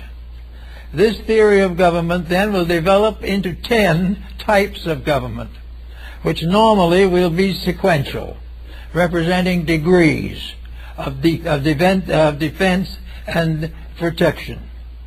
These different degrees may be monarchy, democracy, communism, or whatever it may be, but they are all minor divisions of one vibratory master note, the note of political authority, leadership, that which must be controlled, directed, and protected, comes under a master rate. And this will go on throughout all the passages of creation. It was going on long before our planet was discovered in space. It will continue long after our planet is gone. For wherever government is necessary, it is reborn. The one master pattern comes back until it is fulfilled. And when it is complete and fulfilled, it means its impulses have perfected in manifestation, and it ceases or transfers to a next higher level of vibratory rate. Now, in dealing with the problems of religion, which of course is our primary interest, we have to recognize that religion is one master rate of vibration. It has existed from time immemorial on many different levels, but religion as a principle represents a relationship between deity and its creations. Religion is deity being recognized through all the aspects of its manifestations.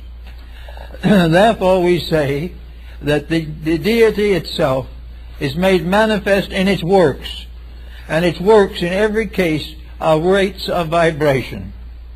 They are the degrees of energy and the specializations of energy that we find in connection with the theories of religion. We must therefore expect to find, and do find, 10 major divisions of the religious principle. We find this represented through the religions of the world, those that have come and those that have gone. For the religion is growing up, growing old, and dying, just like any other entity.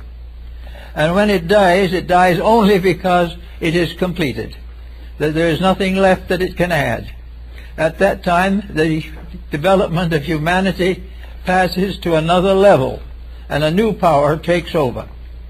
Whenever a power is complete, a cycle is complete. Wherever an individual, through his religious affiliations, passes from one level of religion to another, this is a time of growth.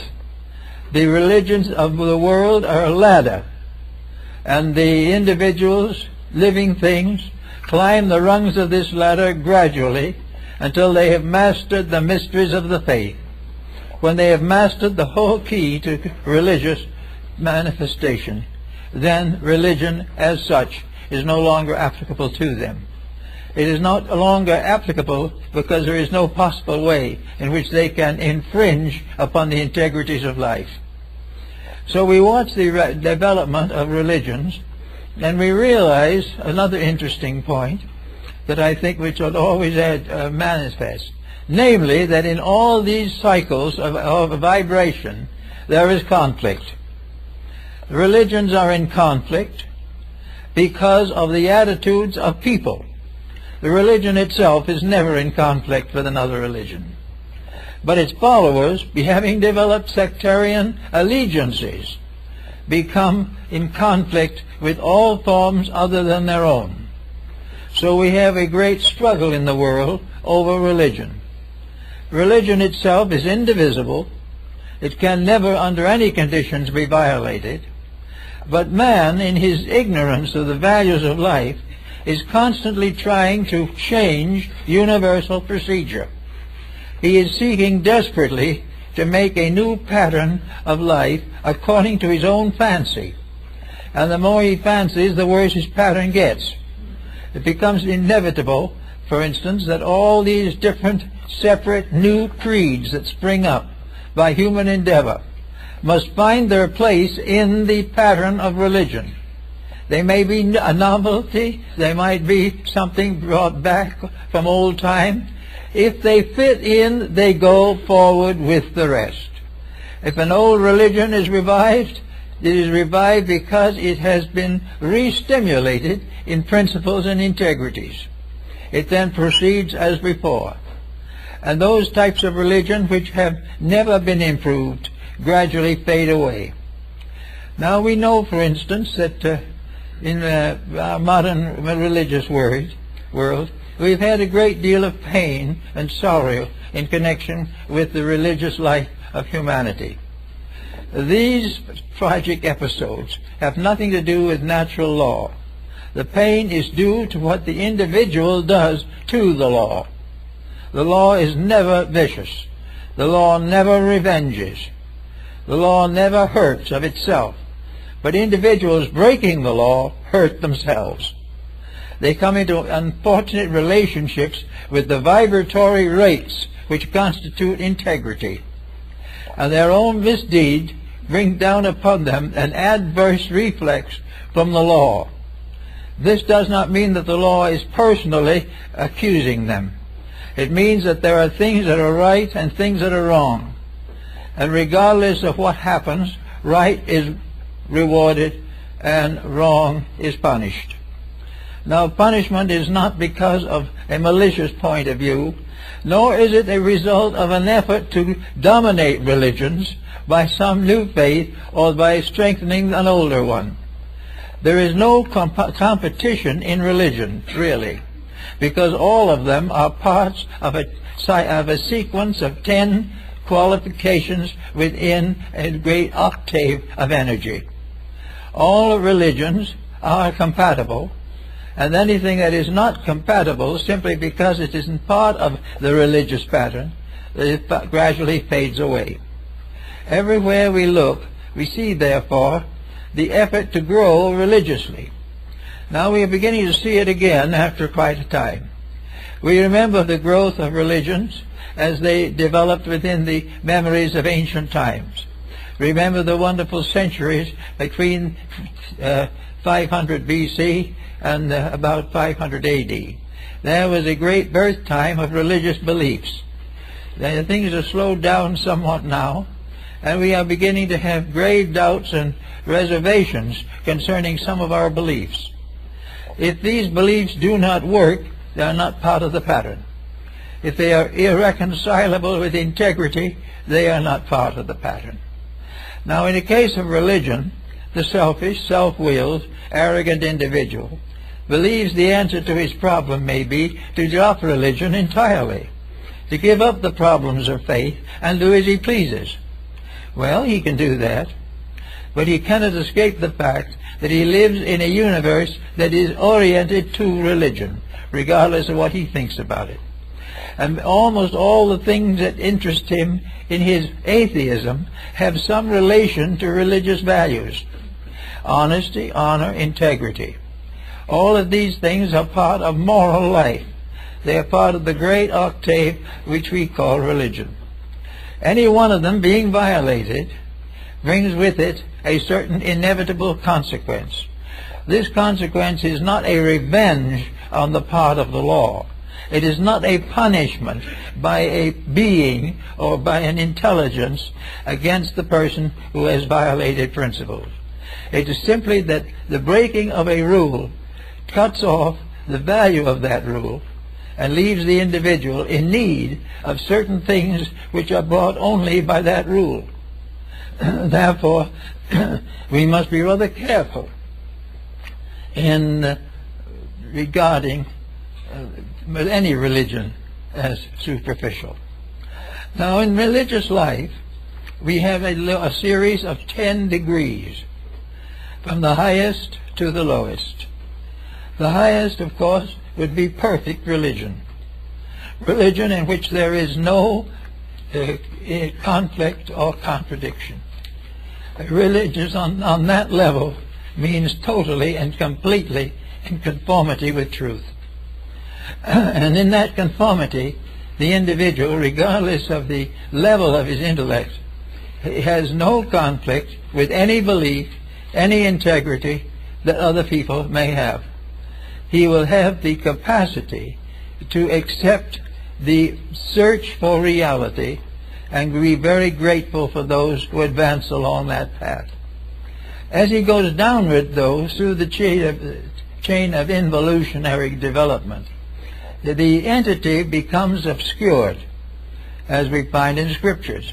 And there are these wars in heaven and all these things.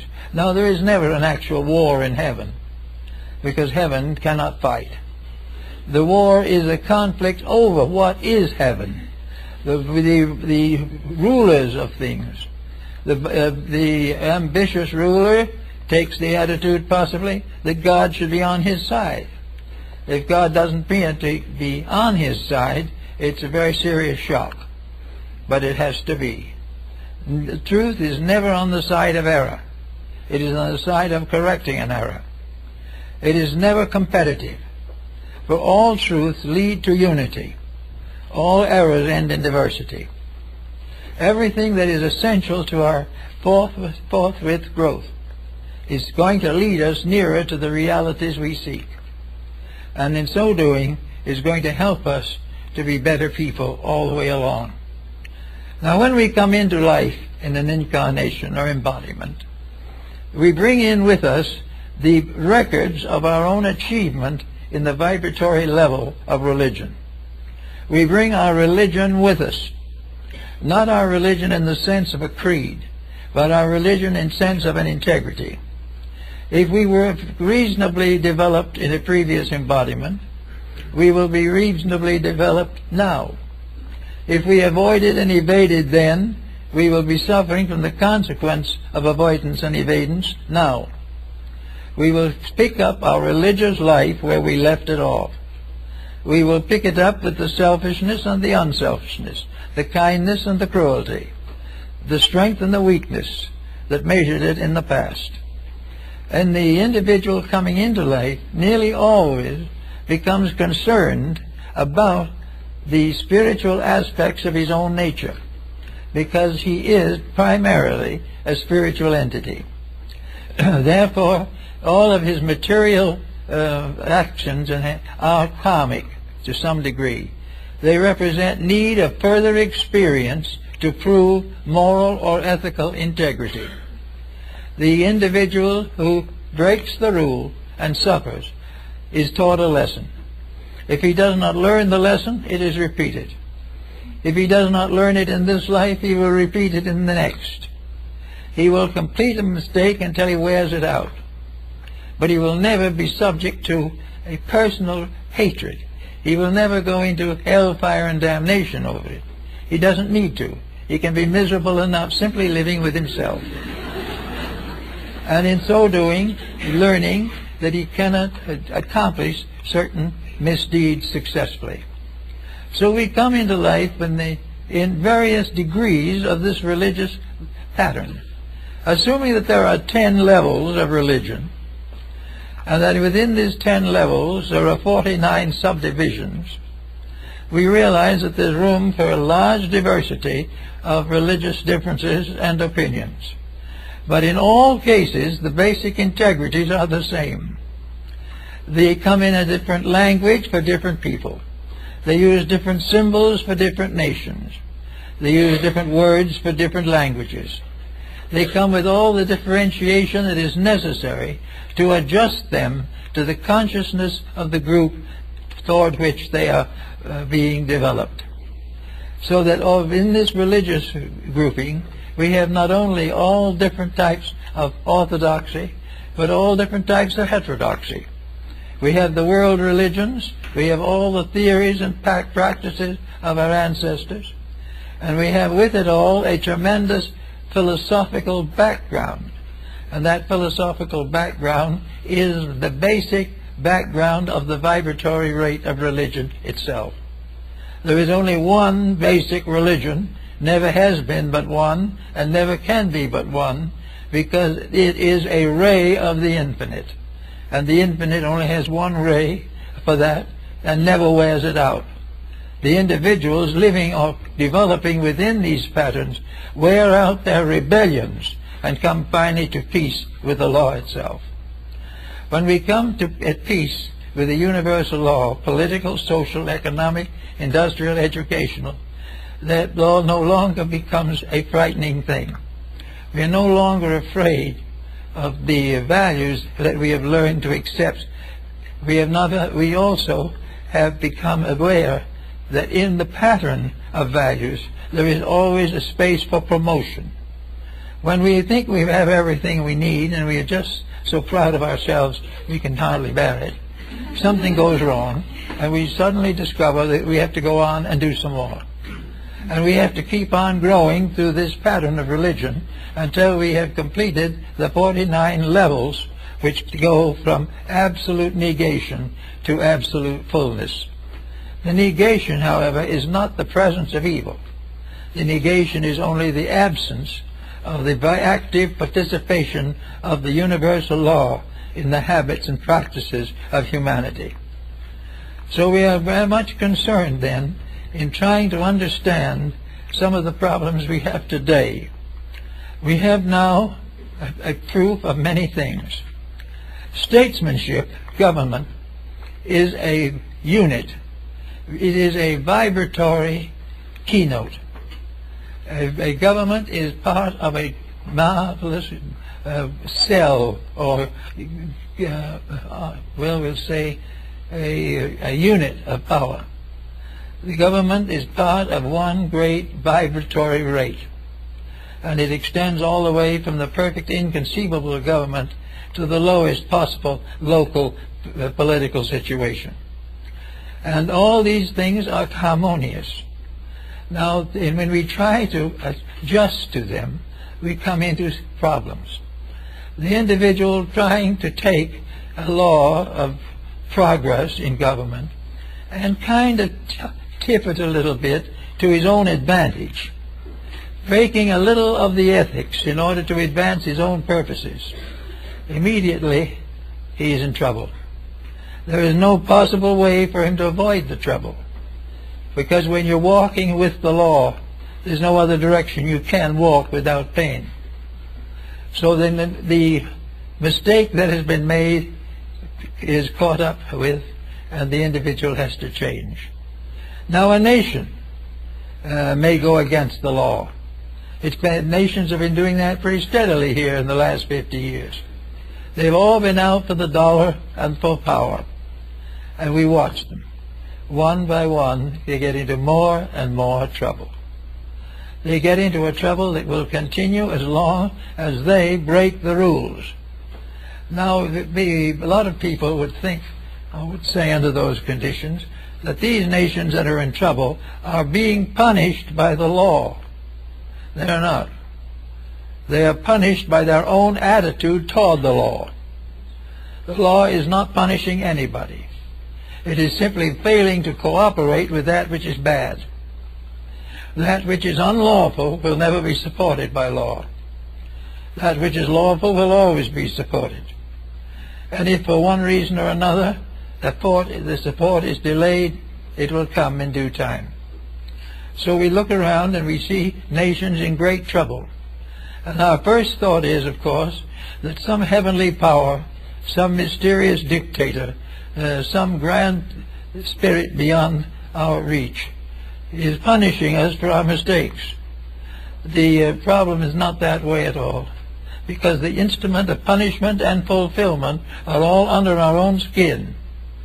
We have within ourselves our vibratory adjustment by means of internal mechanisms to every rate of vibration that can affect us from the outside. We are constantly under the domination of a certainty that if we go along and do as we should, we will have no serious troubles. And when we start looking and we say, oh, this poor man was terribly punished for something that is not his own fault, then it's time to give another look. Because if we do and we search deep enough, we will find that each individual is receiving his just desert, not from the law, but from the loss in himself of the benefits and advantages that come to those who obey the law. So we have in our religious mystery today we have many religions fighting for peace. We have many religions striving desperately to dominate each other. We have many so-called theologies that are martyring their own people and murdering the stranger for power and physical superiority. And some of these people are doing this in the name of God. Some of those who are doing the worst are doing it because they say God wills it so. And this becomes another interesting phase of our problem. God does not will any such thing. God does not will disaster. God wills success and security, and if man breaks the law, it is man who causes the disaster. There is no question about all of these problems working themselves out. But when they work themselves out, we will have to watch to make sure that we recognize the truth of the matter, that we realize that the law breaker breaks himself and no one else, that those who keep the law keep their own destiny. Those who obey the principles of growth grow with life. Those who block the principles are deprived of the growth which they would naturally receive. Now today we have a new spirit coming up among our people. There is a question coming more and more into focus that something is wrong with what we're doing. But we shouldn't be out there making trouble for each other. That we should be not out there pillaging each other or turning bombs on each other. And we shouldn't be making under-the-table arrangements to profit by all this. When these things all add up and they show a trouble, there is no deity sitting up above with an earphone listening to it. There is no one sitting out below who's going to report it to him. And St. Peter is not going to get up and tell him. Not necessary.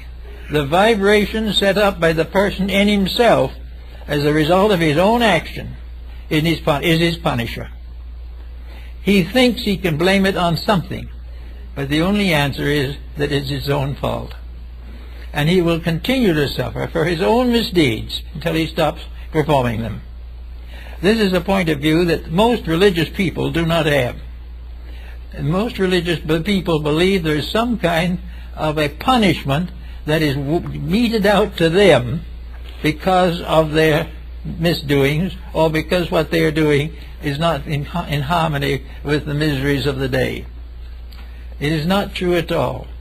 Everyone is in harmony with religion, and having made an adjustment, can go on with any faith. He does not need to change his faith.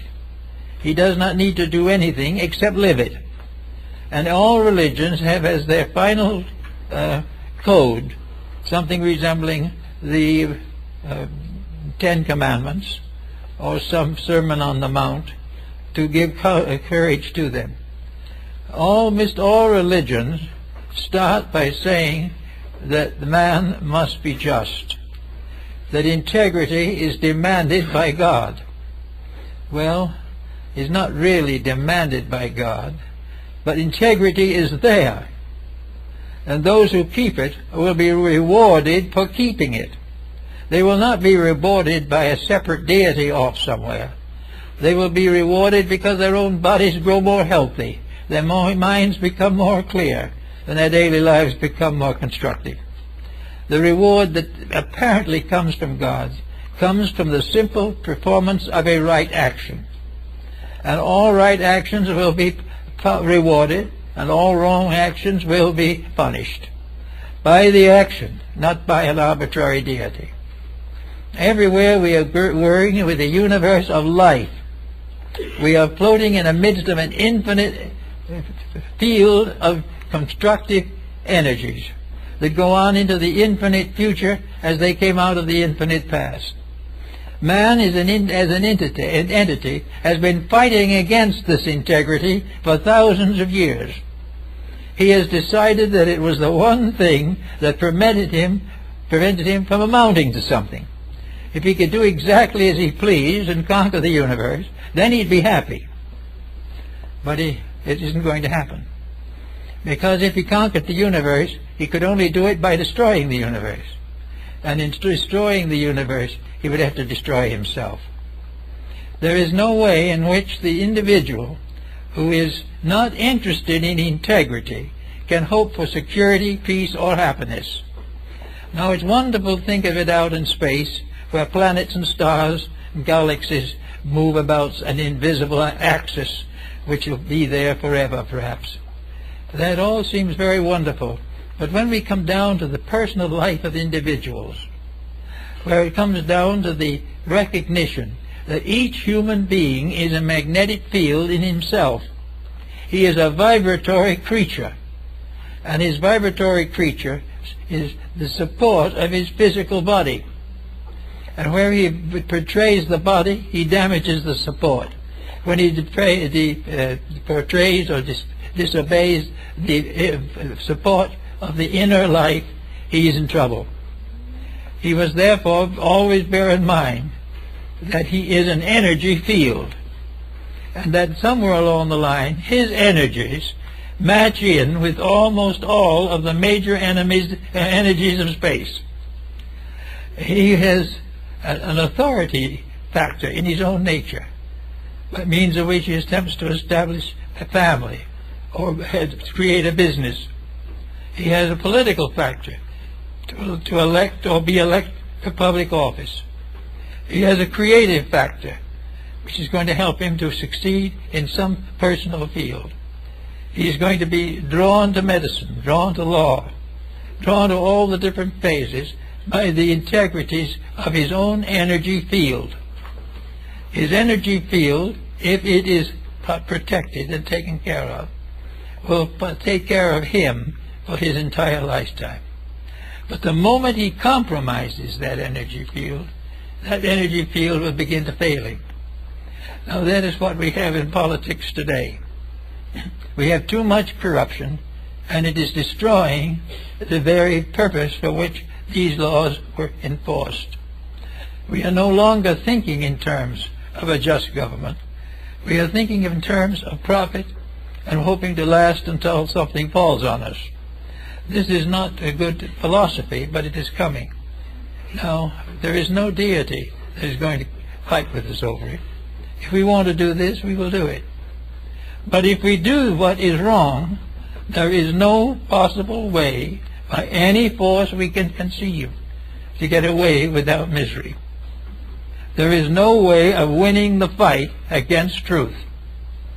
There is no way of being happy in a world that we are making miserable. And there is no way of being happy in a home that we are making miserable, or in the presence of children we are neglecting. Every time we break the rules, we destroy some of our own peace, some of our own integrity, and begin to burden ourselves with miseries which become difficult. Now, the planet itself is a magnetic field. And in the magnetic field of the planet, we have all the elements, all the animals, birds, flowers, everything you can think of that has gone to make up this Garden of Eden, which we were given as a reward for some previous growth. But we are not keeping the growth up very well. We are now finding that this garden is a great temptation. This garden is rich, and we might as well get rich off of it. Our garden is bountiful of good. We might as well make advantage of every part of it. We might as well destroy its environment. We might as well destroy its natural resources. Because the main problem is to get what we can as quick as we can get it. It isn't going to work that way. Not because there's a deity to say you can't do it, but the moment we begin to misuse resources, these resources of themselves turn on us. When we misuse the resource of environment, it slowly turns on us, destroying by punishing us as a result of our own misdeed. No person is required in this. No particular being must hand out the punishment. The moment we break the rule, the rule starts to break us, and if we do not bend our way, we have to find it back again through suffering. So we have now a new century coming up here in a few years. A century which many people are hoping is going to do some good. And at the same time, another lot of people are worried about the probability of getting what we are deserving. And that's a pretty sad prospect, because we are not deserving too much. We are not deserving rewards for being foolish, stupid, and dishonest. We are not becoming successful because we are exploiting the universe that we inhabit. This marvelous compound cell that we call the planet or the solar system. We are exploiting it. We are trying to discover ways of getting everything away from it for our own advantage. And as we gradually destroy the cell, we destroy ourselves with it. The older religions and philosophies of the world brought out a point that is perhaps still valid, and that is that the safest life for anyone here in this planet is the simple life. The good life is the life that is full of aspiration but not too much ambition. A life that is satisfied to live and let live. A life that is grateful when others do well. A life which helps those who get in trouble, even though they may deserve it. But even though we still have the vision and the heart to do something. And until we understand the whole principle better, charity is very important. So we are not really working until we find that we are not perpetuating problems. If we perpetuate them, we will have them. Now, how are we going to know whether we're perpetuating problems or not? Well, the only thing we need to know is whether what we're doing is working well or not. Is our educational system satisfactory? Are the young people getting the education we believe they need? Are the young people themselves satisfied that they're being given the instruction that is useful to them? Are we convinced in our own minds that we're doing the best we can, or whether we are consciously and intentionally compromising everything because it's a little too much work? Then we have another problem that comes out of the same thing. If these young people are graduated to do what we have done, the years of the 21st century will be very rough on them, because we are now facing into the consequence of a personal and collective mismanagement. We are paying for the mistakes we have made and for the faults we have never corrected. We are also paying for an educational system which we have variously distorted in order to make sure that it would advance our personal desires. We are in the same respect with our religion. We are now looking for a religion that is going to help us to be better without effort. And this is not going to happen. And yet it's not possible a group of evil spirits are going to sit there to make us uncomfortable. It means that where an adjustment is achieved by the person, the consequence is bound to accumulate against the common good. So we have to work all the way along with the realization that we are dealing with vibrations, that we are dealing with a continuous mass of living energy, moving from one thing to another. This same energy can cause us to have dyspepsia. This energy can give us a headache. This energy can lead the desperate person to narcotics. And it can lead the more desperate person who found out the facts off of narcotics. We are in the midst of a confusion of desperations. Our world is falling apart. Nations are falling at each other's throats. Every time we open the book or read the newspaper, something's gone wrong. And we begin to say, we are the victims of an outrageous destiny. We are not outrageous anything except ourselves. We began in the early 1900s here with the policy of great wealth. We gained our great wealth by exploiting the immigrant labor at that time, which later, however, has more or less regained its position.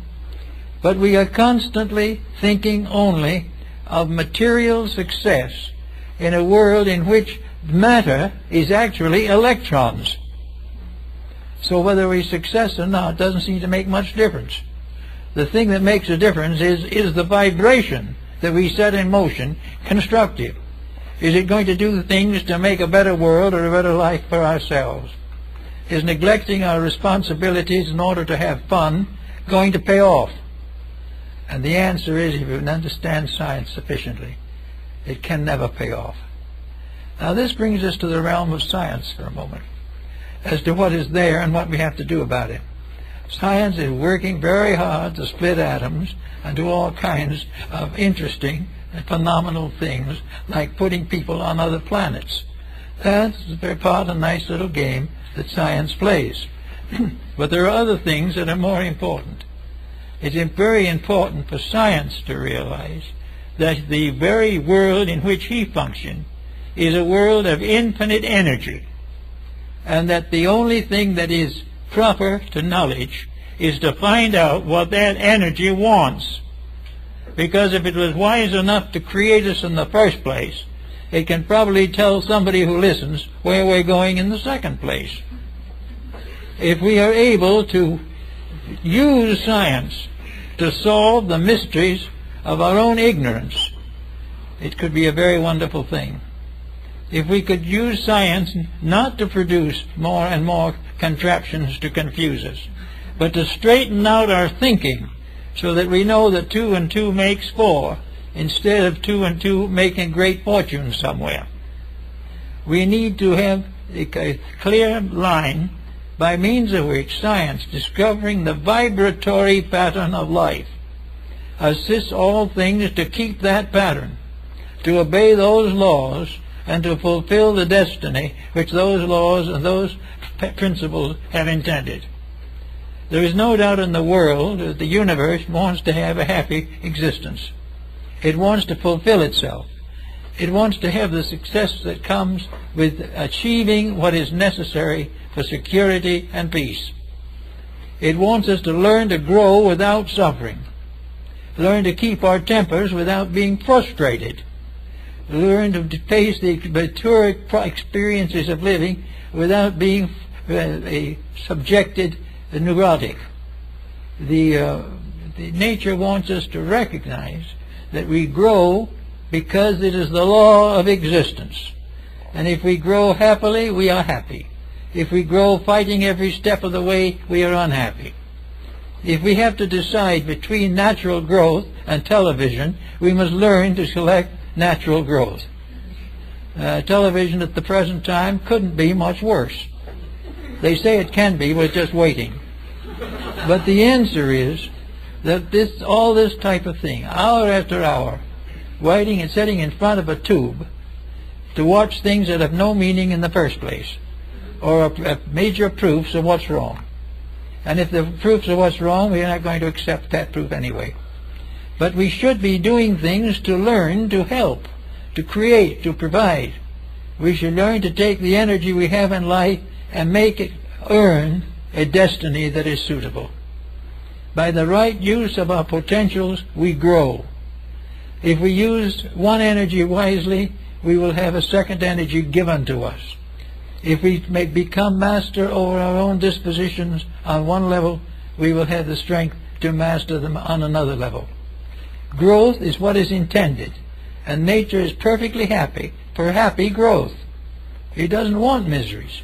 But where every individual grudges everything he does right and considers ill-doing a vacation, we're going to have the same problem. But we are living in a universe of energies, absolutely impossible to violate. We are living in a situation in which we keep the rules and the rules keep us. Break the rules and the rules break us. There's no ifs, buts, and ands about it. There is no way of doing it wrong and being rewarded in happiness. So we have to look around and see what we can do. We're working with the school system. We're working with all these problems, but they're all being pointed towards the perpetuation of the present condition. There were little improvements here and there, a little better this and that, and perhaps something a little stronger in higher education. But for the substance of the thing, no change. The change is the thing that has to come, and the change is basic. We can put all the patches and all the postgraduate courses on that we want. We can build new devices, new machines, until the universe topples over from its own devices. But this will not do it. The answer is very simple. We will have to learn the simple facts of doing it right in the first place. We have to learn to use common sense and integrity. We have to use the virtues which our ancestors praised, even if they didn't keep them. We are certainly going to be forced in the next 25 years to decide whether we want to make our own mistakes and perish, or clear up our condition and survive. We are being given an opportunity for the best and most important improvement that is possible. We are in need of idealism. We will get it if we want it. We are in need of integrity. We will get it if we earn it. We can do all these things and meet the next generation, or the generations to come, with a clean slate and a clean world. We can recognize the fact that we can conserve resources, that we can control environment, that we do not need to poison the air, that we do not need to toxify all of our foods.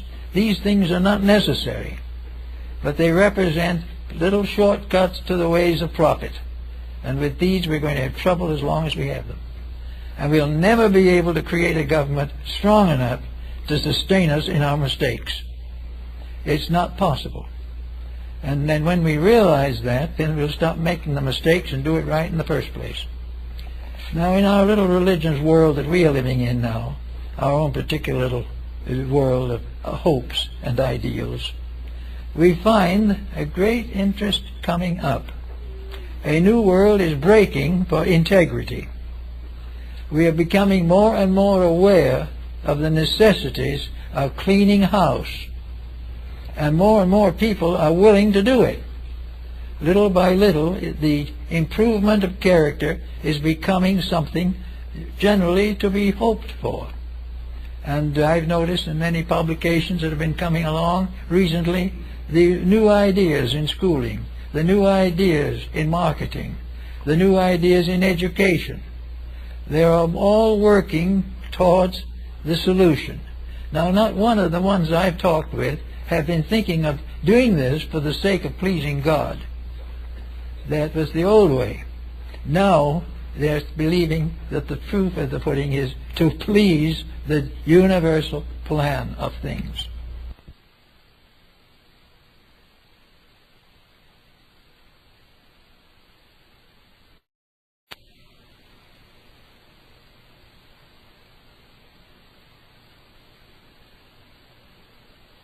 Well, many people will probably like to call the universal plan the will of God. And who shall say they're not right? Maybe it is. It well could be. But whatever it is an immutable principle against which we cannot survive without obedience. Therefore, the time has come definitely to watch these changes, to see how the tendency has altered. That now atheism is no longer very popular. Atheists are very quiet these days because they have no one who wants to listen to them, and they're having hard trouble believing it themselves. But in common case, they're coming around to realizing that a government is failing, that a world is getting more sick every day, and that nations that are hardly large enough to actually be counties are now independent states. And all these things, and everybody disliking everybody. Everybody waiting for someone to turn their back so we can grab what they have. This type of thing is beginning to be very sickening to a very large group of people. And this sickening is simply the evidence of having done it wrong. The sickening isn't being pointed out by the finger of God. but it is being pointed out by the history of our day, by the circumstances and the conditions. Now we have also here quite a group of religious people. And they're in trouble also because religion up to now has been rather clannish. It has never been liberal or broad in its consequences. Religions have been at war with each other since the dawn of time. We have wars and various difficulties. We've had persecutions and massacres in which, in the name of God, we have been murdering our friends and relatives for ages. So the religion is this type of thing is not a success. But the possibility is there that all religions are minor divisions of one grand octave, the spiritual self, the spiritual unity, that all the religions have the same source of life, the same means of sustaining life, and the same obligations. Now, why we should constantly try to discredit other people's beliefs is a little difficult to understand, especially as we're doing nothing with our own. But the truth of the whole situation is that one of our great problems has been the Spanish Inquisition, has been the various tyrannies in the name of religion, which had proved to us conclusively that that is not the answer. And in this particular time, religion itself is changing. Religion is recognizing that it is a natural destiny, that its essential purpose is to help, not to convert, and that there is no need to convert anyone who is living in harmony with a constructive spiritual integrity. There is no need to convert a Buddhist, no need to convert a Parsi. The only need to convert ourselves when we claim to be something and don't live it, where we refuse and deny the problems of our own daily integrities. In those areas we need to get some assistance. We do not need, however, to ever think that we can do it by simply changing a faith, because the faith is part of a level. We will say, for instance, that there are 10 levels of religious integrity. There's some small native people out on the summit of things are in the lower grade.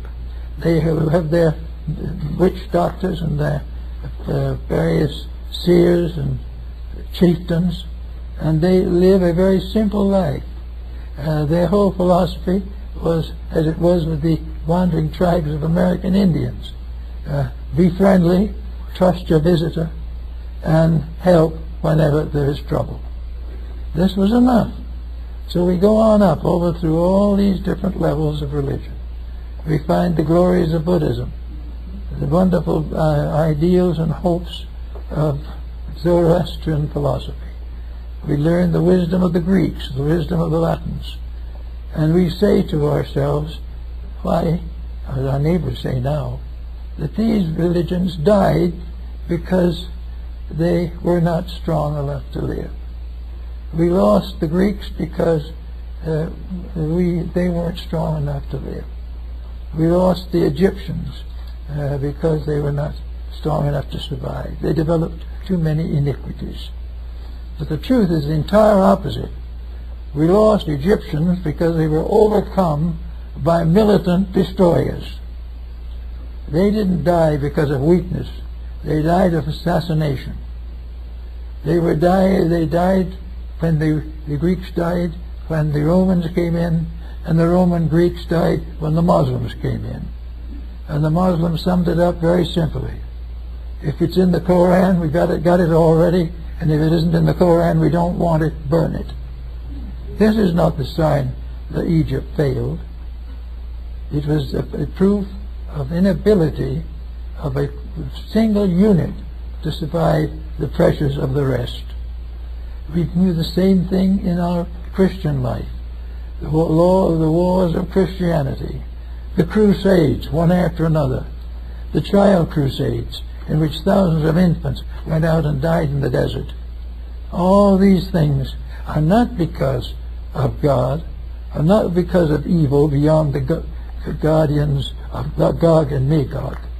These difficulties are due simply to the fact that we don't accept the fundamental fact that it is our business to clean this up, and it is not the business of heaven to receive our prayers and petitions, but to roll up our own sleeves and see that it doesn't happen again.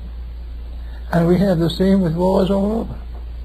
One group is down, has to be democratic, and the other group is democratic and doesn't like the Democrats.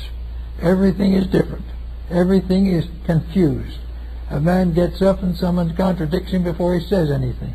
And this is all presumed to be inevitable and nothing you can do about it. The fact it is not inevitable. And the real reason that nothing gets done about it is because people are not honorable, not honest, not fair, and not good-hearted. They are simply exploiting each other, and the exploitation ends in death. Not because a God or a devil is out there to do it, because vibration destroys that which destroys it. When we put a bad vibration into a pattern, that pattern is gone. When we make a bad vibration in the human body, we sicken and die. When we become afflicted with a bad habit, drugs and things of that nature, the body sickens and dies. Wherever we abuse civilization, it sickens and dies. Everywhere it is the integrities that have to live. And if we have those, we have nothing else to worry about. The problem is not to find a solution or some hero to stand up and tell us what to do. The hero may make his own rewards in the world to come. But we have to make ours by doing it ourselves. And that is what we find is facing us in the 21st century. We've got to get something out there that's some good, something that is more than profit, something that is more than finding new ways of exploiting natural resources. We've got to find ways of ending war, and we've got to find ways of bringing people to the realization that we live in an honest universe, and the only way we can live in it well is be honest ourselves. The day of the corrupt leaderships of the past, which we can read in any encyclopedia or in any history, the leaderships of tyranny, the leaderships of corruption, the leaderships of mass murder, all of these things have brought us where we are because we deserve to be there. But it's perfectly possible to change it. There is nothing about evil that good cannot remedy. There is nothing about the problems of the moment that wisdom cannot solve, if that wisdom is intelligent and constructive. Now we want to set up great systems to fight this corruption. We want to have special ways of doing it and make a great ado about it all. It's not that difficult. We don't need new courses on all this. We simply need basic intelligence. We need to take the courses we already have and put soul back into them. Because what the whole educational system, the political system and the industrial system have lost their souls. They've lost their contact with the infinite good. And this infinite good is not necessarily a person. It is an energy, a principle, a vibration, something that has arisen in space long before our time. Where it came from we do not know, but we are affirmed and intend to consider that whatever it is a sovereign good, and we can call that sovereign God, and we will not be far from the truth. For the infinite principle of good is worshipped by philosophy under the symbolism of God. But God is the one thing that nothing can pervert, nothing can injure, nothing can corrupt. Therefore, to stay on that side of the fence is to stay with security to the end of time. The days of corruption are numbered because we haven't the resources to preserve them. And the time now is very near when we're going to have to live ethically if we want to survive. And we do want to survive, and we will survive.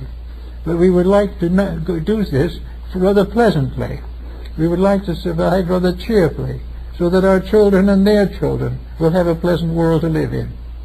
We would like to work in a way in which there won't be any more wars, because there'll be no reason for them. We would like to have food for everyone instead of wasting it. We would like to have better living conditions instead of using almost all of our resources for weaponry. Quiet, simple people, ordinary people, working quietly together, can do what the giants have never been able to do. Give us a world worth living in. And as we do that, we climb up this stand of the vibrations, and we find that there's a vibration within our own bodies for each of these levels.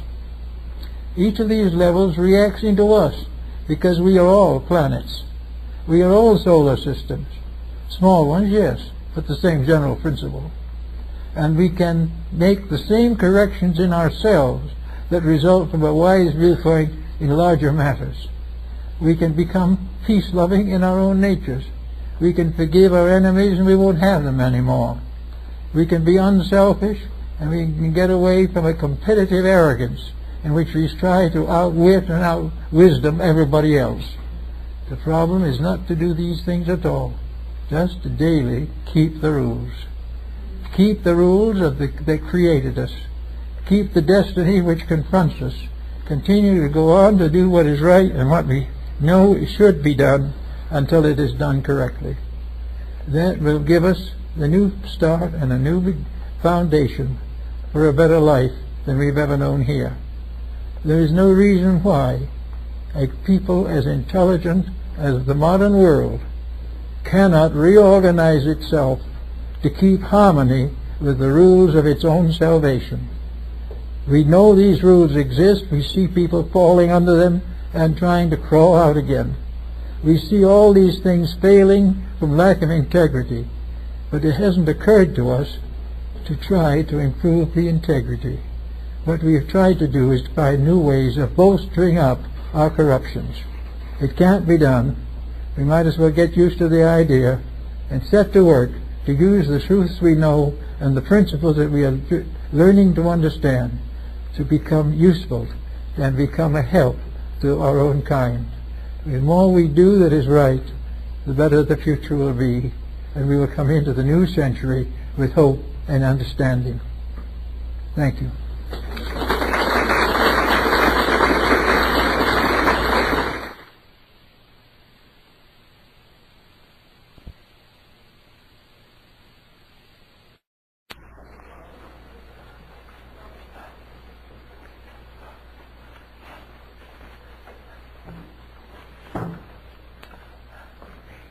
This morning we have a very interesting subject that not only goes back to the old philosophies, but also comes down to modern times. And that is this problem that we have of time itself, the past, the present, and the future. There is an old saying in the philosophies that the past is dead, the future is unborn, only the now is actually available to us. There is much more to it than that, but I'd like to point out that for most purposes, our present humanity functions on these three levels.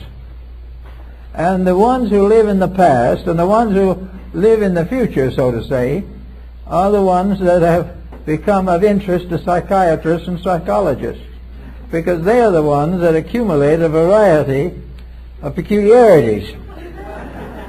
The problem of living in the past is a distinct failure. Most everyone we know somewhere is tied to memories. Memories of childhoods, memories of broken homes, memories of delinquent children, all kinds of memories.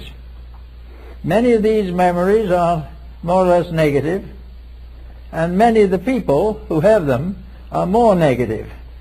And the result is, becomes a long cycle of self-pity, a great many problems in which the individual feels that he has been unjustly treated, and also gradually comes to live in his own misfortunes. Many of these people go off by themselves and live as hermits, or separate from their families and relatives and live in a retirement home. Many of them are more or less unhappy about society. They feel that they have been shortchanged. They believe that in one way or another they have been mistreated by those around them and those near to them. So that this phase of life presents us with the glory of the past of wars, the past of crime, the past of wealth and poverty, the past of sickness and death. There is a long story behind this past. This thing that is gone and dead, actually, is very much alive in the subconscious and subjective of human beings. And in school, of course, we are reminded of this very strongly. Not only are we told about the miseries of the past, but in the past also, many of the wonderful things we have done, like inventing gunpowder and things like that. We also find, in going back, that our families and our communities and our countries have been unfairly treated. We have been enslaved by some powerful despot, and generations have gone into difficulties. We therefore have a certain pity for persons like ourselves and a strong resistance against the persons who have done the things that we seem to remember were not kindly. So in the past there is a great big puddle of trouble, and many people today live in it. And when we read the newspapers in the morning, there's a good reason to remember it, because a large part of news journalism is based upon the past. It is based upon things that happen which are now revenge. They are based on all kinds of mistakes that were made, of all kinds of infamies that were committed, and the modern individual sits down and begins to realize that these past things are largely responsible for his present troubles. So he gets a very negative attitude toward the past. The past to him is a symbol of failure, a symbol of contact with things that were unfair and unreasonable. Of course, there were exceptions to these things. In our old New England, why, we used to have old families. They were very proud of the fact that they never had a new thought in 5 generations. This was a symbol of loyalty. It was also something that helped them to keep up the good old golden days and ways. They were the ones who established rules that today nobody could keep. But to these people, these rules were elegance. They were the sign of refinement. They were the signals of people who really amounted to something. So that lots of families have elders who are important. Then there were also families that had elders that were significant as citizens. There were some who were great in business, some who were great in religion or philosophy. They were educators. And in every family or two, there were 1 or 2 people who did something that was interesting, unusual, perhaps meritorious, and perhaps not. But anyway, they did something. And they become the family heroes. And on a larger scale, the national heroes, the world heroes. And we remember in the past, we remember not only Pythagoras and Plato, but Napoleon and Genghis Khan. And we begin to recognize that we inherit from the past memories that are important and memories that are very bad. That brings us to another condition. Why not recognize that this past is a sort of textbook? And if we read it correctly, we will find why it died, why the past isn't with us anymore, factually, and lives on largely in the loyalties of the living to the beliefs and spirits of the dead. So we go on with this type of thing and try to find out just exactly how much we are indebted to the past for what we are. So first thing the average person can do is sit down, take a piece of paper and a pencil, and sit down and try to figure out the things in his own past that have affected him. What kind of parents did he have? Now, the parents are all gone probably by now, but they still live in him. And if he feels that they were unfair, this unfairness may still be influencing him. This unfairness made him run away from home and marry when he really didn't want to start a family when he was not mentally, emotionally stable enough to do so. Thus the past got him into trouble. And the conditions of the past have overshadowed his life all the way into whatever condition he is, or perhaps beyond to the grave. So we have to think of the past rather carefully. But we also have to realize, with a psychiatrist, that these negative thoughts are a form of sickness. The individual who can estimate his own failings in terms of what other people did to him is already sick in another way. If we try to find out that the reason we've been unhappy is because we were born into the wrong family, this is not factually sound.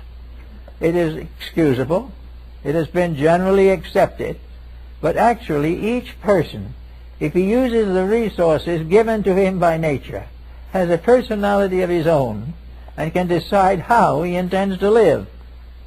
If he has no intention of trying to find out how to live, then he becomes a victim of pressures from the outside, and then soon he becomes a psychiatric patient.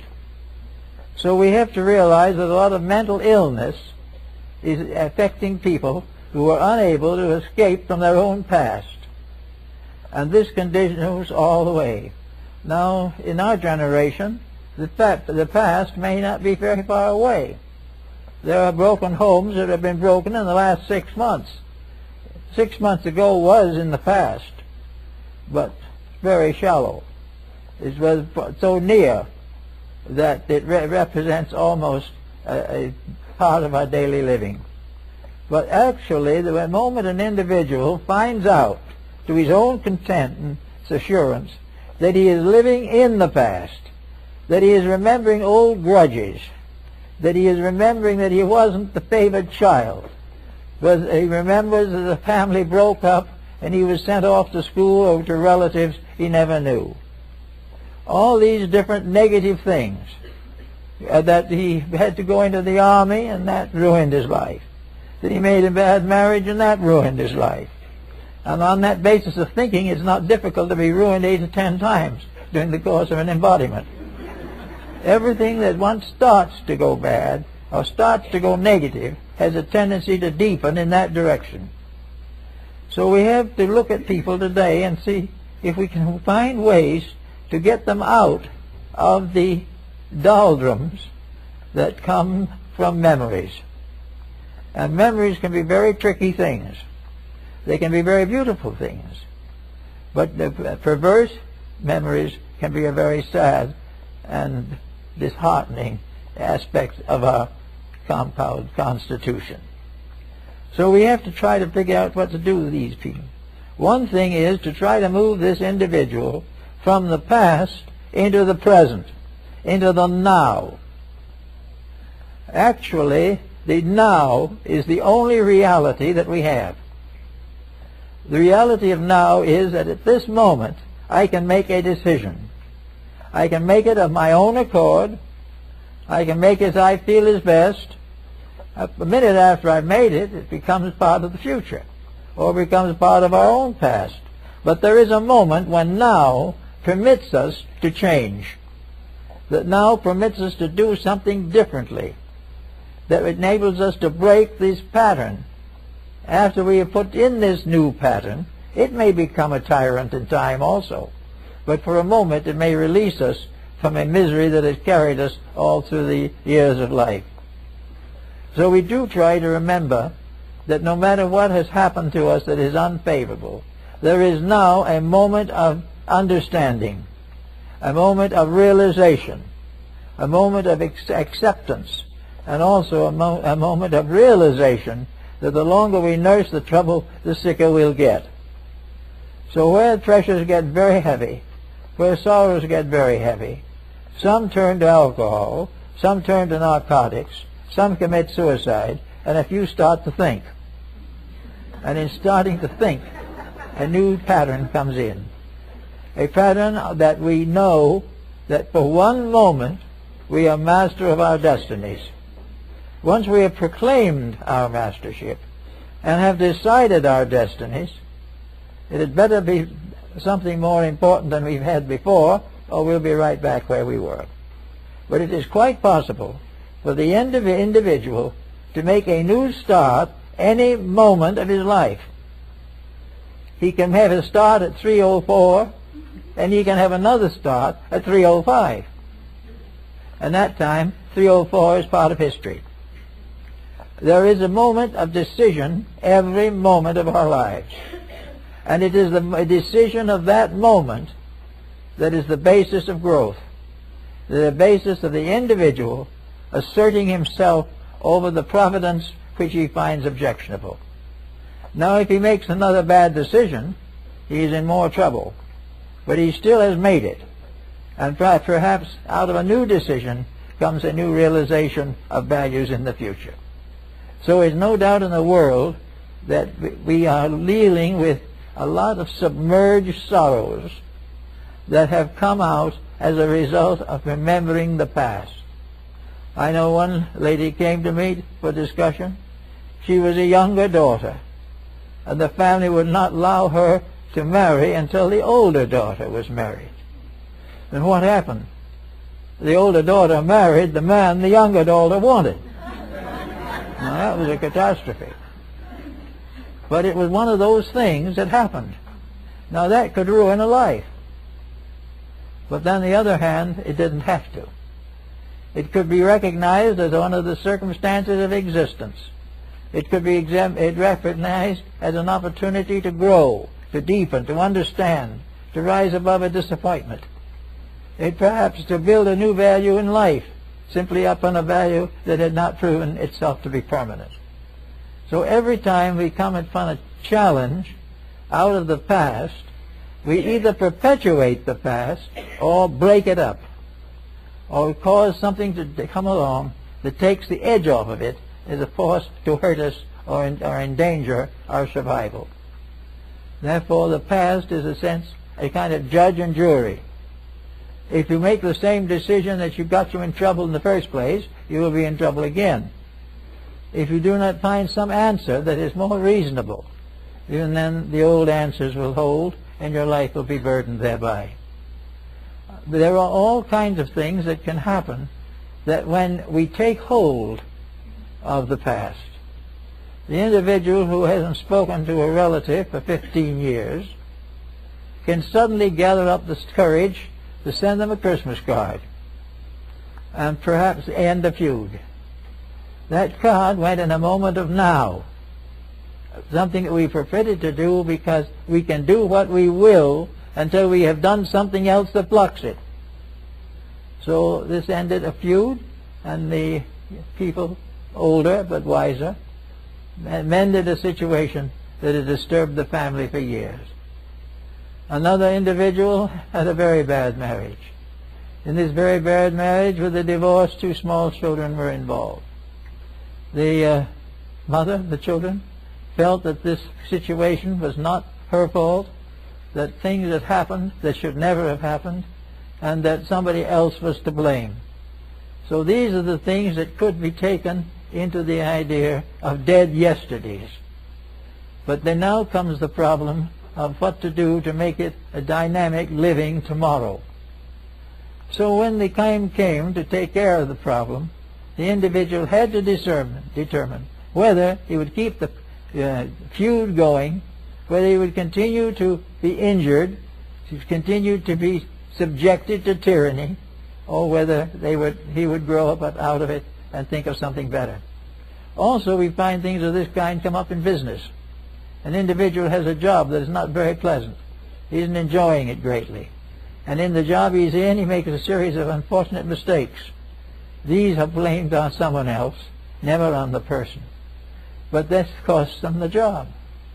So now we have another individual with a past which is now to their mind filled with unfairness. There's something that they have been injured that they did not deserve. In the past, their minds did not permit them to recognize the fact that they did deserve this. But if they've grown up a little into that moment which is now, they could see from the viewpoint of now why they were wrong then, and in this moment relieve themselves of a very heavy burden of memories. In fact, every time we look back into a family situation or a world situation and find it intimidating or depressing or dangerous, we have to realize that it is part of this tendency that we all have to perpetuate the sorrows that have come to us. Now we have nations today. Nations are having a very unsavory time at the moment. They're getting into all kinds of patterns that are objectionable. And most of these patterns tie back to a feud of some kind. And this feud ties back in turn to some ancient grudge that has been carefully perpetuated. Now, the grudge may have been so far back and so insignificant in itself that it was generally forgotten. The average member of the community did not even remember it, or never have heard of it. But when the time comes to create agitation or attempt a revolution, somebody digs out the old unfairness, dramatizes it, and everybody goes to work on it. And this is the same type of thing in world affairs. Nations that have carried feuds for 500 or 1,000 years break through them. A nation that has been tied down to a certain religion or a certain philosophy finally rebels against it, and after going through a certain period of purification rises above it. Now in nations and various community projects, the idea of the past, the idea of the negative survival of mistakes just by memory alone has now become quite important. We are beginning all over the world to analyze some of these mistakes and realize that they were, most of them, unimportant, but were dramatized and magnified by years of meditation. The individual had a bad marriage, has been living that down through years of meditation also. And very often the individual who got into a trouble or a nation that got into a difficulty did the same thing again, and had again another example of this mistake. If you do it once, it could be anybody's fault, they say, but if you do it twice, it's yours. And this is what happens. These people have perpetuated a feud. Now, we read the newspapers and you will find out how this acts.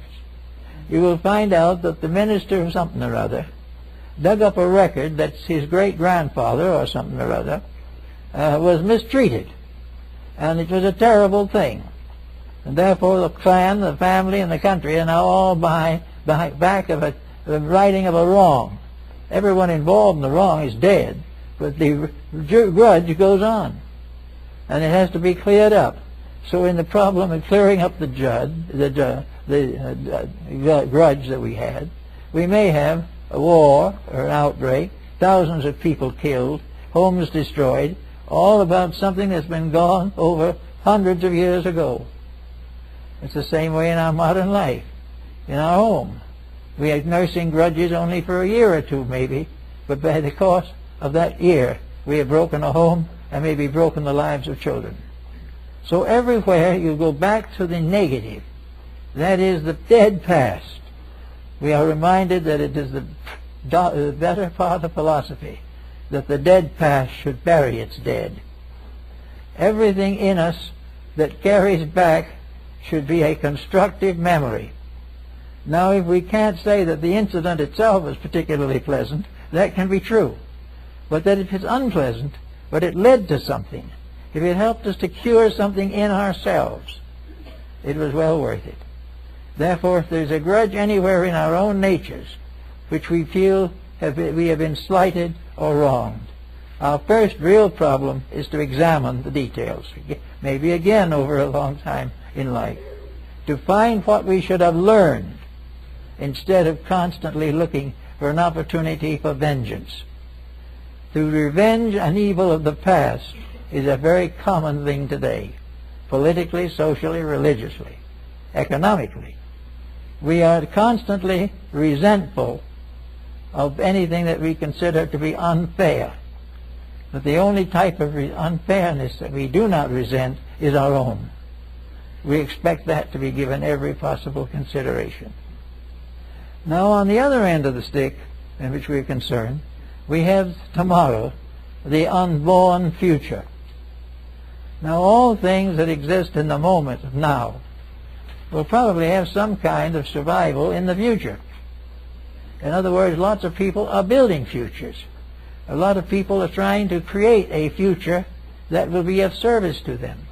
But supposing a person who is trying to create a better future happens to think of some of the unfair suffering he has gone through, the result is probably going to block the improvement that he hopes to gain.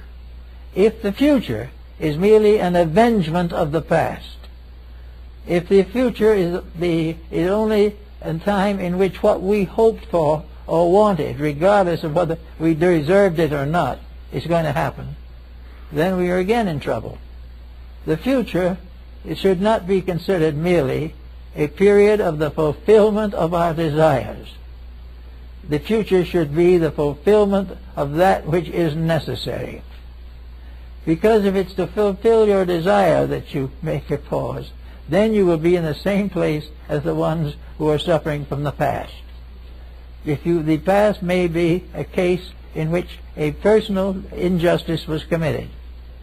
If we do not correct it, then the future has no bearing for us. So two sisters have lived in the same community for many years, but haven't spoken for a long time. But these now in the future may speak to each other.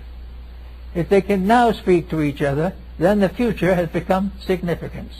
If they continue not to speak to each other and start talking about the brotherhood of man and so forth, but do nothing themselves, then the future is simply the past projected into time to come.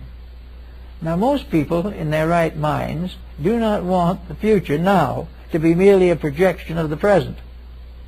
We know that the things that we have been doing and now the past, the immediate past, is a black mark against the future. That in the times to come, if we continue as we are now, we will corrupt the future completely. We will do all the things that we shouldn't do. And we have considered the future only as a period of the fulfillment of desires. The individual has been poor all his life, hopes that before he dies he finally will make his pile of money somehow. And all those who have not succeeded may die with success on their minds. But in every instance, the future is regarded as a period of reward. The individual, something wonderful is going to happen. And that makes the future interesting, makes it enjoyable, makes it something we all like to work with and hope for. But in so doing, we have the question, what have we that we deserve that is going to make a happy future? Are we earning into the future a better destiny than we have had before? If we are simply seeking to get rid of the problems, but to continue to nurse the grievances, we are just exactly where we were. There is no way in which these things can be solved simply by shifting them into the future. The future has to have a remedial factor. It has to be something better than we have had before. Therefore, the future must be based upon the past as wrong, and then present a problem of now.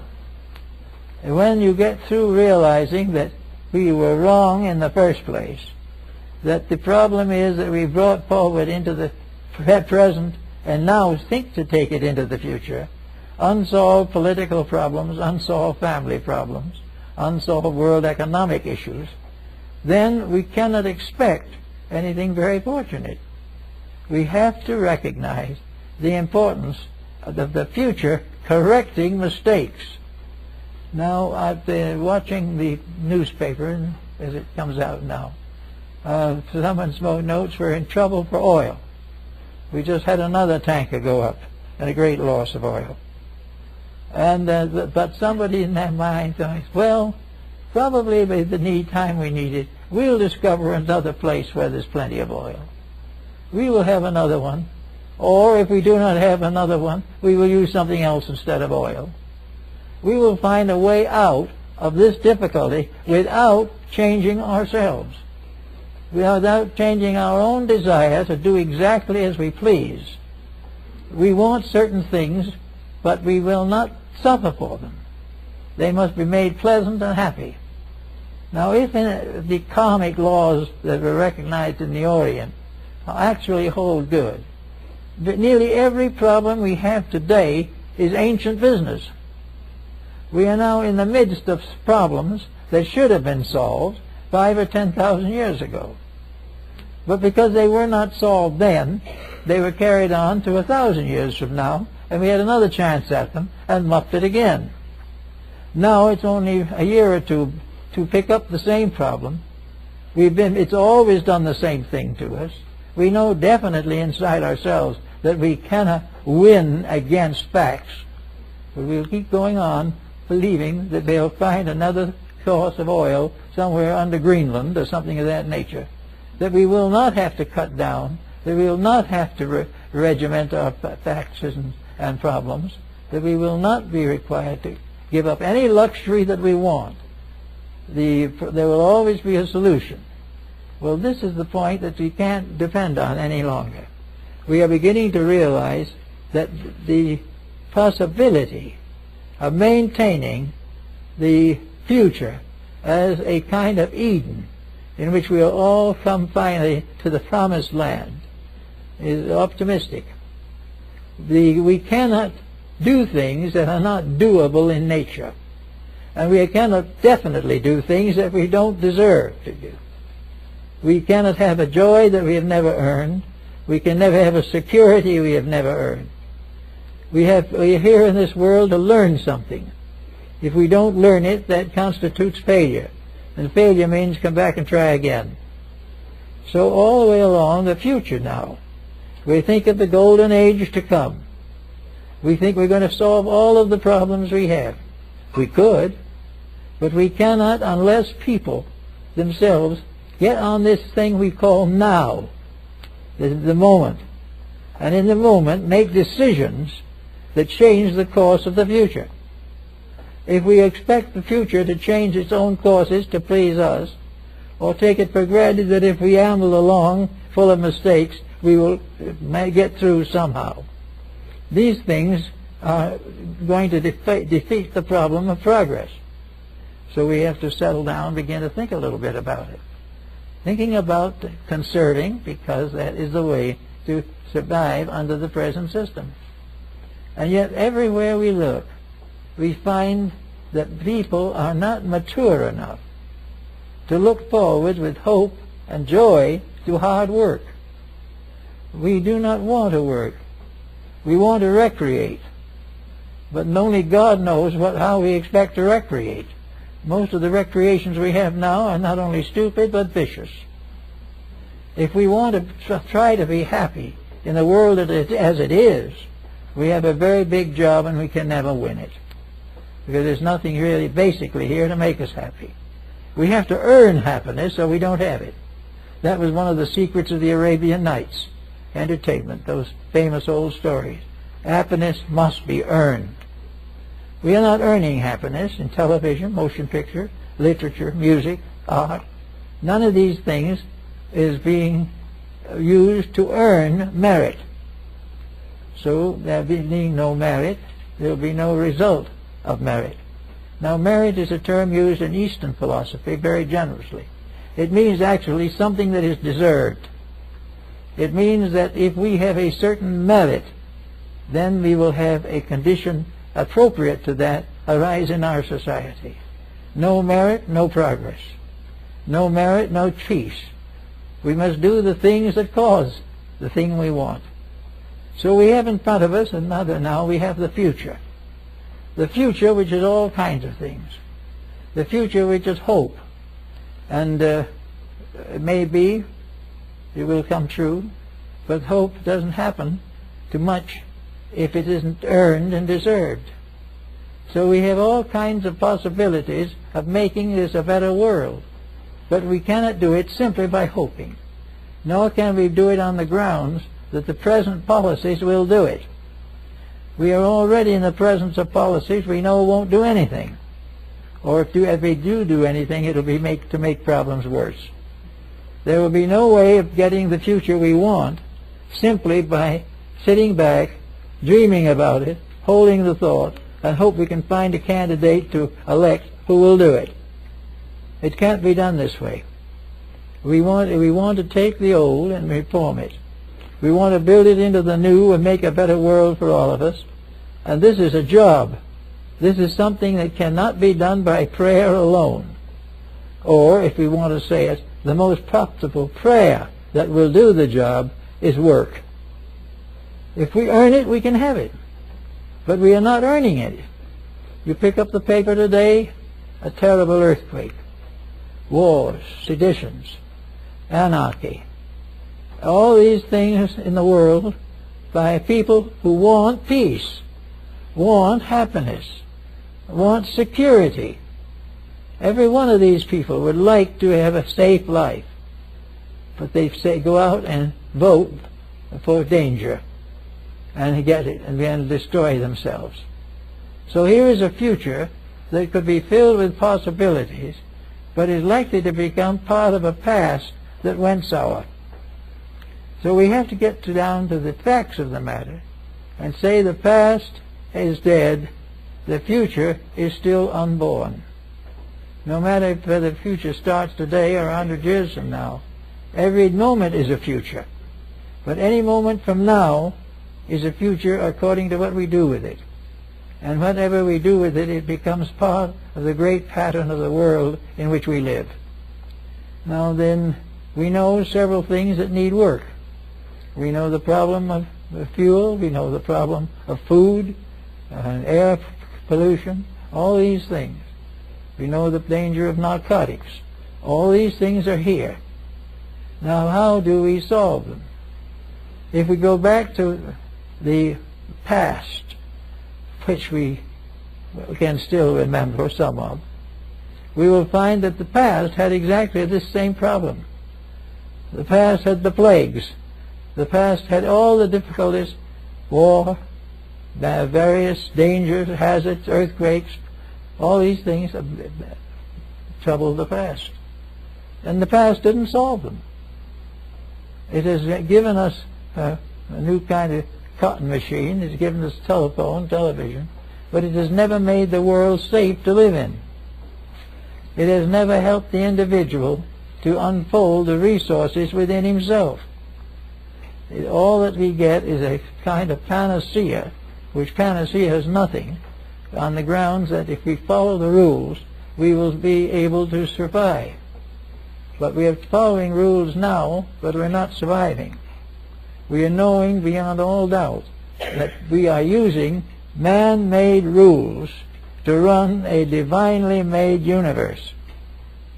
We are here to use our own yes and no's and have our own senates and congresses to pass judgment on situations and conditions which we do not understand and never will. We do not recognize the fact that beyond all these other things is common sense. And common sense is something we can't get along without. And this common sense has to come in. And it's summed up in the Bible very simply. As ye sow, so shall ye reap. As simple as all that. We've got to cause these securities or we cannot have them. So in the past, we have insecurity. In the future, we have a potential area for the correction of insecurity. But if things drift, it will be just as insecure as all the rest. And between these two, we have a moment of decision. We have the individual who has the right to say yes or no. The individual who has the right to stay with what he believes at this moment. And most of all, to depend very heavily upon common sense.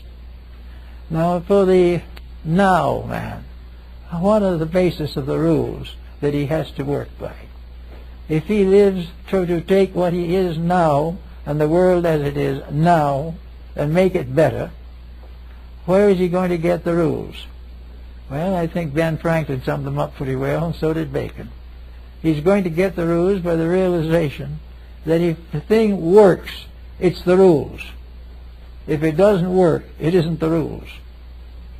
If he puts in a whole group of new rules, and 2 years later there's another war, the rules weren't the answer.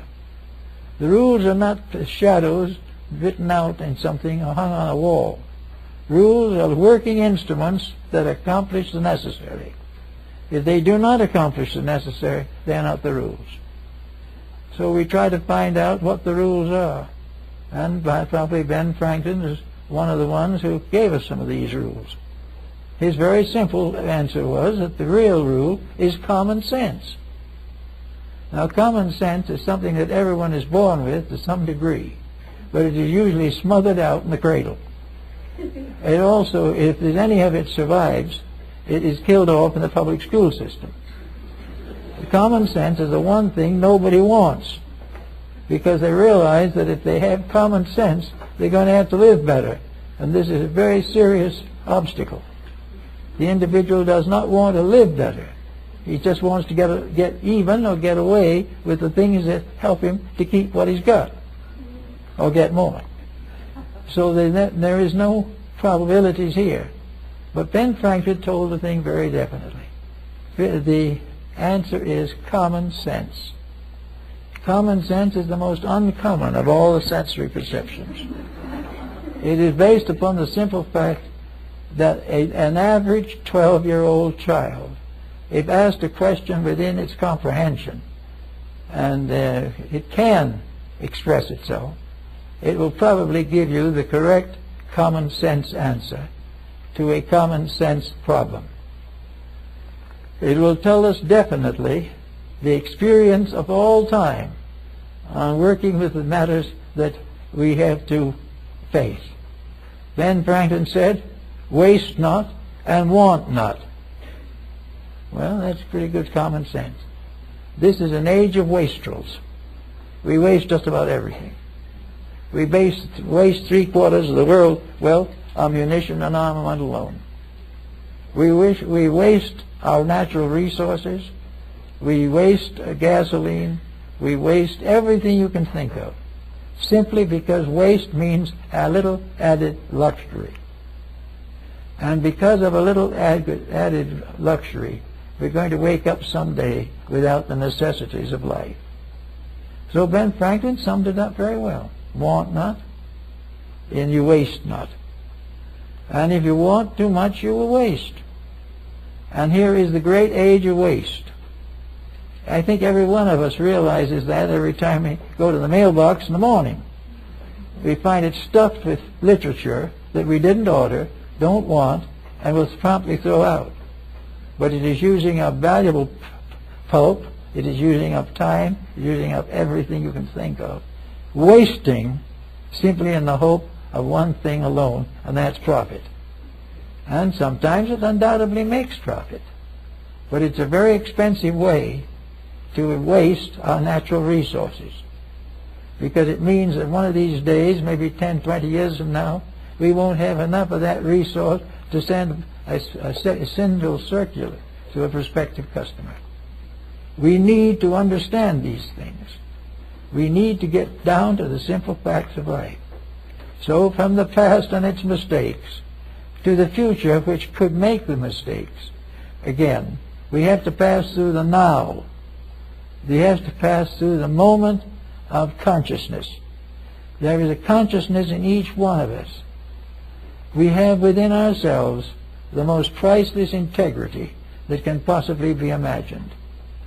And every time a major issue comes out, we will feel an impulse of that integrity. Even if we go out and vote for war, there was a moment when we knew we shouldn't.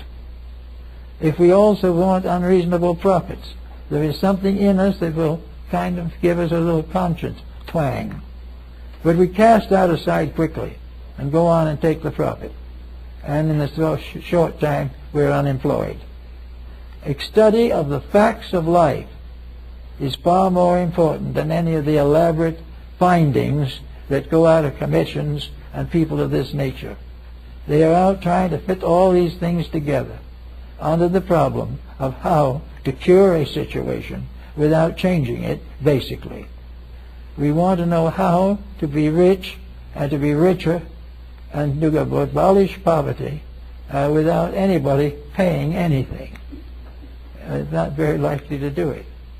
We know now that everywhere along the line it is breaking down. We find, for instance, that it's now costing $80,000 to put a young person through a modern university of first class. This is a complete waste. There is no reason in the world why every person in the world has to be a millionaire. And yet now very little less is considered even possible. And we buy all things and pay for all things on this basis. Where is the common sense?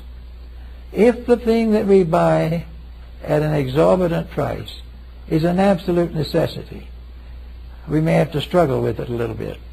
But if it is a sordid luxury that makes no difference one way or the other as to the final working out of things, then we should simply cut off the extravagance.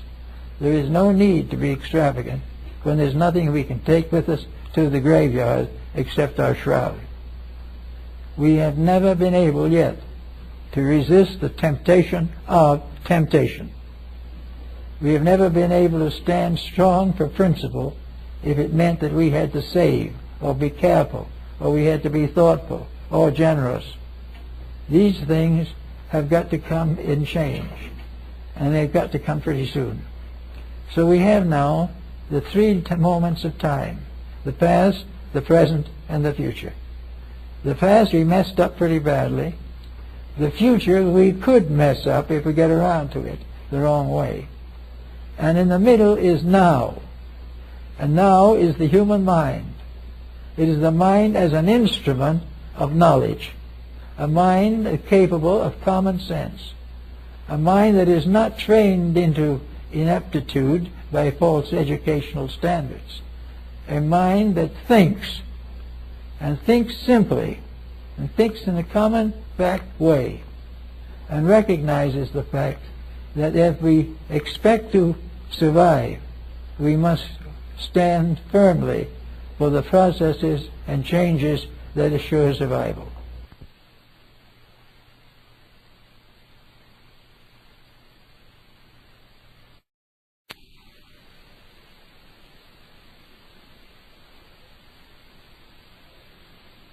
Otherwise, even if we come by, we are going to gradually be a race of malnutritioned people. We're going to have nothing to eat that's worth anything. We're going to have none of the ideas and concepts that are important to us. And in this now mind, we also have something to think about. If we have enough bad generations, the now mind is damaged. And when the time comes to make a decision, the no mind is not going to be able to see as clearly as it should. All kinds of propaganda disable the thinking of the human being.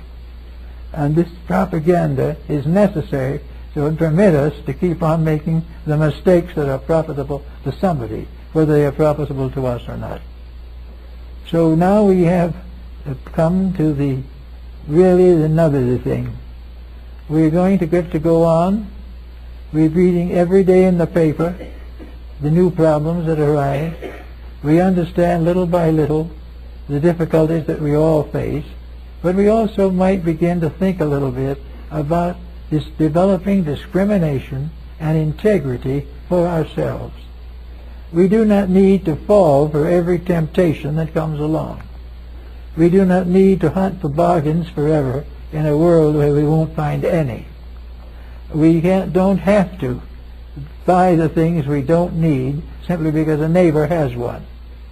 We don't need to pay fabulous salaries to people for work that is very mediocre. Little by little, by censorship of our own conduct, we can gradually reduce waste. And if we get rid of waste, even though it doesn't cut down the whole pattern, if we get through with waste, we will have maybe 100 years to our problems of survival. We've got to do something to change the pattern. We have gradually wasted away the planet on which we live. We have allowed it to be exploited. We have transformed a beautiful world into a terrible graveyard of wars. We have also changed the ambitions of the individual. Instead of seeking to be good and happy and have ideals and a family life and a good job, we want nothing less than opulence. We want also the privilege of having lung cancer if we want it. No one should make a law that we shouldn't have it. If we want to carry guns and shoot each other, that's a privilege. We should never be interfered with. And if anyone says to us that we shouldn't do any of these things, there's a cry go up. The answer is not to create situations which are going to have cries like this. If the individual who is thoughtful simply doesn't do the things which he knows are not right, little by little his influence will increase. There is a marked rising now of efforts to meet some of these challenges, to do better than we have done. If so, we can move from dead yesterday to brave tomorrow. We can go across by crossing the bridge of integrity. If we go across of our own free will and joy in the future, we can achieve many of these things. But if we stand on the near side, on the side of memory, and say it's all terrible and prove it by 50,000 quotations, we'll still be the same. And we can watch our legislators, we can watch everyone involved in these matters to see if we can find the ones who are able to take the problem and face it in the terms of nature. Every problem we have is part of natural law. Every problem that we have is faced by nature on all kinds of sides, in every direction. And a wonderful, natural, intuitive wisdom guides the decisions. Man is capable of this intuitive wisdom, much more even than the animal. There are things that animals won't do that human beings do every day. They do not recognize the values of the faculties with which they have been endowed. So we know that one of the things that we can do, in the past we can organize the memories so they will teach us something. The future, we can organize our hopes so that they can accomplish something. And in between, in the now, in this moment, we can organize our recognition of values until we begin to do things first that deserve first action. The decision to do it right is ours, and it is based upon perhaps the sorrows of having done it wrong too long. But if the time comes, we have to make these changes. Now, if we make them by revolution, we have thousands of dead. We have horrors beyond wording of people who would rather die than straighten out their lives, because they do not realize that their lives are in their own hands and always have been. But if we can get things started, something will happen. And something that will happen that's very valuable. Now, in between yesterday and tomorrow, there is this I. There is this self. There is something that is in a mysterious way free from all these attachments. It is in us, but we have to use it. It has to be called upon to express itself. We have to make a rule about it. In the Orient we have laws and we have systems of philosophy that help to develop and strengthen the discriminations that we need. But over in the West here, we're supposed to be graduates from those kind of rules. We're supposed to do right because it's right, not because we have to be taught to do it to please the gods. We have to do it to please ourselves, that we have to be right. But if we are right and can get to that kind of thinking, then we will realize there's no need for revolutions. There's no need for tearing down the statues. Little by little, step by step, we will correct the mistakes. And in so doing, we will discover that it is this correction of mistakes that is the reason we are here. We are here faced by decision. We are faced here by a problem that always presents two appearances. This is for one purpose primarily. It is to help us to grow. Instead of having a teacher tell us these things, it has circumstances reveal these things to us in no uncertain terms. We have to know by experience, and the experience that will help us is that of just judgment and the integrities of philosophy. So if we use the simple rules of common sense, we don't have to worry about all these great big things that are such problems for us.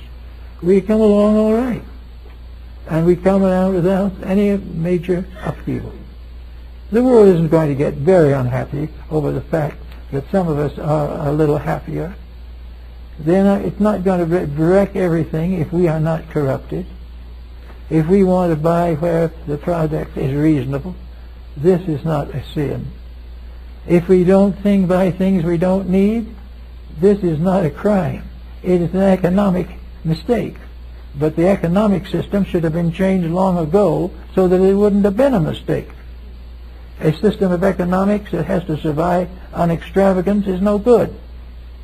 A system of government that has to depend upon policing peoples is not right. But each individual has to be given a caretaker, has to be given a nurse or an orderly or someone to take care of him until he can take care of himself. So at the present time we have nations with billion-dollar, multi-billion-dollar annual budgets to help people to take care of themselves, and a little question as sometimes who is being taken care of, but we'll pass over that lightly. The fact remains that we can, with a little bit of thoughtfulness, recognize what to do and how to do it. We can recognize that in ourselves, in our heart of hearts, in our soul, in our spirit, is a divine power forever resident. The spirit with us is good. The soul is its agent. The soul is a wonderful, beautiful necessity. It is something that guides us in ways of righteousness. If we listen to these things in ourselves, we will not be deceived by shoppers on the outside.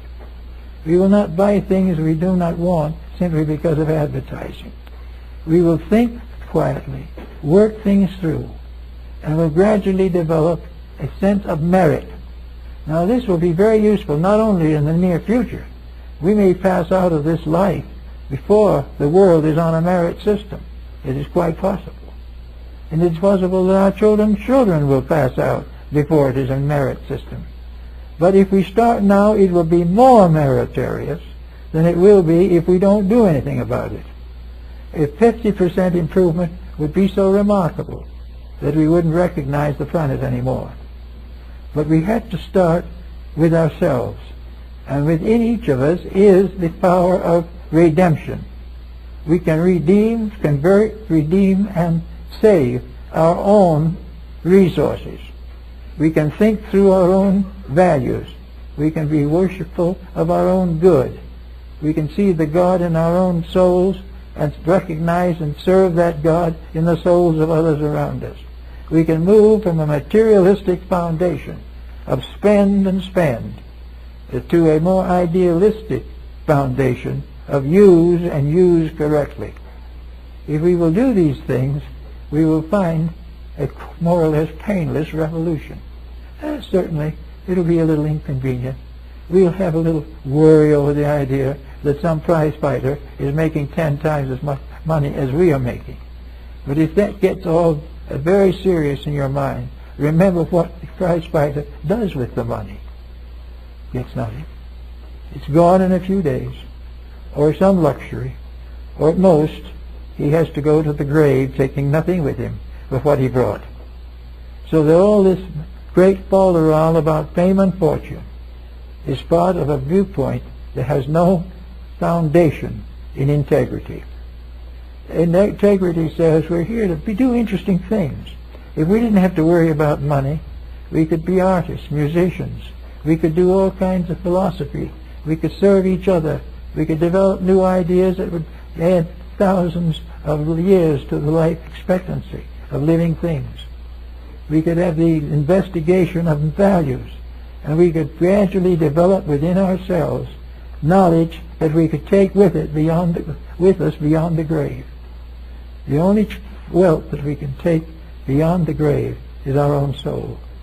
And the more we develop that soul, the more we work with it, the more we turn it to unselfishness, the more we use it for the development of securities for the needy and idealism for the ones who are ready for it. We can help to have a better generation of children. We can get over a great many problems without ever for 1 minute making anybody really unhappy, because the people who don't believe in it don't care anyway. And those who don't care anyway will have to wake up a few more times before they know what it's all about. But they'll be along anyway. You don't need to worry about them too much. We see in the last year or two a marked change in the attitudes of many governments and many people, individuals and races and communities, a realization of the importance and the need for the ensoulment of the skills of life. We need to know that we are here to learn, and that the things we are supposed to learn have to do with universal good, not simply the problem of making a few dollars while we're here. So if we remember the sorrows of our past, and remember that humanity is passing through those same pains that hurt us so desperately, and that we can also remember the things we have done in the will do in the future, and have done in our futures from day to day, where we have done things that were good, things that were wrong, where we have abused the privileges of life, but we have also found out some new things, some new beauties in the human soul. We suddenly become more aware that we are not evil creatures. We are simply children growing up searching to understand, searching for growth, and someday we'll be victorious. Now these kind of thinkings, I think we will find that we can live our neighbors right now a little easier. We will, when the moment we realize beyond question that all antagonisms, all that type of conflict, all jealousies, all conflicts of competition are unworthy of the human being. When we realize this, I think we'll come along and have a much better life and a much better hope for the future. Thank you.